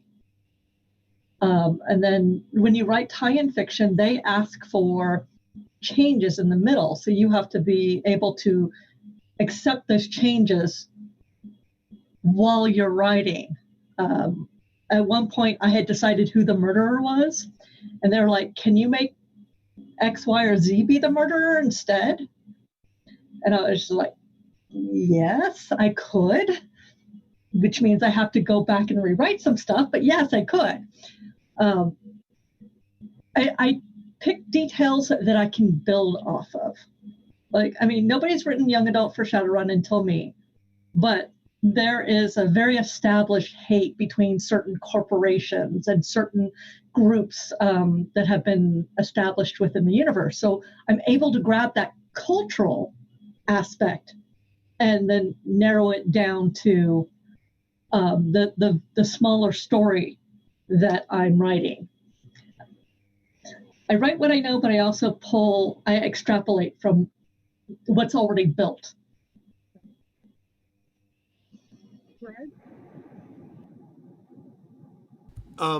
So I've been lucky in that the tie-in stuff that I've been asked to do, because in some cases it's kind of a world, well, 2 different ends of the spectrum. In one case, it was a world that itself was still kind of being produced. So this is the ether steel thing that I mentioned. So if I am able to focus on particular aspects of character within a given elemental group or whatever, I'm not likely to step on any toes, because as long as I know who they owe allegiance to and whom they don't, and that sort of thing.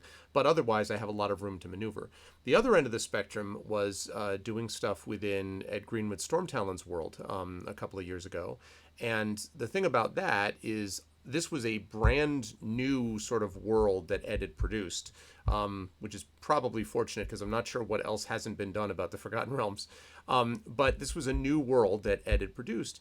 And so in that context, I had things that I had to produce and write, but I was also thinking a little bit about, it's very difficult with someone who has this kind of a legendary world building status not to feel like they probably got there ahead of you, right? I mean, if you're dealing with a long established property, the benefit of it is, like Brandon said, you get to geek out about this stuff.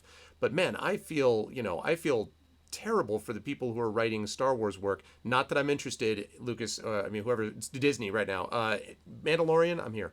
But, Star Wars stuff, the amount of work that's already been done and the amount of continuity that has to be maintained. And I've seen some of the Bibles that come from the Blizzards of the world and, the Disneys of the world now, and the Lucasfilm places that are telling you what you need to know about this world initially, means it seems like there's not a lot of room to maneuver. And so you find yourself telling maybe smaller and smaller stories. In this particular case, the way I handled that was by finding an area that was mostly not paid a lot of attention to, and then just expanding it out. Because if you zoom in the camera, so to speak, then you can focus a lot of detail on an area which isn't going to be talked about. I was thinking about what Jen said about they make wonderful wines. There's a lot of room to maneuver within that one statement, right? And it's a very provocative statement, too, in terms of what you could theoretically do about it. So I had this book that was already partly in progress, and I was able to, this book, Grey Shade, and I was able to drop much of that city into this land because I set it at a city that was near the confluence of several rivers. So the city was very trade heavy, which is what I had originally modeled my city of Corel after, Renaissance Venice. So this was also in an area where there was a lot of trade, and it was between, nation states of Corlescag and Galiskag and other things I won't get into. But I was able to do that because although there had been a lot of attention paid to the land around it, the interior areas, especially the interior cities, things that would have significance and importance to its residents, but if you zoomed the camera back out, it might be like a skirmish on a map, right? If you zoom in, a skirmish is much more than a skirmish to the people who are fighting in it or affected by it. And so being able to zoom in and kind of expand out those spaces that were given to me made it possible. So in the one case, I was kind of building along with it. In another case, I was building within what was there by kind of zooming my camera in a little bit to find something that hadn't been discussed in the big picture stuff that had been produced by Ed to that point. Aaron, what would you like to say? So I think, what a lot of this comes down to is, we always talk about playing in somebody else's sandbox, right? That's the general term that's used for writing tie-ins, that you're working in somebody else's world, somebody else's sandbox. And what it really comes down to is, it's almost like good manners in a way. If somebody invites you into their sandbox, the first thing you do is you sort of look around and you pick up the shovel and you say, is it okay if I play with this? And if they say no, you say, okay, you put the shovel down, you pick up the bucket, you say, how about this? If they say no, you say, okay. And you get a sense of which elements you can touch and which elements you can't touch. And, maybe they say, oh, sure, you can go ahead and add to the sandcastle I started over there, but don't go too high because I'm trying to keep it below a certain level. It's that sense of, okay, what can I play with? What can't I play with? And also the sense of, what is the sandbox anyway? What kind of sand does it have? How high are the walls? How much structure is there? What kind of toys are in there? If you walk in and someone has all like little medieval figures and you pull out, a laser gun and say, can I play with this in the sandbox? That doesn't really match. So once you have that sense, and, every property is different in terms of how much communication they provide, how much material they provide. But really, as long as you ask the questions, as long as you're upfront with them about, can I do X? Can I do Y? Can I kill off a major character? If so, which one? Are there characters that are absolutely verboten? Are there storylines you already have established that I cannot go near? Are there storylines you want me to go near? That really is what helps inform you as to where you can go and what you can do without violating anything they have in place. And the ideal, I think really is when you can take something that they have in place and say, okay, I'm not going to touch that because you've said that needs to stay exactly as it is, but can I build something that goes around it a little bit and maybe plays off of it in some way and ties into it without in any way impeding what you have going on, and that's sort of the best of both worlds. So you would say that communication is definitely key between you and the world builder. Yeah, absolutely. Sarah, what do you have to add? I guess for me, the first half of my writing career was built on writing short stories for anthologies with very narrow requirements. And so for me, that gave me really good practice with having to write to narrow requirements. And I would almost rather be handed the bucket of sand with like one toy in it than get the whole sandbox, because I don't know, you train yourself to be able to see the story in this one bucket of sand, if that makes sense. And I almost prefer having those limitations there, because then I get to go crazy within those limitations. And if there are no limitations, it's almost too big for me to take a bite out of. So I don't mind that at all. And I find that if you read the source material really carefully, or the Bible that goes with the RPG, then there are all kinds of things in there that other people haven't exploited, or that you may not have heard about people exploiting, or they're just not mentioned very often. And much like with writing characters that are kind of overlooked, you can also find story elements and locations and even like treasures, things like that, that are just not used very often, that you can include in your story to tie it in with the world a little bit more and make it really interesting without changing anything, really, and challenging anybody's authority. So that's one of the other things I enjoy doing, is going through and trying to find like little details that may not be so obvious, little things that were mentioned off to the side that I could include in a story. Thank you, Sarah. Chris, anything you might want to say?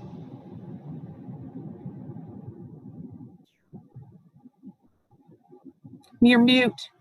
You're still muted. Sorry about that. There you go. Usually you can't get me to shut up.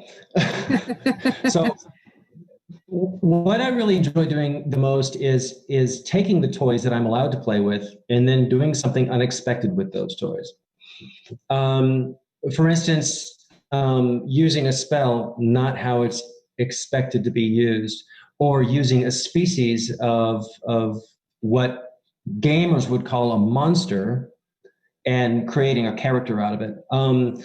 I got pretty high marks for doing that with my my Paizo novels, my Pathfinder novels. So what I did was I looked through their bestiary until I found the coolest creature I could possibly make a character out of, a lunar naga, and they venerate the stars, so I made her a navigator, and their venom is not only poisonous or venomous, but it is addictive. So I made her the captain of the pirate ship was addicted to her venom because, hey, they're lovers, of course. So yeah, I really twisted things around, and I got big marks for that. My editor absolutely loved it, and we ran with the ball. But being able to take a toy and do something that nobody expected you to do with that, you know. So that's my favorite thing about tie-in writing. Can I just jump in on that for a second? I know Brandon wanted to say something too. But I just wanted to mention, it's also important in doing this to be able to sell your enthusiasm for that version of the story. You know, if you come to them being like, listen, I know this is a big thing, but if you could, you know, you're assuming that you are within the spirit of the project. In my experience, most of these folks are going to be incredibly excited to see you do some different things within limits, but some different things that involves your passion and enthusiasm for the work, because that is going to come out and be reflected in what happens next. That's going to be reflected in the work, and we all know that people are drawn to passionate writing, not just passion, but passion has to be an element of it, or why does anybody care? So having the passion and enthusiasm for that project, I just wanted to highlight that. That's really important, to be able to talk to the editor and say, you want me to write this story, you want me to write this piece because I'm adding in this stuff that hasn't been there before. And if you're lucky, you will often, not always, but often get people who will go along with it because of your enthusiasm for it. So I just wanted to highlight that. Just one thing to add that builds on that is, if you don't have that passion, if it's just a project for a paycheck that somebody's throwing at you, say, hey, would you like to do a story, and they hand you source books a foot high, and it's going to be 3 months of hard work, and you've never played the game, and you can't really identify with how things work, and sometimes it's best to walk away from that, because your work is going to show your lack of passion. Yeah, you have to want to be in that sandbox in the first place. Yes, you're not interested in that sandbox, there's no point. Between your toes, right? Yeah. Brandon, there's something you wanted to say? Yeah, I wanted to piggyback very briefly on something Greg said ages ago in this panel about how dense a universe can be, to the point where it becomes difficult to find footholds outside of very, very small stories. But one of the things that I find really interesting is sometimes the small story is exactly what is absolutely necessary for this universe.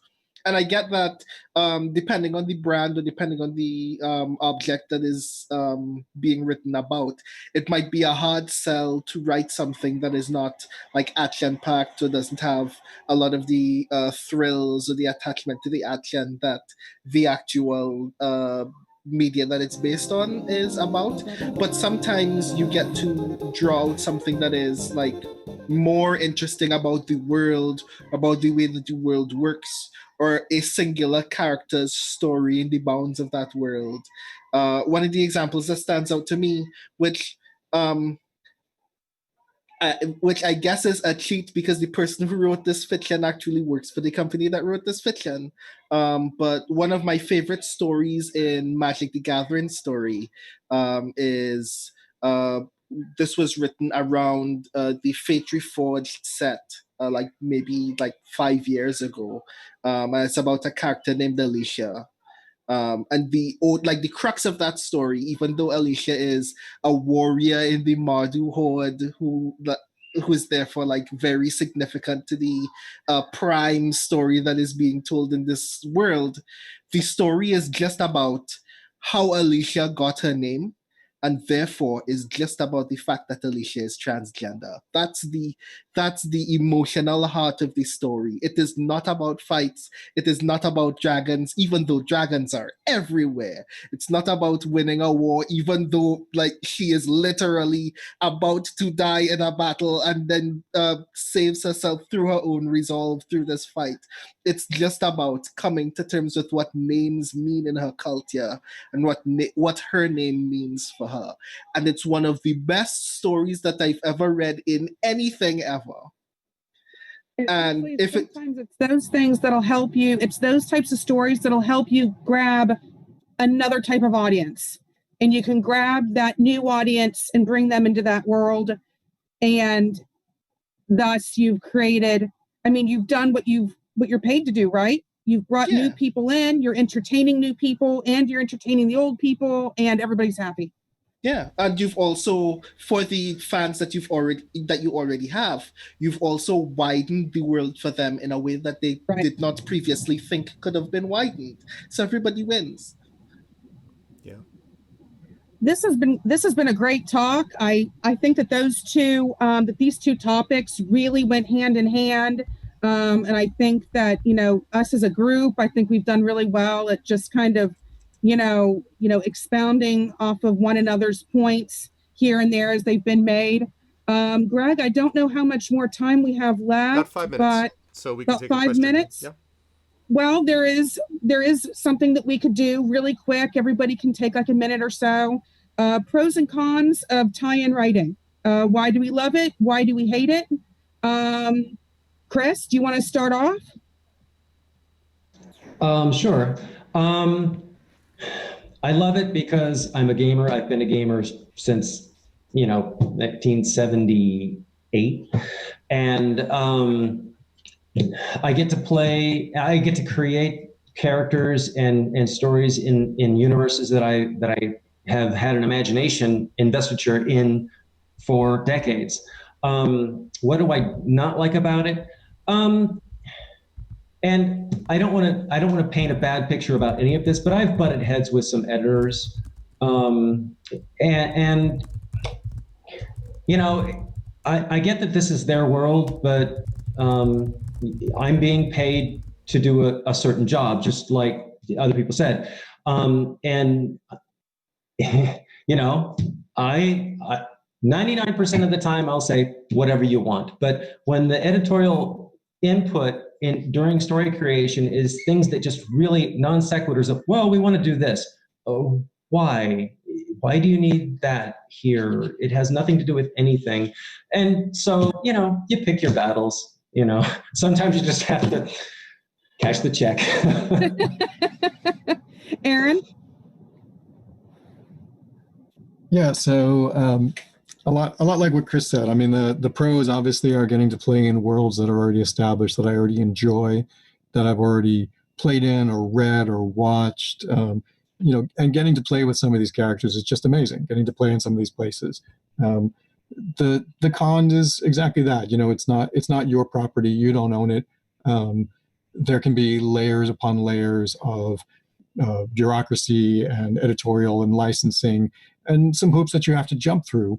It makes it more of a challenge, but in some ways there's also part of what makes it fun, because you are finding those ways to get through that hoop, to do those acrobatics and still tell what you feel is a good, exciting, enriching story in this world while still meeting all of their demands and requirements.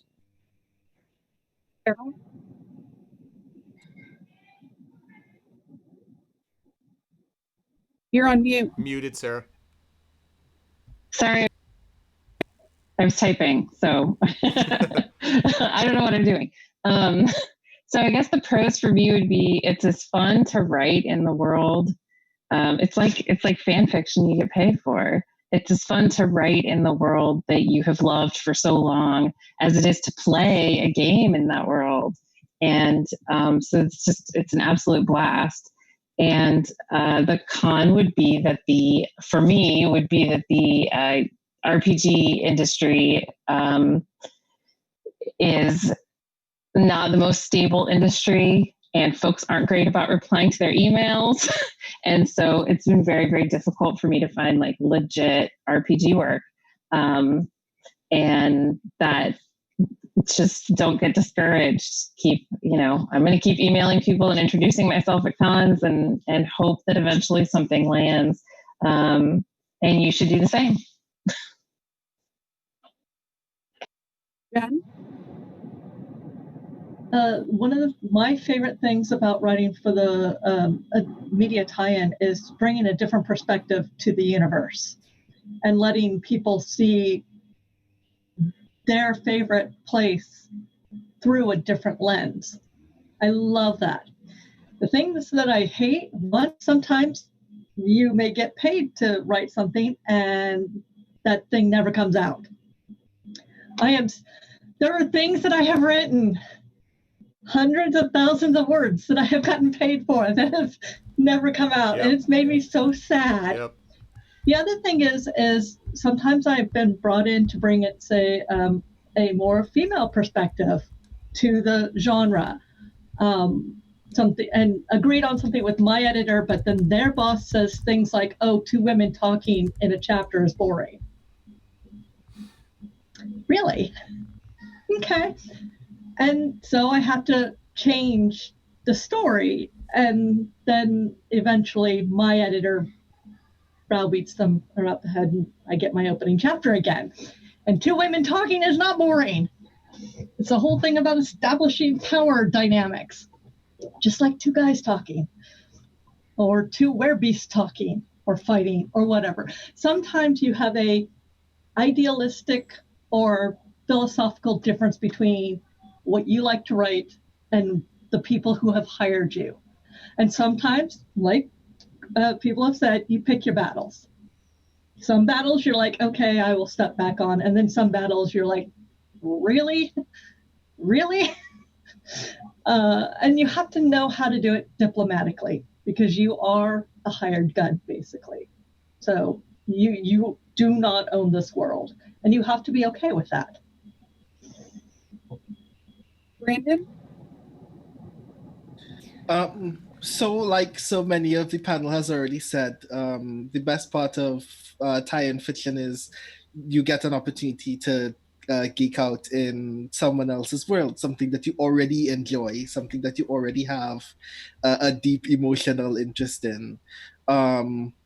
Speaking for myself, some of the cons that like stand out to me include the fact that often, even in a medium that you already like, in a property that you already like, there are some things that are obviously objectionable, in ways that you will never be given an opportunity to fix with tie-in fiction. If a game that you like is already racist or sexist, you will never get to write a story that challenges racism or sexism in a way that will actually please anybody. Least of all when the editor comes back to you and says, well, that wouldn't happen in our world. And you don't get to ask, well, why is it happening in your world? please let me give you bestow this boon upon you by which you might save your game. And like that is like a smaller part of what is, I guess, the larger con of sometimes the bigger a medium gets, it gets to this point where obviously it kind of metaphysically does not belong to itself anymore. It belongs to its fans. I believe that Star Wars, for instance, the Freudian slip. Star Wars has gotten to the point, I believe, where it is so big that Disney expressing a kind of ownership of what it means and does gets in the way of fans' ability to put themselves in it very often. And you get to that point where there is no amount of media that will ever bridge that gap again, or the work to bridge that gap is very intense and requires the work of dozens of very talented writers, for which I know that there are a lot working in that field right now, and their work is genuinely very good. But the stumbling block is not the work. The stumbling block is the largesse of law and the interpretation of that law being strict and kind of like biblical in that sense, rather than giving not only writers but fans the opportunity to feel like it belongs to them. And I feel like the real work of tie-in fiction and a lot of other things when it comes to engaging metatextually with a lot of work is the job of that is to help bridge that gap for those fans. And when you can't do that, I feel like you have kind of failed in some sense. Right. I think you're the last one here. So I will close up shop on this panel, except to say I agree with pretty much all of what's been said. Creativity comes from constraint. And so there are a lot of times where these limitations can be very beneficial. And that's why I think you see so many people that like doing both. You know, there was, I think, at some point in the industry, a sort of higher or tighter line between folks who did largely tie-in and folks who did largely original. And that line is, you know, I don't know if it even exists, but it's certainly heavily blurred now with people going back and forth because of the value I think people see in each. So I think it's fascinating to be able to play in other people's universes, and it might give you a couple of ideas for your own worlds, you know, legally, so to speak, for your own stuff going down the line. So I think that's everybody. I want to thank Tracy for moderating. Thank you, Tracy, for bringing us through that. And I want to thank the amazing panelists and acknowledge that we actually got not only a couple of late donations, but $100 donation, folks. So we are at $320 now for the Octavia E. Butler Memorial Scholarship. So great job again from everybody. I am going to let these wonderful folks go. I have put a bunch of their stuff, and I saw that Jen and a couple of others put stuff in Twitch chat as well. So you should follow all the things and all of their stuff.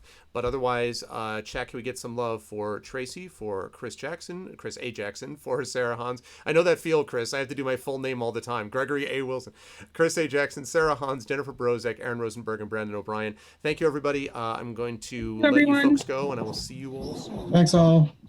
Thank you. Okay. Thanks, guys. It was a great panel. Thanks for bearing with me. Okay. So there we go. All right. They are now off. I'm going to mute them. Just let the panelists know, the ones who were there before. Thank you all. And you folks can head out, and I will admit the next crew in. Thank you so much. I'm going to admit the next group, and I'm going to wait while we do this last step for our last panel. It is hard to believe, but we are closing in on our last panel of the day. After which, remember, tonight at 8 p.m. Eastern, we have a mega D&D event starring a bunch of incredible authors. And, of course, Rick Riordan is one of those authors. And let me tell you, Will Sobel from Green Ronin is going to be the one who's GMing this.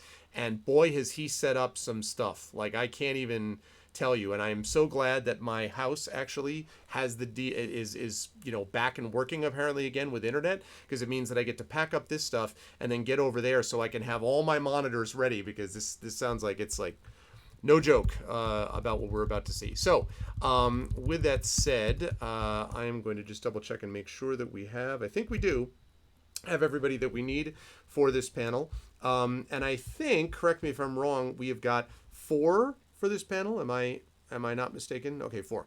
Good. So we have got 4. But again, now I mentioned this before. What 4? For the second time, the condensed distilled quality of these 4 will just, you will be blown away by the level of knowledge and talent and all that kind of good stuff. So yeah, it is good stuff. So I'm going to move over and capture their windows now as we do this very awkward thing of Arv staring into the middle of the screen while he captures windows. I will mute myself so the poor people in Zoom chat don't have to sit there and go, is he talking to me? I will now mute myself. They can talk amongst themselves. All right. And I will say for those of you who haven't done so already, first of all, thank you to all those who have done so. But if you have not done so, please consider donating to our charity for JulyCon, which is the Octavia E. Butler Memorial Scholarship. Again, I'm very happy with this so far. We've made money on every panel. Every event has had something. We're up to 320, and we're expecting to have even more tonight. So thank you to those of you who have been a part of this so far. And if you haven't been already, as I say, please consider jumping on board with us and doing that, because this is a worthy cause. And I mentioned, I started off today by acknowledging the passing of Congressman John Lewis, just a towering figure in civil rights, and someone who really did, as someone said that I read about, made democracy more viable by his very presence, which I think was a nice way to put it. And one of the things that this points out is that these things just make a big difference in terms of the ability to give us a sense of what if. And I've never really understood, I have to say, why we have people that understand so much the value of what if, of what happens if X occurs or Y occurs. Everyone understands that. So if everybody understands it, then why exactly is it that we would want to limit and restrict the people that actually get to tell their own stories? And so having the opportunity to have more people telling their stories by giving them, just as Octavia Butler had, just that same ability to be able to go to Clarion, and then of course Octavia Butler herself taught at Clarion for many years. That's an example of broadening our field in a way that it needs to be broadened, and acknowledging what the field has already gained from marginalized creators and the like. And so I am very, very happy that in this moment that we're getting a chance to actually support this. And it feels right. So with that said, I am almost done. The beauty of having only 4 people in a panel is I have only 4 video windows to capture. And that's a very good thing. So now that I do that, I can now, let's see, I can unwindow capture that, and I can unwindow capture almost that. Window capture that, not that one. One of these. There it is. Window capture that, and I can bring over the logo, which is been cleverly placed right here. Yes, indeed. And lastly, I can get rid of names and put names back where they belong. So I can put this down here. I can get rid of this. I can add back that. I'm sure you're all fascinated, having no idea what I'm doing right now. Add back in. So I get rid of Chris right there. Okay. And then add in. Get rid of that. And there was Chris, and now we just need E.D.E. Bell, who I know is here. I saw it this morning. It was here. There it is. Okay. And that will allow us to position everyone where they belong.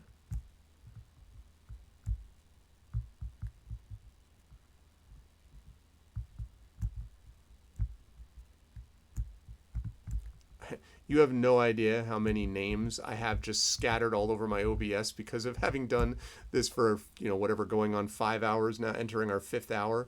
And I'm just kind of like, this name, no, that doesn't go there. Nope, that goes up here. That goes down here. It is something to behold. But I think, actually, that right on the dot, I'll tell you what, right on the dot, ladies and gentlemen, I am ready to go, and we are actually going to end these panels on time because we are an on-time machine. So I am going to unmute them. And I'm going to say, I'll talk about this at the end as well, but I again want to thank all of our moderators in the panels who have done a wonderful job today. I also want to thank the moderators in the channel. And in particular, I want to thank Shadowed Mage, who not only did all of the overlays that you've seen today for JulyCon and that awesome logo, but also is the one who put together all the bot commands and runs ArcanaSpot and all this stuff. He's getting paid for this work, but it's never enough money for the work that these folks put in. So thank you so much, Shadowed, for being awesome. You can also see Shadowed as the DM of the wildly popular community D&D Dragon of Icespire Peak, which airs on this very channel twice a month. But with that said, I'm going to ask if the panel is with thumbs up is ready to go. Is the panel set with everybody? Good. All right. Then that means it is my great pleasure to transition over and welcome you to the final panel of JulyCon. Not the final event, but the final panel of JulyCon, of what has been a really awesome panel, set of panels actually. And this is Intro to Publishing, which seems appropriate since you've all heard a lot about how to do various things in publishing. And so I'm going to hand it over to, is Chris moderating this again? So I'm going to hand this over to Chris Bell. And panelists, you are awesome, and I'll be back in a little while, but Chris, floor is yours. Wow. Okay. So we're saving the introduction to last. I love it. Before we start, I do want to say, Greg, you coordinated an unbelievable day of this, and Aaron and everybody else that helped coordinate it and get the speakers, just a knockout job. And Shadowed for, like you said, running the Twitch chat moderation. This is it's like a master class of doing online panels as far as I'm concerned. So yeah. I just want to thank you for doing that. That was great. Here. All right. So welcome to Introduction to Publishing. And before we do the Introduction to Publishing, we're going to do the introduction to our panelists. And I'm going to let them do a brief introduction, and then we'll get this kicked off. Toya, do you want to start? Yes, I am Toya Kristen Finley, and I again have to apologize for my mic, so I am going to lean in and I'll try not to yell, but I am a writer and editor in general. I've written in all genres of prose fiction. I've done creative nonfiction, academic stuff, manga.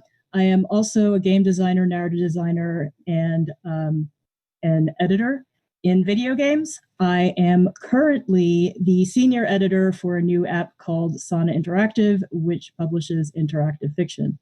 And when I was a professional student, I interned at Owl Books at Henry Holt, and I also founded the literary journal Harper Palette at Binghamton University.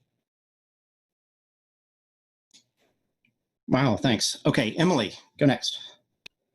Hi, I am E Bell, and I'm a fantasy writer. And in terms of publishing, I also started this small press, Athos Arts, here in Ferndale, Michigan. And something that I bring to this topic is joining this industry later in life. I'm very much learning as I go along. So I would ask you to apply that caveat to anything that I say, but it's also a little bit different of a perspective, definitely for sure. Great, thank you. And Carlos?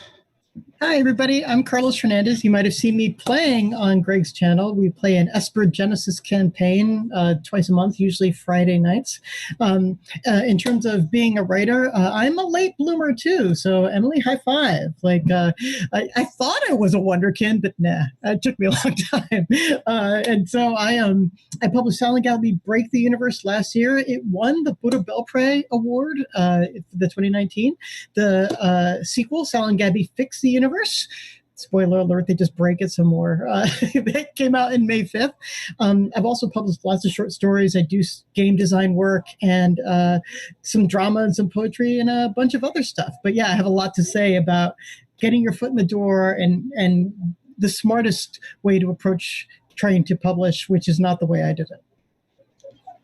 Awesome, because I've got a lot to ask you about that. So I'm glad you got a lot to say. My name is Chris Bell. I'm the managing editor for the press Athos Arts. I'm probably not pointing the right way. I'm sorry. I'm looking at Zoom here.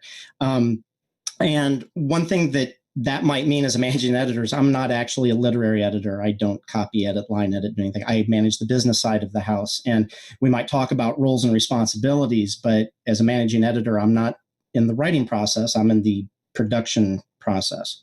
And so Introduction to publishing. When I first saw that, I was like, okay, that's like a 100-level elective class in college, and we got 50 minutes to do it. And so I talked with the panelists a little bit about maybe focusing it on the evolution of like modern publishing. What does it mean to publish in the modern world, and what that really means, and any advice that the panelists have for those who are just starting out their journey in publishing. So, like I said, Carlos, I'm gonna throw it to you first.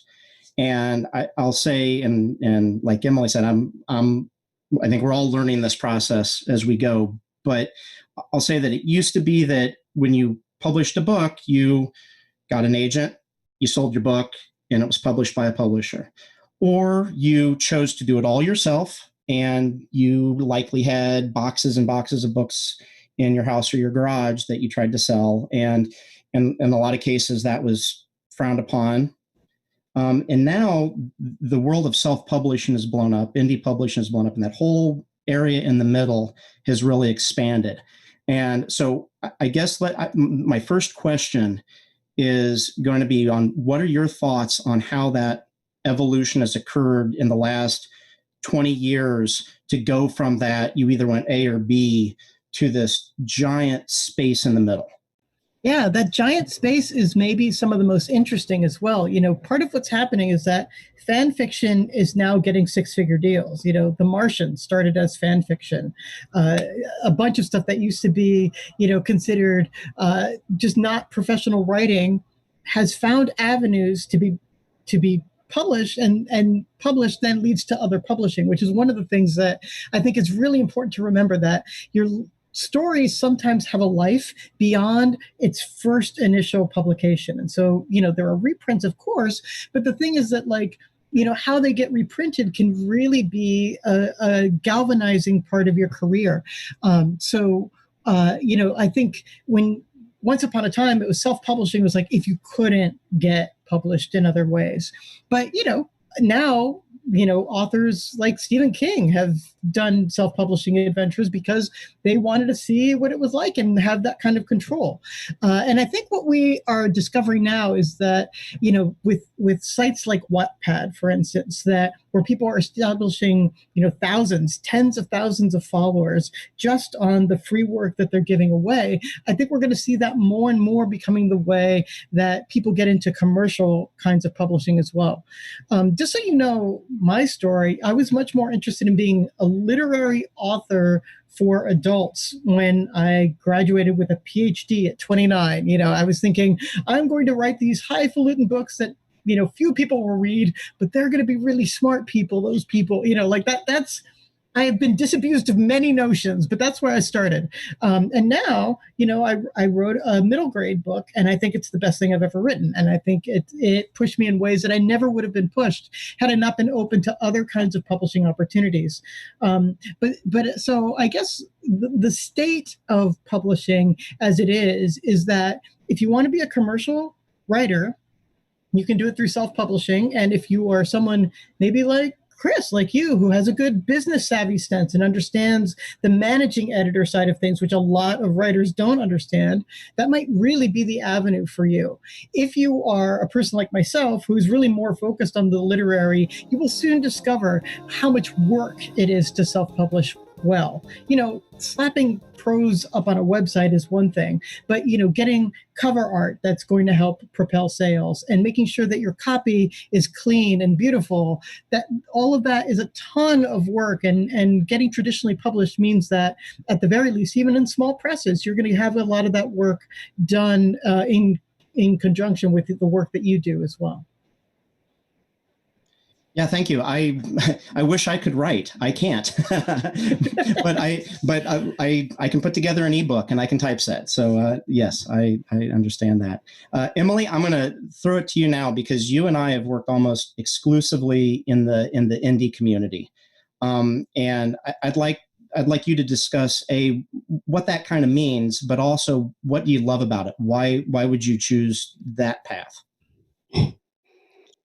Well, I'll stay away from my own control issues. But so if you're talking about the indie community, in terms of definition, we go back and forth on this. But in terms of what does it mean? I use the term really broadly, anything from self-publishing through various forms of indie presses, small presses. I think what it really means, and I like this definition, is that the same people who are involved in the creative process are invested, not just involved, but invested in the business side. So everyone involved has close personal investment to the business and to the creative product. If everyone involved feels both of is close to both of those things, then that's, an indie process fully. And so, first, I just want to clarify when I say the glory of the indie community, I'm a believer, outside of anything, hurtful, I'm a believer that all paths are valid. I think that any form of sort of gatekeeping usually only upholds privilege for somebody. In the end, if a story kind of, and there's some, caveats to this, but in general, if a story gets out there in any way, the core of it is, did somebody love that story? Did somebody love what they just read? And that's really what matters. And so the last caveat on this is, I'd love to hear this question about other forms of publishing also. And I'm only speaking to what my experience is, and I'm not saying they're different anywhere else. I'm just speaking to what I've seen. So many of this may be true in other circles also. But what I love about the indie community is that it has like a tangible spirit for the people involved and for the art involved and what it means to each of us. And I think that, we named a company with the word arts in the title. And I've come to realize, Carlos got a very fancy degree in writing. We talked about literary, we talk about these things. The word art means a different thing to lots of different people. And I think to indies, it often has sort of a cross-medium feel to it, like the earlier panel was talking about. We don't just think about literary, we think about the words, the product, the street art kind of aspect, because we were involved in all of that. So when we talk about the art, it's sort of all of that. And I love that in the indie community, people work really hard to lift each other up. They don't look to some other entity to do that, because there is no other entity. It's us. And so we look to each other to find each other, to lift each other up, to give each other strength, to network. There are the old stigmas about quality, and there are some, and I'm not getting into that, but there are some important caveats there that would be a good topic for another day on, sensitivity issues and things like that. But not talking about those, stories touch people in different ways. And I think that a lot of indie writers tune in very quickly to sense the spirit of what is in something that somebody wrote and why they wrote it and why it might mean something to someone else. And so even when a writer has, could benefit maybe from a little more practice or a little more work or some, something could be maybe a little rough. I'll see jokes on Twitter sometimes from some, to be honest, the shadiest I'll get, but from some of the bigger editors, you'll see these jokes, oh, I saw these submissions come in, or I saw these things that were just bad. And it kind of makes me sad, because I think a lot of indies, we see things and we see something beautiful. We see why somebody wrote something and what it meant to them, and that it was important for them to tell that story.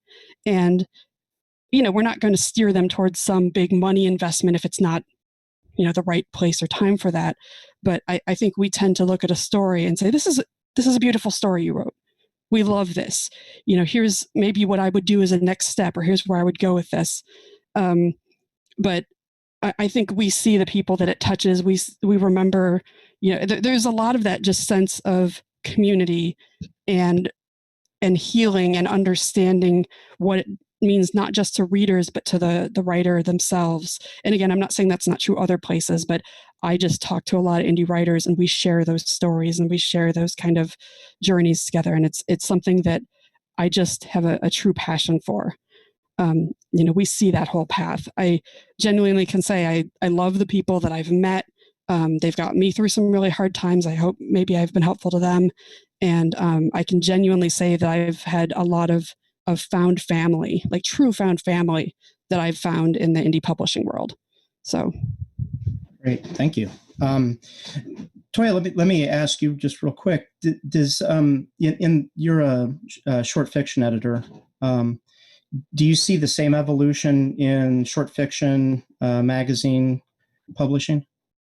Well, I'll talk about kind of the mechanics of actually submitting work, which is really interesting to me. because I've been submitting forever. I started submitting stories when I was 14 years old. And back then, there was this traditional manuscript format, and dadgummit, you had better stick to that formatting. Because if you are submitting to a larger market and they're getting in hundreds of submissions a week, or even a month, sometimes they're going to look for one tiny little thing to reject you just to get through their slush pile. And so making sure that you stick to the proper formatting is a way to make sure that you stay in that slush pile. Nowadays, there are different formatting guidelines that you will find, and you should still absolutely stick to them, but the market might ask you to format something in a specific way because it makes it easier for them to upload the document to the web or to put it into an app. So that's really interesting to me. And just like all the different types of markets now, we used to have print, then we had print and web. Now we've got apps on phones. We have podcasts. There are, and podcasts are everywhere. There are so many different ways now to get your writing out there. Even like audio dramas. So that evolution is fascinating to me. And there's so many different platforms and programs for us to use to be able to get our stories out there, whatever they may be. So that's really fascinating to me. Yeah, that's great. Thank you. Okay, so Carlos, if we talk about the indie world and what's great about the indie world, what's still great about the traditional world? Why would you want to just go that route like you wanted to do? So I think, like, what to say, having a publicist is really great. I have had the huge fortune of, because I've been brought under the Disney umbrella, of having a publicist who makes travel arrangements, will be on site with me, leading me through events. And oh, by the way, the only reason I got that event in the first place was because I had a publicist to start with. And pretty big events, I ended up, because my narrator, my protagonist, is a type 1 diabetic. I was invited by Eli Lilly to come and give away a bunch of books and sign them. They never would have known about me unless I'd gotten my foot in the door, and having a Disney publicist say, hey, we have this book, is an automatic kind of entree. So traditional publishing opens doors. It opens avenues for your work to be distributed that you might not even have thought to do because it's not your full-time job to do it. Whereas a publicist, the full-time job is to try to find those, those not quite usual, but really lucrative and cool venues to go to.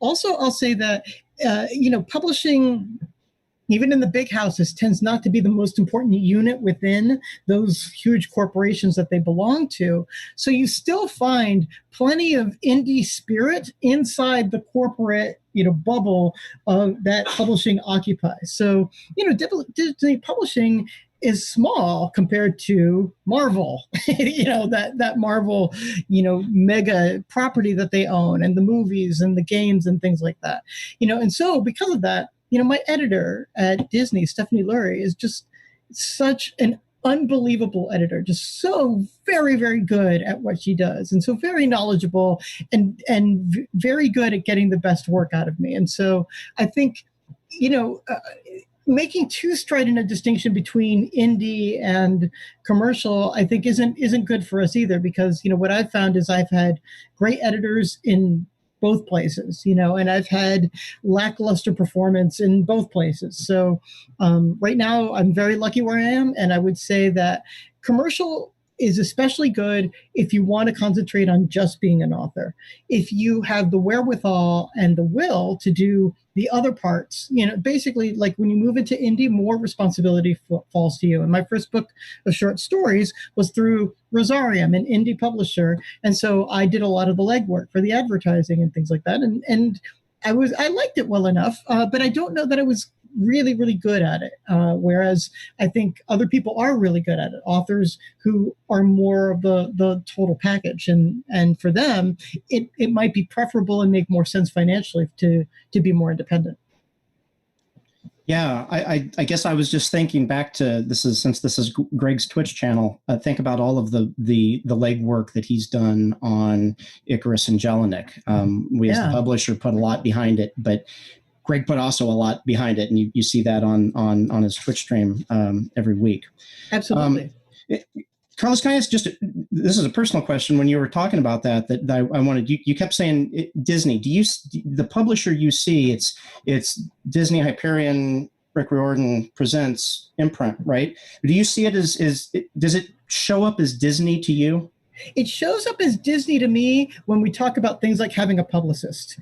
So the Rick Riordan imprint is inside of Disney Hyperion, which is inside of Disney Worldwide. So we have these nesting dolls of who exactly it is. Disney Hyperion is definitely the publishing arm where I'm talking about the editor. So like Stephanie Lurie is the editor of Disney Hyperion.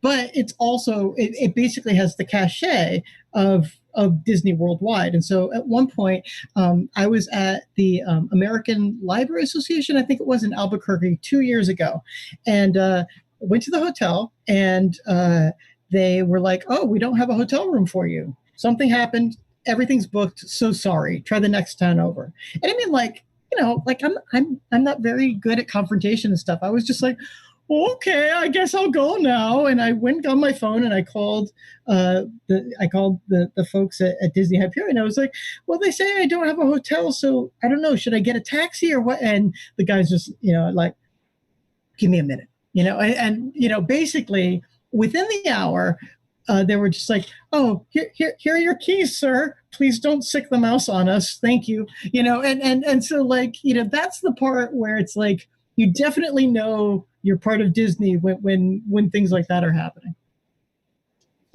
Okay, to sick the mouse on them. Yeah. Love it. Okay, so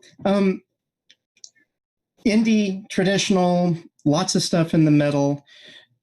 Toya, as an author getting ready to start, when do you know that you're ready to say, okay, I'm ready to go down a path, whatever path that is? But how do you help make that decision? I mean, you've been writing, you've been doing whatever, but when do you pull the lever? So part of this is going to be practical and part of it's going to be intuitive. And the practical part of it is, how strong is your writing? I'm speaking now mechanics wise. Do you have a good grasp of grammar? And that's really important. Like sometimes writers just want to focus on the story they want to tell, but the writing part of it, the mechanics part of it, is a part of the storytelling. It helps you develop a style. Having a great style helps you to stand out, because you've probably heard there's nothing new under the sun. Every story has been told. We're all just telling it different ways. So if you have a good grasp of style and tone, that can help you stand out. The other thing is, the better grasp you have at mechanics, the more professional your writing is going to come across, and that will immediately help you. Probably 90% of the writers in the slush pile, you'll be ahead of them. And what I just said, make sure you have a good grasp of mechanics. You might be thinking, yes, that's obvious. But I'm saying that for a reason, because there are a lot of writers who could improve upon their mechanics. I read stuff like that all the time. But also, every writer should be working on their mechanics every time. We can always improve. There are things we can learn to do with language through understanding mechanics, understanding grammar, just knowing, and sometimes when to be ungrammatical, because there are times for that. So that's very practical. Then there's just going to be the intuition side, where whether you are dealing with imposter syndrome or insecurities, maybe there's a story you're like, this isn't finished yet. So if you actually have readers that you're working with and they're giving you feedback, if they're telling you, oh, you should submit this, just take the leap, do it. Now, what happens if you don't have people that you can work with or get feedback from? So a very sad secret that writers will tell you, and I've never heard a writer say differently, is that you will never consider a story finished. Writers have published things, and there's still things they wish they could finish about it or change about it. So just go ahead, submit it. After you submit it, you'll still be thinking of stuff you can change, but it's out there. Okay, so that's one thing also. And I think just getting over those insecurities, you may never get over them. Rejection is always difficult, but as soon as you start doing it, the more you can get used to it. So it becomes easier. So, just take the leap of faith. There are writers who maybe aren't ready to start submitting, and they're doing it anyway, and that's fine. I'll give you a little anecdote. When I was getting my master's, one of my professors who worked with our literary journal was the poetry editor. And she told the story of a poet that she got submissions from him all the time for years. And she saw an evolution of his poetry. He started out, not very good, really not ready. And she saw how good he was getting. And he was getting really good. And it excited her. And she was thinking to herself, you know what? The next poems he sends me, I bet there's going to be something I can publish. But guess what? He never submitted again. So just do it. Take the leap. You might sense I'm not ready yet. And hey, like I said, you may not be, but keep working at your craft, keep submitting. You might surprise yourself. As an editor, is there ever a concern from authors that they might burn a bridge by submitting too early? No, I really don't think so. I think the way you burn bridges is you don't follow the guidelines. Like when I wrote guidelines for the journal I started, I said, like, if you're submitting flash fiction, something that's under 1,500 words, you can submit up to 3. Okay. And the maximum number of words was 8,000 for longer submissions. Well, there was this one guy who would always send these really long stories, and he would send several in an envelope. And that was really annoying. So that's the way to burn bridges. And I think there's also really important, and I'll point to this as well, is that I found that people who don't follow instructions tend to be weaker writers. I don't know why that is, but it just seems to be the case. So if you are already following instructions, you're going to go a long way with an editor. Great, thank you. So Carlos, let's go back to the introduction part of Introduction to Publishing. Can you walk us through the roles and responsibilities in the whole publishing process? So the role of the author, editor, publicist that you mentioned. What's everybody's role in this? Okay, yeah, I mean, I can do some of it, but I hope other people will help me fill in gaps as well. So you have a story that you feel is as good as you can make it right now. You've listened to Toya, you've got your mechanics down, you're being professional, you're following guidelines, and you send it in. Now, usually the process would be to begin by searching for an agent. So for those of you who are interested in following this process, and you might not need an agent for some indie publishers, but other indie publishers do require it. And I'll also just say that an agent is a very fine idea. My agent, Don Wong Song, is just an incredible person, but he's just so very smart at reading my stuff and also just knowing how to plan a career, which is not something that writers sometimes think about and should, because, thinking about not writing one book, but writing all the books that you've ever wanted to write and how you're going to make that happen is time well spent. And a good agent will do that. So you would begin many times by submitting to an agent. Oftentimes that is this haiku short letter that's called the query letter. It is an infuriating object to exist. They're impossible to write, they're impossible to read, but somehow they become the industry standard. So just come in knowing that you're going to hate this, that you're going to think you can't write a good one, that nobody writes a good one. How does this possibly just go ahead and do it. It will help you in other ways that I'll get to in a moment. So you write this query letter by looking at other authors and their query letters, and usually begin with a very short hello, my name is X. I've published in X, Y, and Z, and I'm submitting this manuscript of this many words. And then you have one paragraph where you tell the entire story of the book that you've written. You don't tease them or, well, if you want to know more, read and find out. Like, don't do that. You basically give a crisp précis written in the style of the book that will intrigue somebody to want to ask for pages, and then you give basically your contact information at the end. That is like a very quick and dirty version of a query letter. You can get much more detail online relatively quickly. But assuming that you've done those things, what you hope will happen is that the agent will ask for either a partial or a full. Partial just means some chapters, full means full manuscript submission. Agent takes them, and then there might be some back and forth before the agent either signs you on or you come to some agreement where the agent might say, like, I think you need to do some work on this manuscript before I would feel comfortable submitting it. Would you consider making these changes? They might be minor. They might be whole rewrites. This is where you decide, is this the right agent for me? Do I move on and try to find somebody else? Or do they make a good point? Is this a close, astute reading of my work, and I should make these changes because actually they make a lot of sense to me? And so then making changes, whatever you submit to the agent, assuming then that the agent signs you on, what you would do is then submit to an editor. Now, you can skip the whole agent part by submitting directly to people who take unsolicited manuscripts. It's few. That number is small. So you greatly increase your numbers for publication when you get an agent.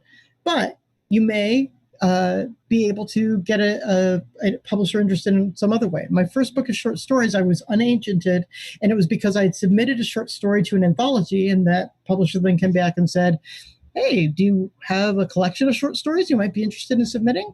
And so that was how I got my entree, which again speaks to Toya's idea of, like, get the work out there. You never know what the life of the work is going to be. So you get the work out there, and then good things, unexpected things can happen. So I'll try to speed this up just because I don't want to speak forever.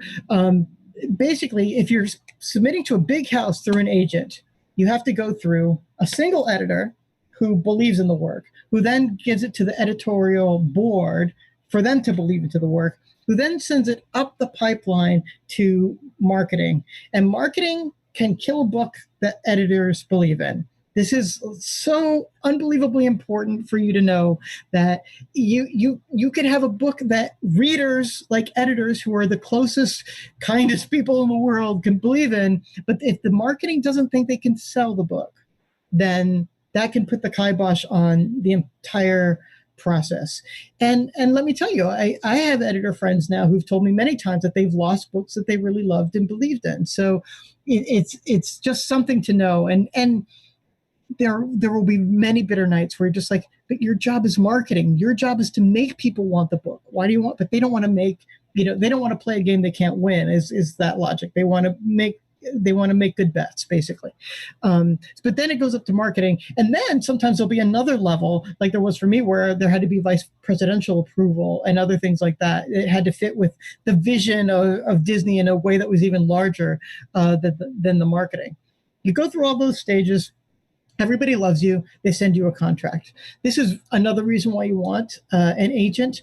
Literary contracts can range from the fairly clear, but you still want someone to look at it, to the, ye gods, where's Satan? I'd rather sign something with him. So there could be a huge range of extremely difficult legalese to get through in order to then figure out what it is. But also, at this point, negotiations are open and you can start to parlay up. I would say to all authors, if you get to this stage, always negotiate. You're always negotiating up, because at this point, they're really interested in you. They're really, really wanting to publish the book. And it is expected that you will come with counteroffers and ask for more things. So don't just be grateful. Don't just be, thank you for taking my book. Get your money. All right, I'm going to shut up. That was great. And in fairness, I did ask you to just basically walk us through the whole set of roles of publishing. It brought me back to think about what, Emily, you said about what defines indie publishing, and how there's the creators and the marketers are all tied together in one thing, where you don't necessarily have the marketing kill a really, really great story just because I can't put it on a specific shelf in a specific store and sell it. Is that either to Emily or Toya, if you got any comments on that? Does that sound like that's a reason that you might want to go indie, is because you might have a story that's great, but not necessarily commercially big corporation marketable? Toya, yeah. Sure. Yeah, if you feel like something isn't going to be commercially marketable, things tend to go in cycles. There tend to be certain genres and certain scenarios and plots that are popular within those genres at any given time. And you'll see that agents are saying, I'm looking for this type of book. I'm looking for this type of story.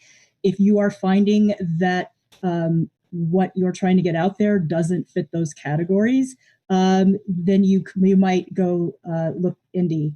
But also you might see, if an agent will pick it up first. I think going back to what Carlos was saying earlier about having a publicist, the other thing is selling books is really, really, really hard, even if it's a publishing company that has a marketing team that's behind you. And if you're not great at social media and, marketing yourself, you might want to go the commercial route first, or try the commercial route first.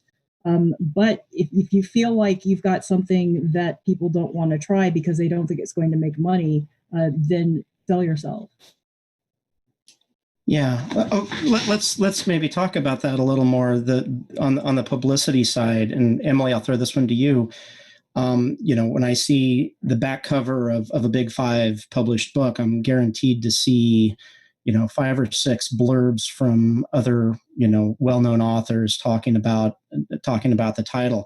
As if you're self-published or indie published, working in the indie community, how do you make those connections with other authors to cross promote, since you don't have this giant team, making those connections or helping you make those connections? Well, first I'll go to your previous point, which is, being a bit blunt, talking about indie and traditional, nobody would have let me get away with Diamond Song. Maybe I'm wrong, but I don't think I'm wrong. But people love it, so I don't know if I could defend that, because people say, is it their bestseller? No, but not yet. But I'm proud of it. It's all my passion, and that's what I wanted to do. And I want to correct a nervous remark that I made earlier, which will be corrected in a nervous way, which was I sort of unintentionally implied something sort of psychological sounding, which is that indies have control issues. What I meant by that is we do have a certain desire to have the final say on the creative. We take feedback, we work with editors, we do all the things that, Toya was talking about. But when you say those choices, I don't get like favors from Disney, so I'll admit that. But there is something on our side about, having that last say on some things that is nice. Now, don't get me wrong, that all sounded pretty awesome. But anyway, so to answer your question on sort of networking and blurbs, this is a slightly wandering answer, but I know we're short on time, so I'll get there. I think that there's many paths right into indie publishing. And, even just listening to all these amazing authors today, it's slightly intimidating for me. I'll be honest, listening to all the workshops and training and backgrounds and PhDs that people have come through. I didn't. Some of us come to this profession, frankly, through need. And I've been a proponent that it's okay to talk about that. I think that it's more common than we do talk about. Writing, I've said this a lot, and I get a lot of nods in certain audiences when I say this, that writing helps the writer as well as the reader in a lot of cases. And some people say, oh, that's, degrading to the profession. We're professional writers. And again, I totally agree on the subject of skills and training and practice and doing it, well. But a lot of professions, people go to it because they have a passion or a need or a specific reason to be there. And I think that's long been true. And I think sometimes we say, I've decided to be a writer, but there's reasons I think that a lot of us do this. And in terms of like the blurbs, it's awkward to try to, I'm too embarrassed to tell everybody all my mistakes.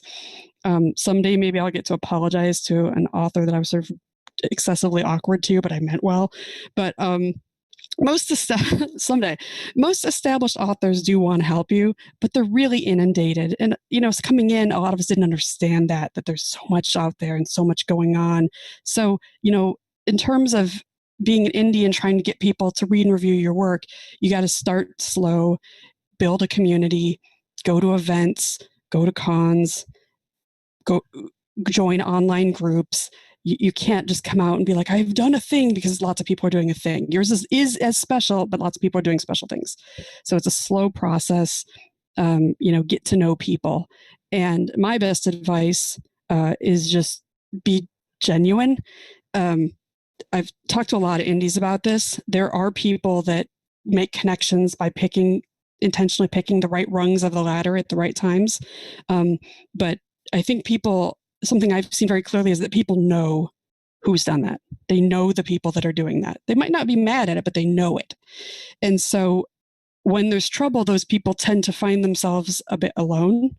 But when you've formed genuine relationships and friendships and as colleagues and been there for each other, that means something. And another, a little bit more simple piece of advice is, especially for people starting out, do not agree to swap reviews. I got myself in so much trouble doing this early on, because you meet these indies and they say, okay, well, I'll review your book and you'll review my book. Oh, that'd be great. We can help each other. And I mean, not all books, it's not about how good your book is. All the stories are special, but not all books are for all people. They don't connect just for whatever reason, may not be for you. And I remember I reviewed or was supposed to review one book that was so far off my, whatever you want to call it, brand or message, or that trying to review it was just excruciating. Won't get into the details. And so, sometimes I think you just got to take the pressure off, especially recognize if you don't have the connections, you might not get a blurb. I have a, short novel coming out, and I think sometimes I'm going to try to take the lead time, get them this time. I'm not going to worry about it. And if you do either get asked to review or offer a review, I think in our position as indies, it's got to be with no strings attached. If someone says, would you read my book? And they say, and will you do it? Will you give me a review? I'll look at them and say, I will accept the book. I don't know if I'm going to be able to read it, and I don't know if I'll be able to review it, but I'd be honored to get a copy of this book, but I can't promise you anything. Because then it sets right up front. Because what if you start to read it and it's just not for you? And if you need to get a timeline on that, you can always say that. Could you, there's ways to set timelines, but always leave that pressure off, that recognize that it just might not be for them, and that's okay. That's better than trying to force something out of someone that's, not a good choice. So I don't know if that's what you're looking for, but some thoughts that I had. Yeah, actually, I guess let me ask, and I'll start with Carlos, and then go around. And by the way, I've been chatting on Twitch. I've asked if there's any final questions, and there's a side discussion on who would make a good agent, and I think the booking agent for Spinal Tap got brought up, but I don't think that's a question for the panel. But I'll say we have, I think, a little over 5 minutes left, and again, Carlos, I'll start it off with you. What's the one or two first pieces of advice just for somebody starting out that might be advice that people aren't quite used to hearing? So I want to double down on what Emily said. Go to cons, go to events like this. Like this right here is already like getting to know and starting to interact with people. Like even now in this time in pandemic, things can be done like this. Also, I guess I would say read. It is always surprising to me how many people want to get into publishing who are not reading in the industry that they want to be published, like not only the hot books also, but like have opinions about books. Like what I find is that I'm not a bestseller person. Like those aren't the books that sing to me. I'm looking for other types of books, but I read widely and enjoy widely. And I had to give myself an education in middle grade before I tried to write one, and that meant reading a heck of a lot of middle grade before I started plunging in. And so, making sure that you're not only reading to know your industry, but reading just for the sake of reading and being a literary person who uses words and studies sentences, that is maybe the most essential thing. And then go to duotrope.com. Duotrope is one of these clearinghouses that will let you see all sorts of emerging markets to pro publications and everything in between. And if not Duotrope, something like, but Duotrope's quite good and fairly inexpensive. So, it's a way of starting to professionalize yourself, getting to know what markets are out there, saying, okay, I'm going to start with this pro market, but if it doesn't make it here, maybe I'll try this one. And if not there, here's a semi-pro market, but I really like their masthead, and just start looking around for places where you can submit and start getting the work out there. Once I started getting notes back from editors, even if they weren't submitting it, but they were writing back individual notes, that's when I knew progress was happening. And so, getting that extra feedback and starting to professionalize yourself by submitting is like certainly one of the most important things.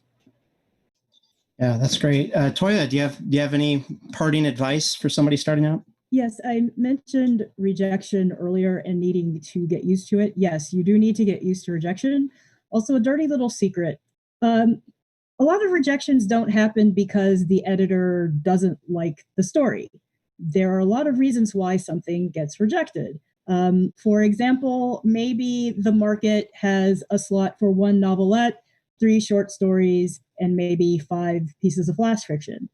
If you have submitted a novelette after they have already taken a novelette, well, you just don't fit that space.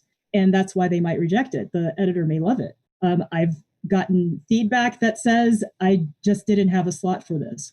The other thing is learn how to read rejections and know what feedback to take and what feedback not to take.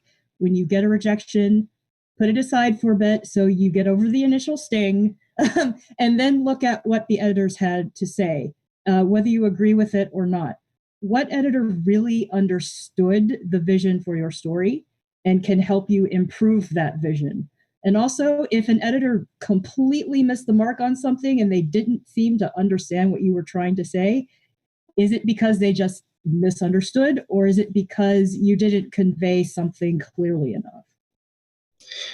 Do you have any advice for somebody that gets conflicting advice? Like maybe they get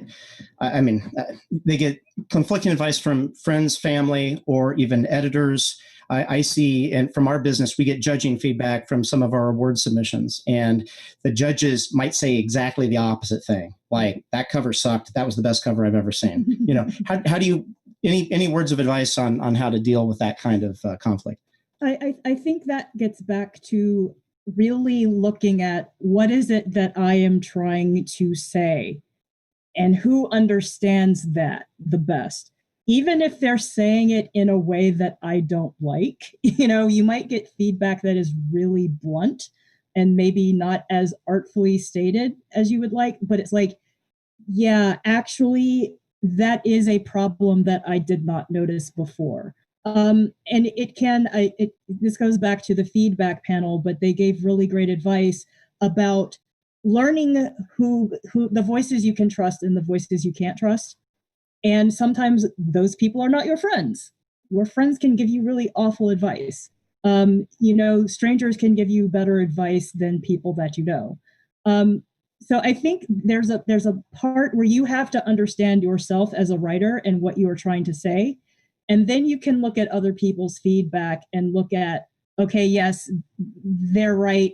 I missed this here. Or they can say something that's a positive. Like maybe you are doing something well in one place and you need to carry that throughout. And maybe you didn't realize that you were hitting a certain theme or you were working with certain symbols, and you can do more of that. So overall, what are you trying to say? How are you trying to do it? And who is tapping into that, whether they're giving you positive or negative feedback? Great. Thank you so much. I really appreciate all those answers. Emily, do you have any final advice or comments? Yeah, I don't even know if this is totally on topic, but the theme of rejection, I just want to make one really quick comment. Sometimes there are rejections and sometimes they're not rejections. And I just say it because I see so many people get so just downtrodden about this. Like if you're walking in a con, when we used to do that, and you come up to me and say, can I walk with you down the hallway? And I'm like, no, I don't like you. That's a rejection. If you submit to a magazine and they have 1,000 things and they pick 5 and they didn't pick that one, that's not necessarily a rejection. I mean, there's lots of good writing in the world. And like Toya said, it could be anything. It could be, it wasn't the right match. The editor was grumpy. Maybe your story was good and they were wrong. Maybe they were biased. There's so many things. So I see people like on Twitter, like I've been rejected 1,000 times. It's like, you're like, some sort of like fantasy creature of rejection. Like, it's okay. You're writing good stuff, and I get it. And it stings to me too, but I think we could use that word a little more sparingly, is Emily's opinion. So I think we're awesome out there. Yeah, that's amazing. We're out of time, but I do want to say, Carlos, you said something earlier. Your advice was to get to cons, get to panels, meet people. And I met Emily a long time ago, but Toya and Carlos, I know I first met you at conventions. I think Toya, I met you at Gen Con last year. Carlos, I met you I think at a Gen Con before that, but I think it was also, Origins, wasn't it? And at Origins last year. I know okay. we chatted. So that's where we met Greg and a lot of other people that we see on these, and that's opened the doors for, I know, me and Emily as a small business to make connections. That's just going out and talking to people. One of the things that I always hated was this concept of networking and talking to people, and how do you do it and not be fake? And it really just requires you to just not do it, or just to do it and not be fake. Just do it and do it again and do it again. And you start meeting people and you start making connections. I want to thank you for this. I thought this was a great discussion. And again, Greg, this was our last panel of the day. This was great. And now we got to look forward to D&D in a couple hours. That's going to be my God, awesome. I'm so excited. So thank you all. And Greg, I'm passing it back to you. Sounds good. Thank you, Chris. Sounds good. This was great. Again, thank you so much for closing out the panel so well. This was really fascinating. And actually, we do lots and lots and lots of these panels with similar subjects. But I find the panels today have come up with stuff that I have not heard before. I generally don't go to an intro to publishing thing and come out not only with practical advice, but also some publishers care about you. Like, you don't actually hear it that much. So, I mean, it was a pleasure to actually be able to get there and to sort of have this kind of sustained excellence from this virtual con, and the panels was great. So again, thank you. Again, thanks to Chris for the great questions. And I know that the panelists helped contribute to them, but still, Chris did a good job in steering the ship. And also one quick shout out, I'll try to do this tonight also, one quick shout out to Carlos, who really was this was his brainchild. Conceptually, we already had some people that were thinking about Origins Online and other conferences and conventions, and he was the one who had this idea for the D&D event that we're doing tonight, and I thought we could combine them all together into this one big mega event. And so thank you to Carlos, as always, for his unbridled enthusiasm and his kindness, both of which are much appreciated these days. But especially thanks to all of you great people. I am a huge fan, obviously, of Toya. I talked about that many times today, because, as I say, every time I'm on a panel with Toya, I'm like, that's incredibly smart. That's also incredibly smart. Let me write down this other incredibly smart thing. So thank you, Toya. And also to Chris and Emily, who are just genuinely lovely lovely people, like really good friend, wonderful people, but also I think are really doing good stuff. And there's exciting news that I can't talk about that they're going to be excited to announce pretty soon, I think, about stuff. But beyond that, on our own stuff, on the graphic novels of Icarus and Jelinek, I'm super, super honored that it's coming out through Athos. And I think that it's a dynamite book. Not leave whatever you think about my writing, you think, but the art is dynamite. And I think they did a wonderful job at layout. So all of that is a very long-winded way of saying thank you to Toya, to Carlos, to Chris, and to Edie E. Bell for their contributions with the panel. Chat, can we get some love for them? And panelists, thank you all very, very much. Much appreciated. Thank you. And I will Thank see you, everybody. some of you tonight for D&D. But bye. All of you. For now. Bye, everyone. Alrighty. Okay, and that is going to wrap up the panel portion of the event today. So we raised, folks, we started here at 12 o'clock, and we raised $320 up until 6 o'clock. So not bad. We had money in almost every panel that we did. And I think that sets us up really nicely for what I hope is going to be a really big event that will help the charity tonight, and which is going to be a lot of fun. And so let me thank the panelists and then tell you what folks are going to be doing coming up ahead. First of all, I want to thank everyone who made the panels here at JulyCon awesome. I want to thank Edie E. Bell, actually, sorry, not Mike. Mike was not able to do this, unfortunately. But Edie E. Bell, CSE Cooney, Marie Bilodeau, Tracy Ross, Yori Casano, LaShawn Wannock. Those were all the people for the World Building with Depth panel. Thanks to Lucy Snyder, Chris A. Jackson, CSE Cooney again, Marie Bilodeau, Chris Bell, and LaShawn Wannock for working with the small press. Thank you to Toy and Kristen Finley, Jennifer Brozek, Daniel Myers, Carlos Hernandez, and I guess myself. I was there for narrative in different mediums. Thank you to Sarah Hans, Lucy Snyder, as I mentioned, Yuri Casano, Aaron Rosenberg, and Brandon O'Brien for the Running Productive Critique Groups panel. And special thanks to Aaron Rosenberg again for being the one who publicly, I want to say in public, he was the one who set up the panels and organized them and kind of shepherded people from one panel to the other and so forth. So thank you, Aaron, very much for that. Thank you to, again, the folks that you just saw, Toya Kristen Finley, Edie Bell, Carlos Hernandez, and Chris Bell for their Intro to Publishing panel just now. And thank you again to all of the panel moderators, and thanks to the channel moderators. And again, thank you so much to Shadowed Mage, who was responsible not just for Arcanus Bot and for all those awesome donate commands and things like that, but also for all the overlays and stuff like that that you saw. Now, we have a big event, as you folks know, coming up tonight. Now, we're going to see. I have a feeling, because I had people showing up at noon saying, oh, this is cool. I'll be back for Rick Riordan later on today. So I have a feeling this might end up being the biggest, the best attended event that we've ever had on the channel. I don't know. We'll see. The record for attendance here was 500 people, which we had when Ed Greenwood and company were here a couple of years ago. I don't know, but I have a feeling we may break that number. We'll see. But we're going to have a big event tonight for D&D. And let me tell you, the people running this have pulled out all the stops. Will Sobel from Green Ronin has pulled out all the stops, and the players are going to be just sort of out of control. Carlos has set stuff up. It's going to be amazing. Oh, no problem, Rudnell. It's fine. We had coverage. It was good all the way through. So tonight you are going to see Taylor K. Mejia, Kwame Mbali, Carlos Hernandez, Sarwat Chadha, and Yoon Ha Lee, along with the inimitable Rick Riordan himself, playing D&D along with GM Will Sobel. Now, there is going to be a special donation situation tonight, folks. And so if you want to see some more awesomeness on the donation side, if you're like, wait, more than what I've already done, donating. I'm telling you right now, we are going to donate. It is a thing that will allow you to have an impact, let us say, on what you're watching. That's all I'm going to say. It's just like that. So that's the deal. And you're damn right I'm going to read out all 500. Now, I will read out the number of names that are here. I don't care how many there are. I will run through them because that's how I roll, all right? I will do it.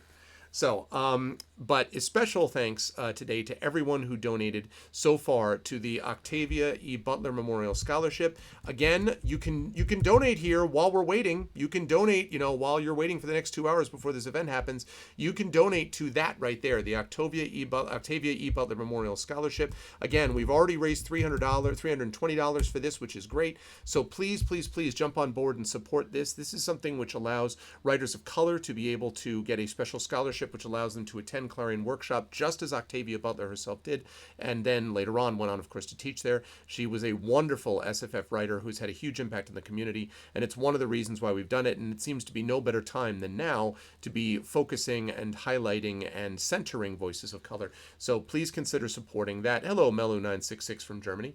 So please make sure that you stick around that for that as well. Yeah, exactly. 3 hours of D&D and a bonus 8-hour name reading stream. So I am going to get out of here. I don't know if you folks can see. So this is what's been behind that dolphin poster, is this air conditioner right here, which I only had on once in a while because it was pretty loud. But it worked. I want to thank my wife's office's internet for actually, holding together, and we did not drop a single frame for almost 6 consecutive hours of streaming, actually, on wireless, no less. So good job out of ARVBox 2.0, performing as always, and good job to the internet here. But now I'm going to go back to my house where I'm told that my internet back home is working, so I'm going to walk up there, and that's going to be good because then I get my monitors and my nice chair and all that kind of stuff, so it'll be good. So 2 hours from now, the D&D with the Rick Riordan Presents Authors event.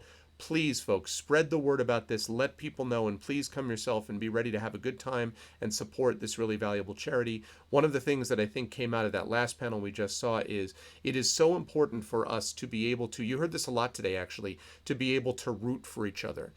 Brandon talked about that very powerfully with critique groups, to be able to root for each other, to be able to tell each other things that are working, to be able to support them, and to be able to come together in community in the ways that we heard about just now, even from Emily. These things are enormously important, and this channel is founded, as you know, on communication, community, and compassion. That's the watchwords of this channel, and I'm so glad that we've been able to show, again, the Arvanauts community ability to do that coming together. So let's keep it up. Let's make this a really great night to remember. We will do the best we can on our side to do the same. I'm going to get on out of here. No raid today. Stick around if you want, chat with each other, but otherwise I'll be back to you in 2 hours for the big, mega, enormous, huge D&D event coming up. Thanks to all the panelists, all the participants, and all of the viewers today in chat, and especially all the donators. Much love to all of you. Be good to each other. I'll see you in a couple hours. Bye for now.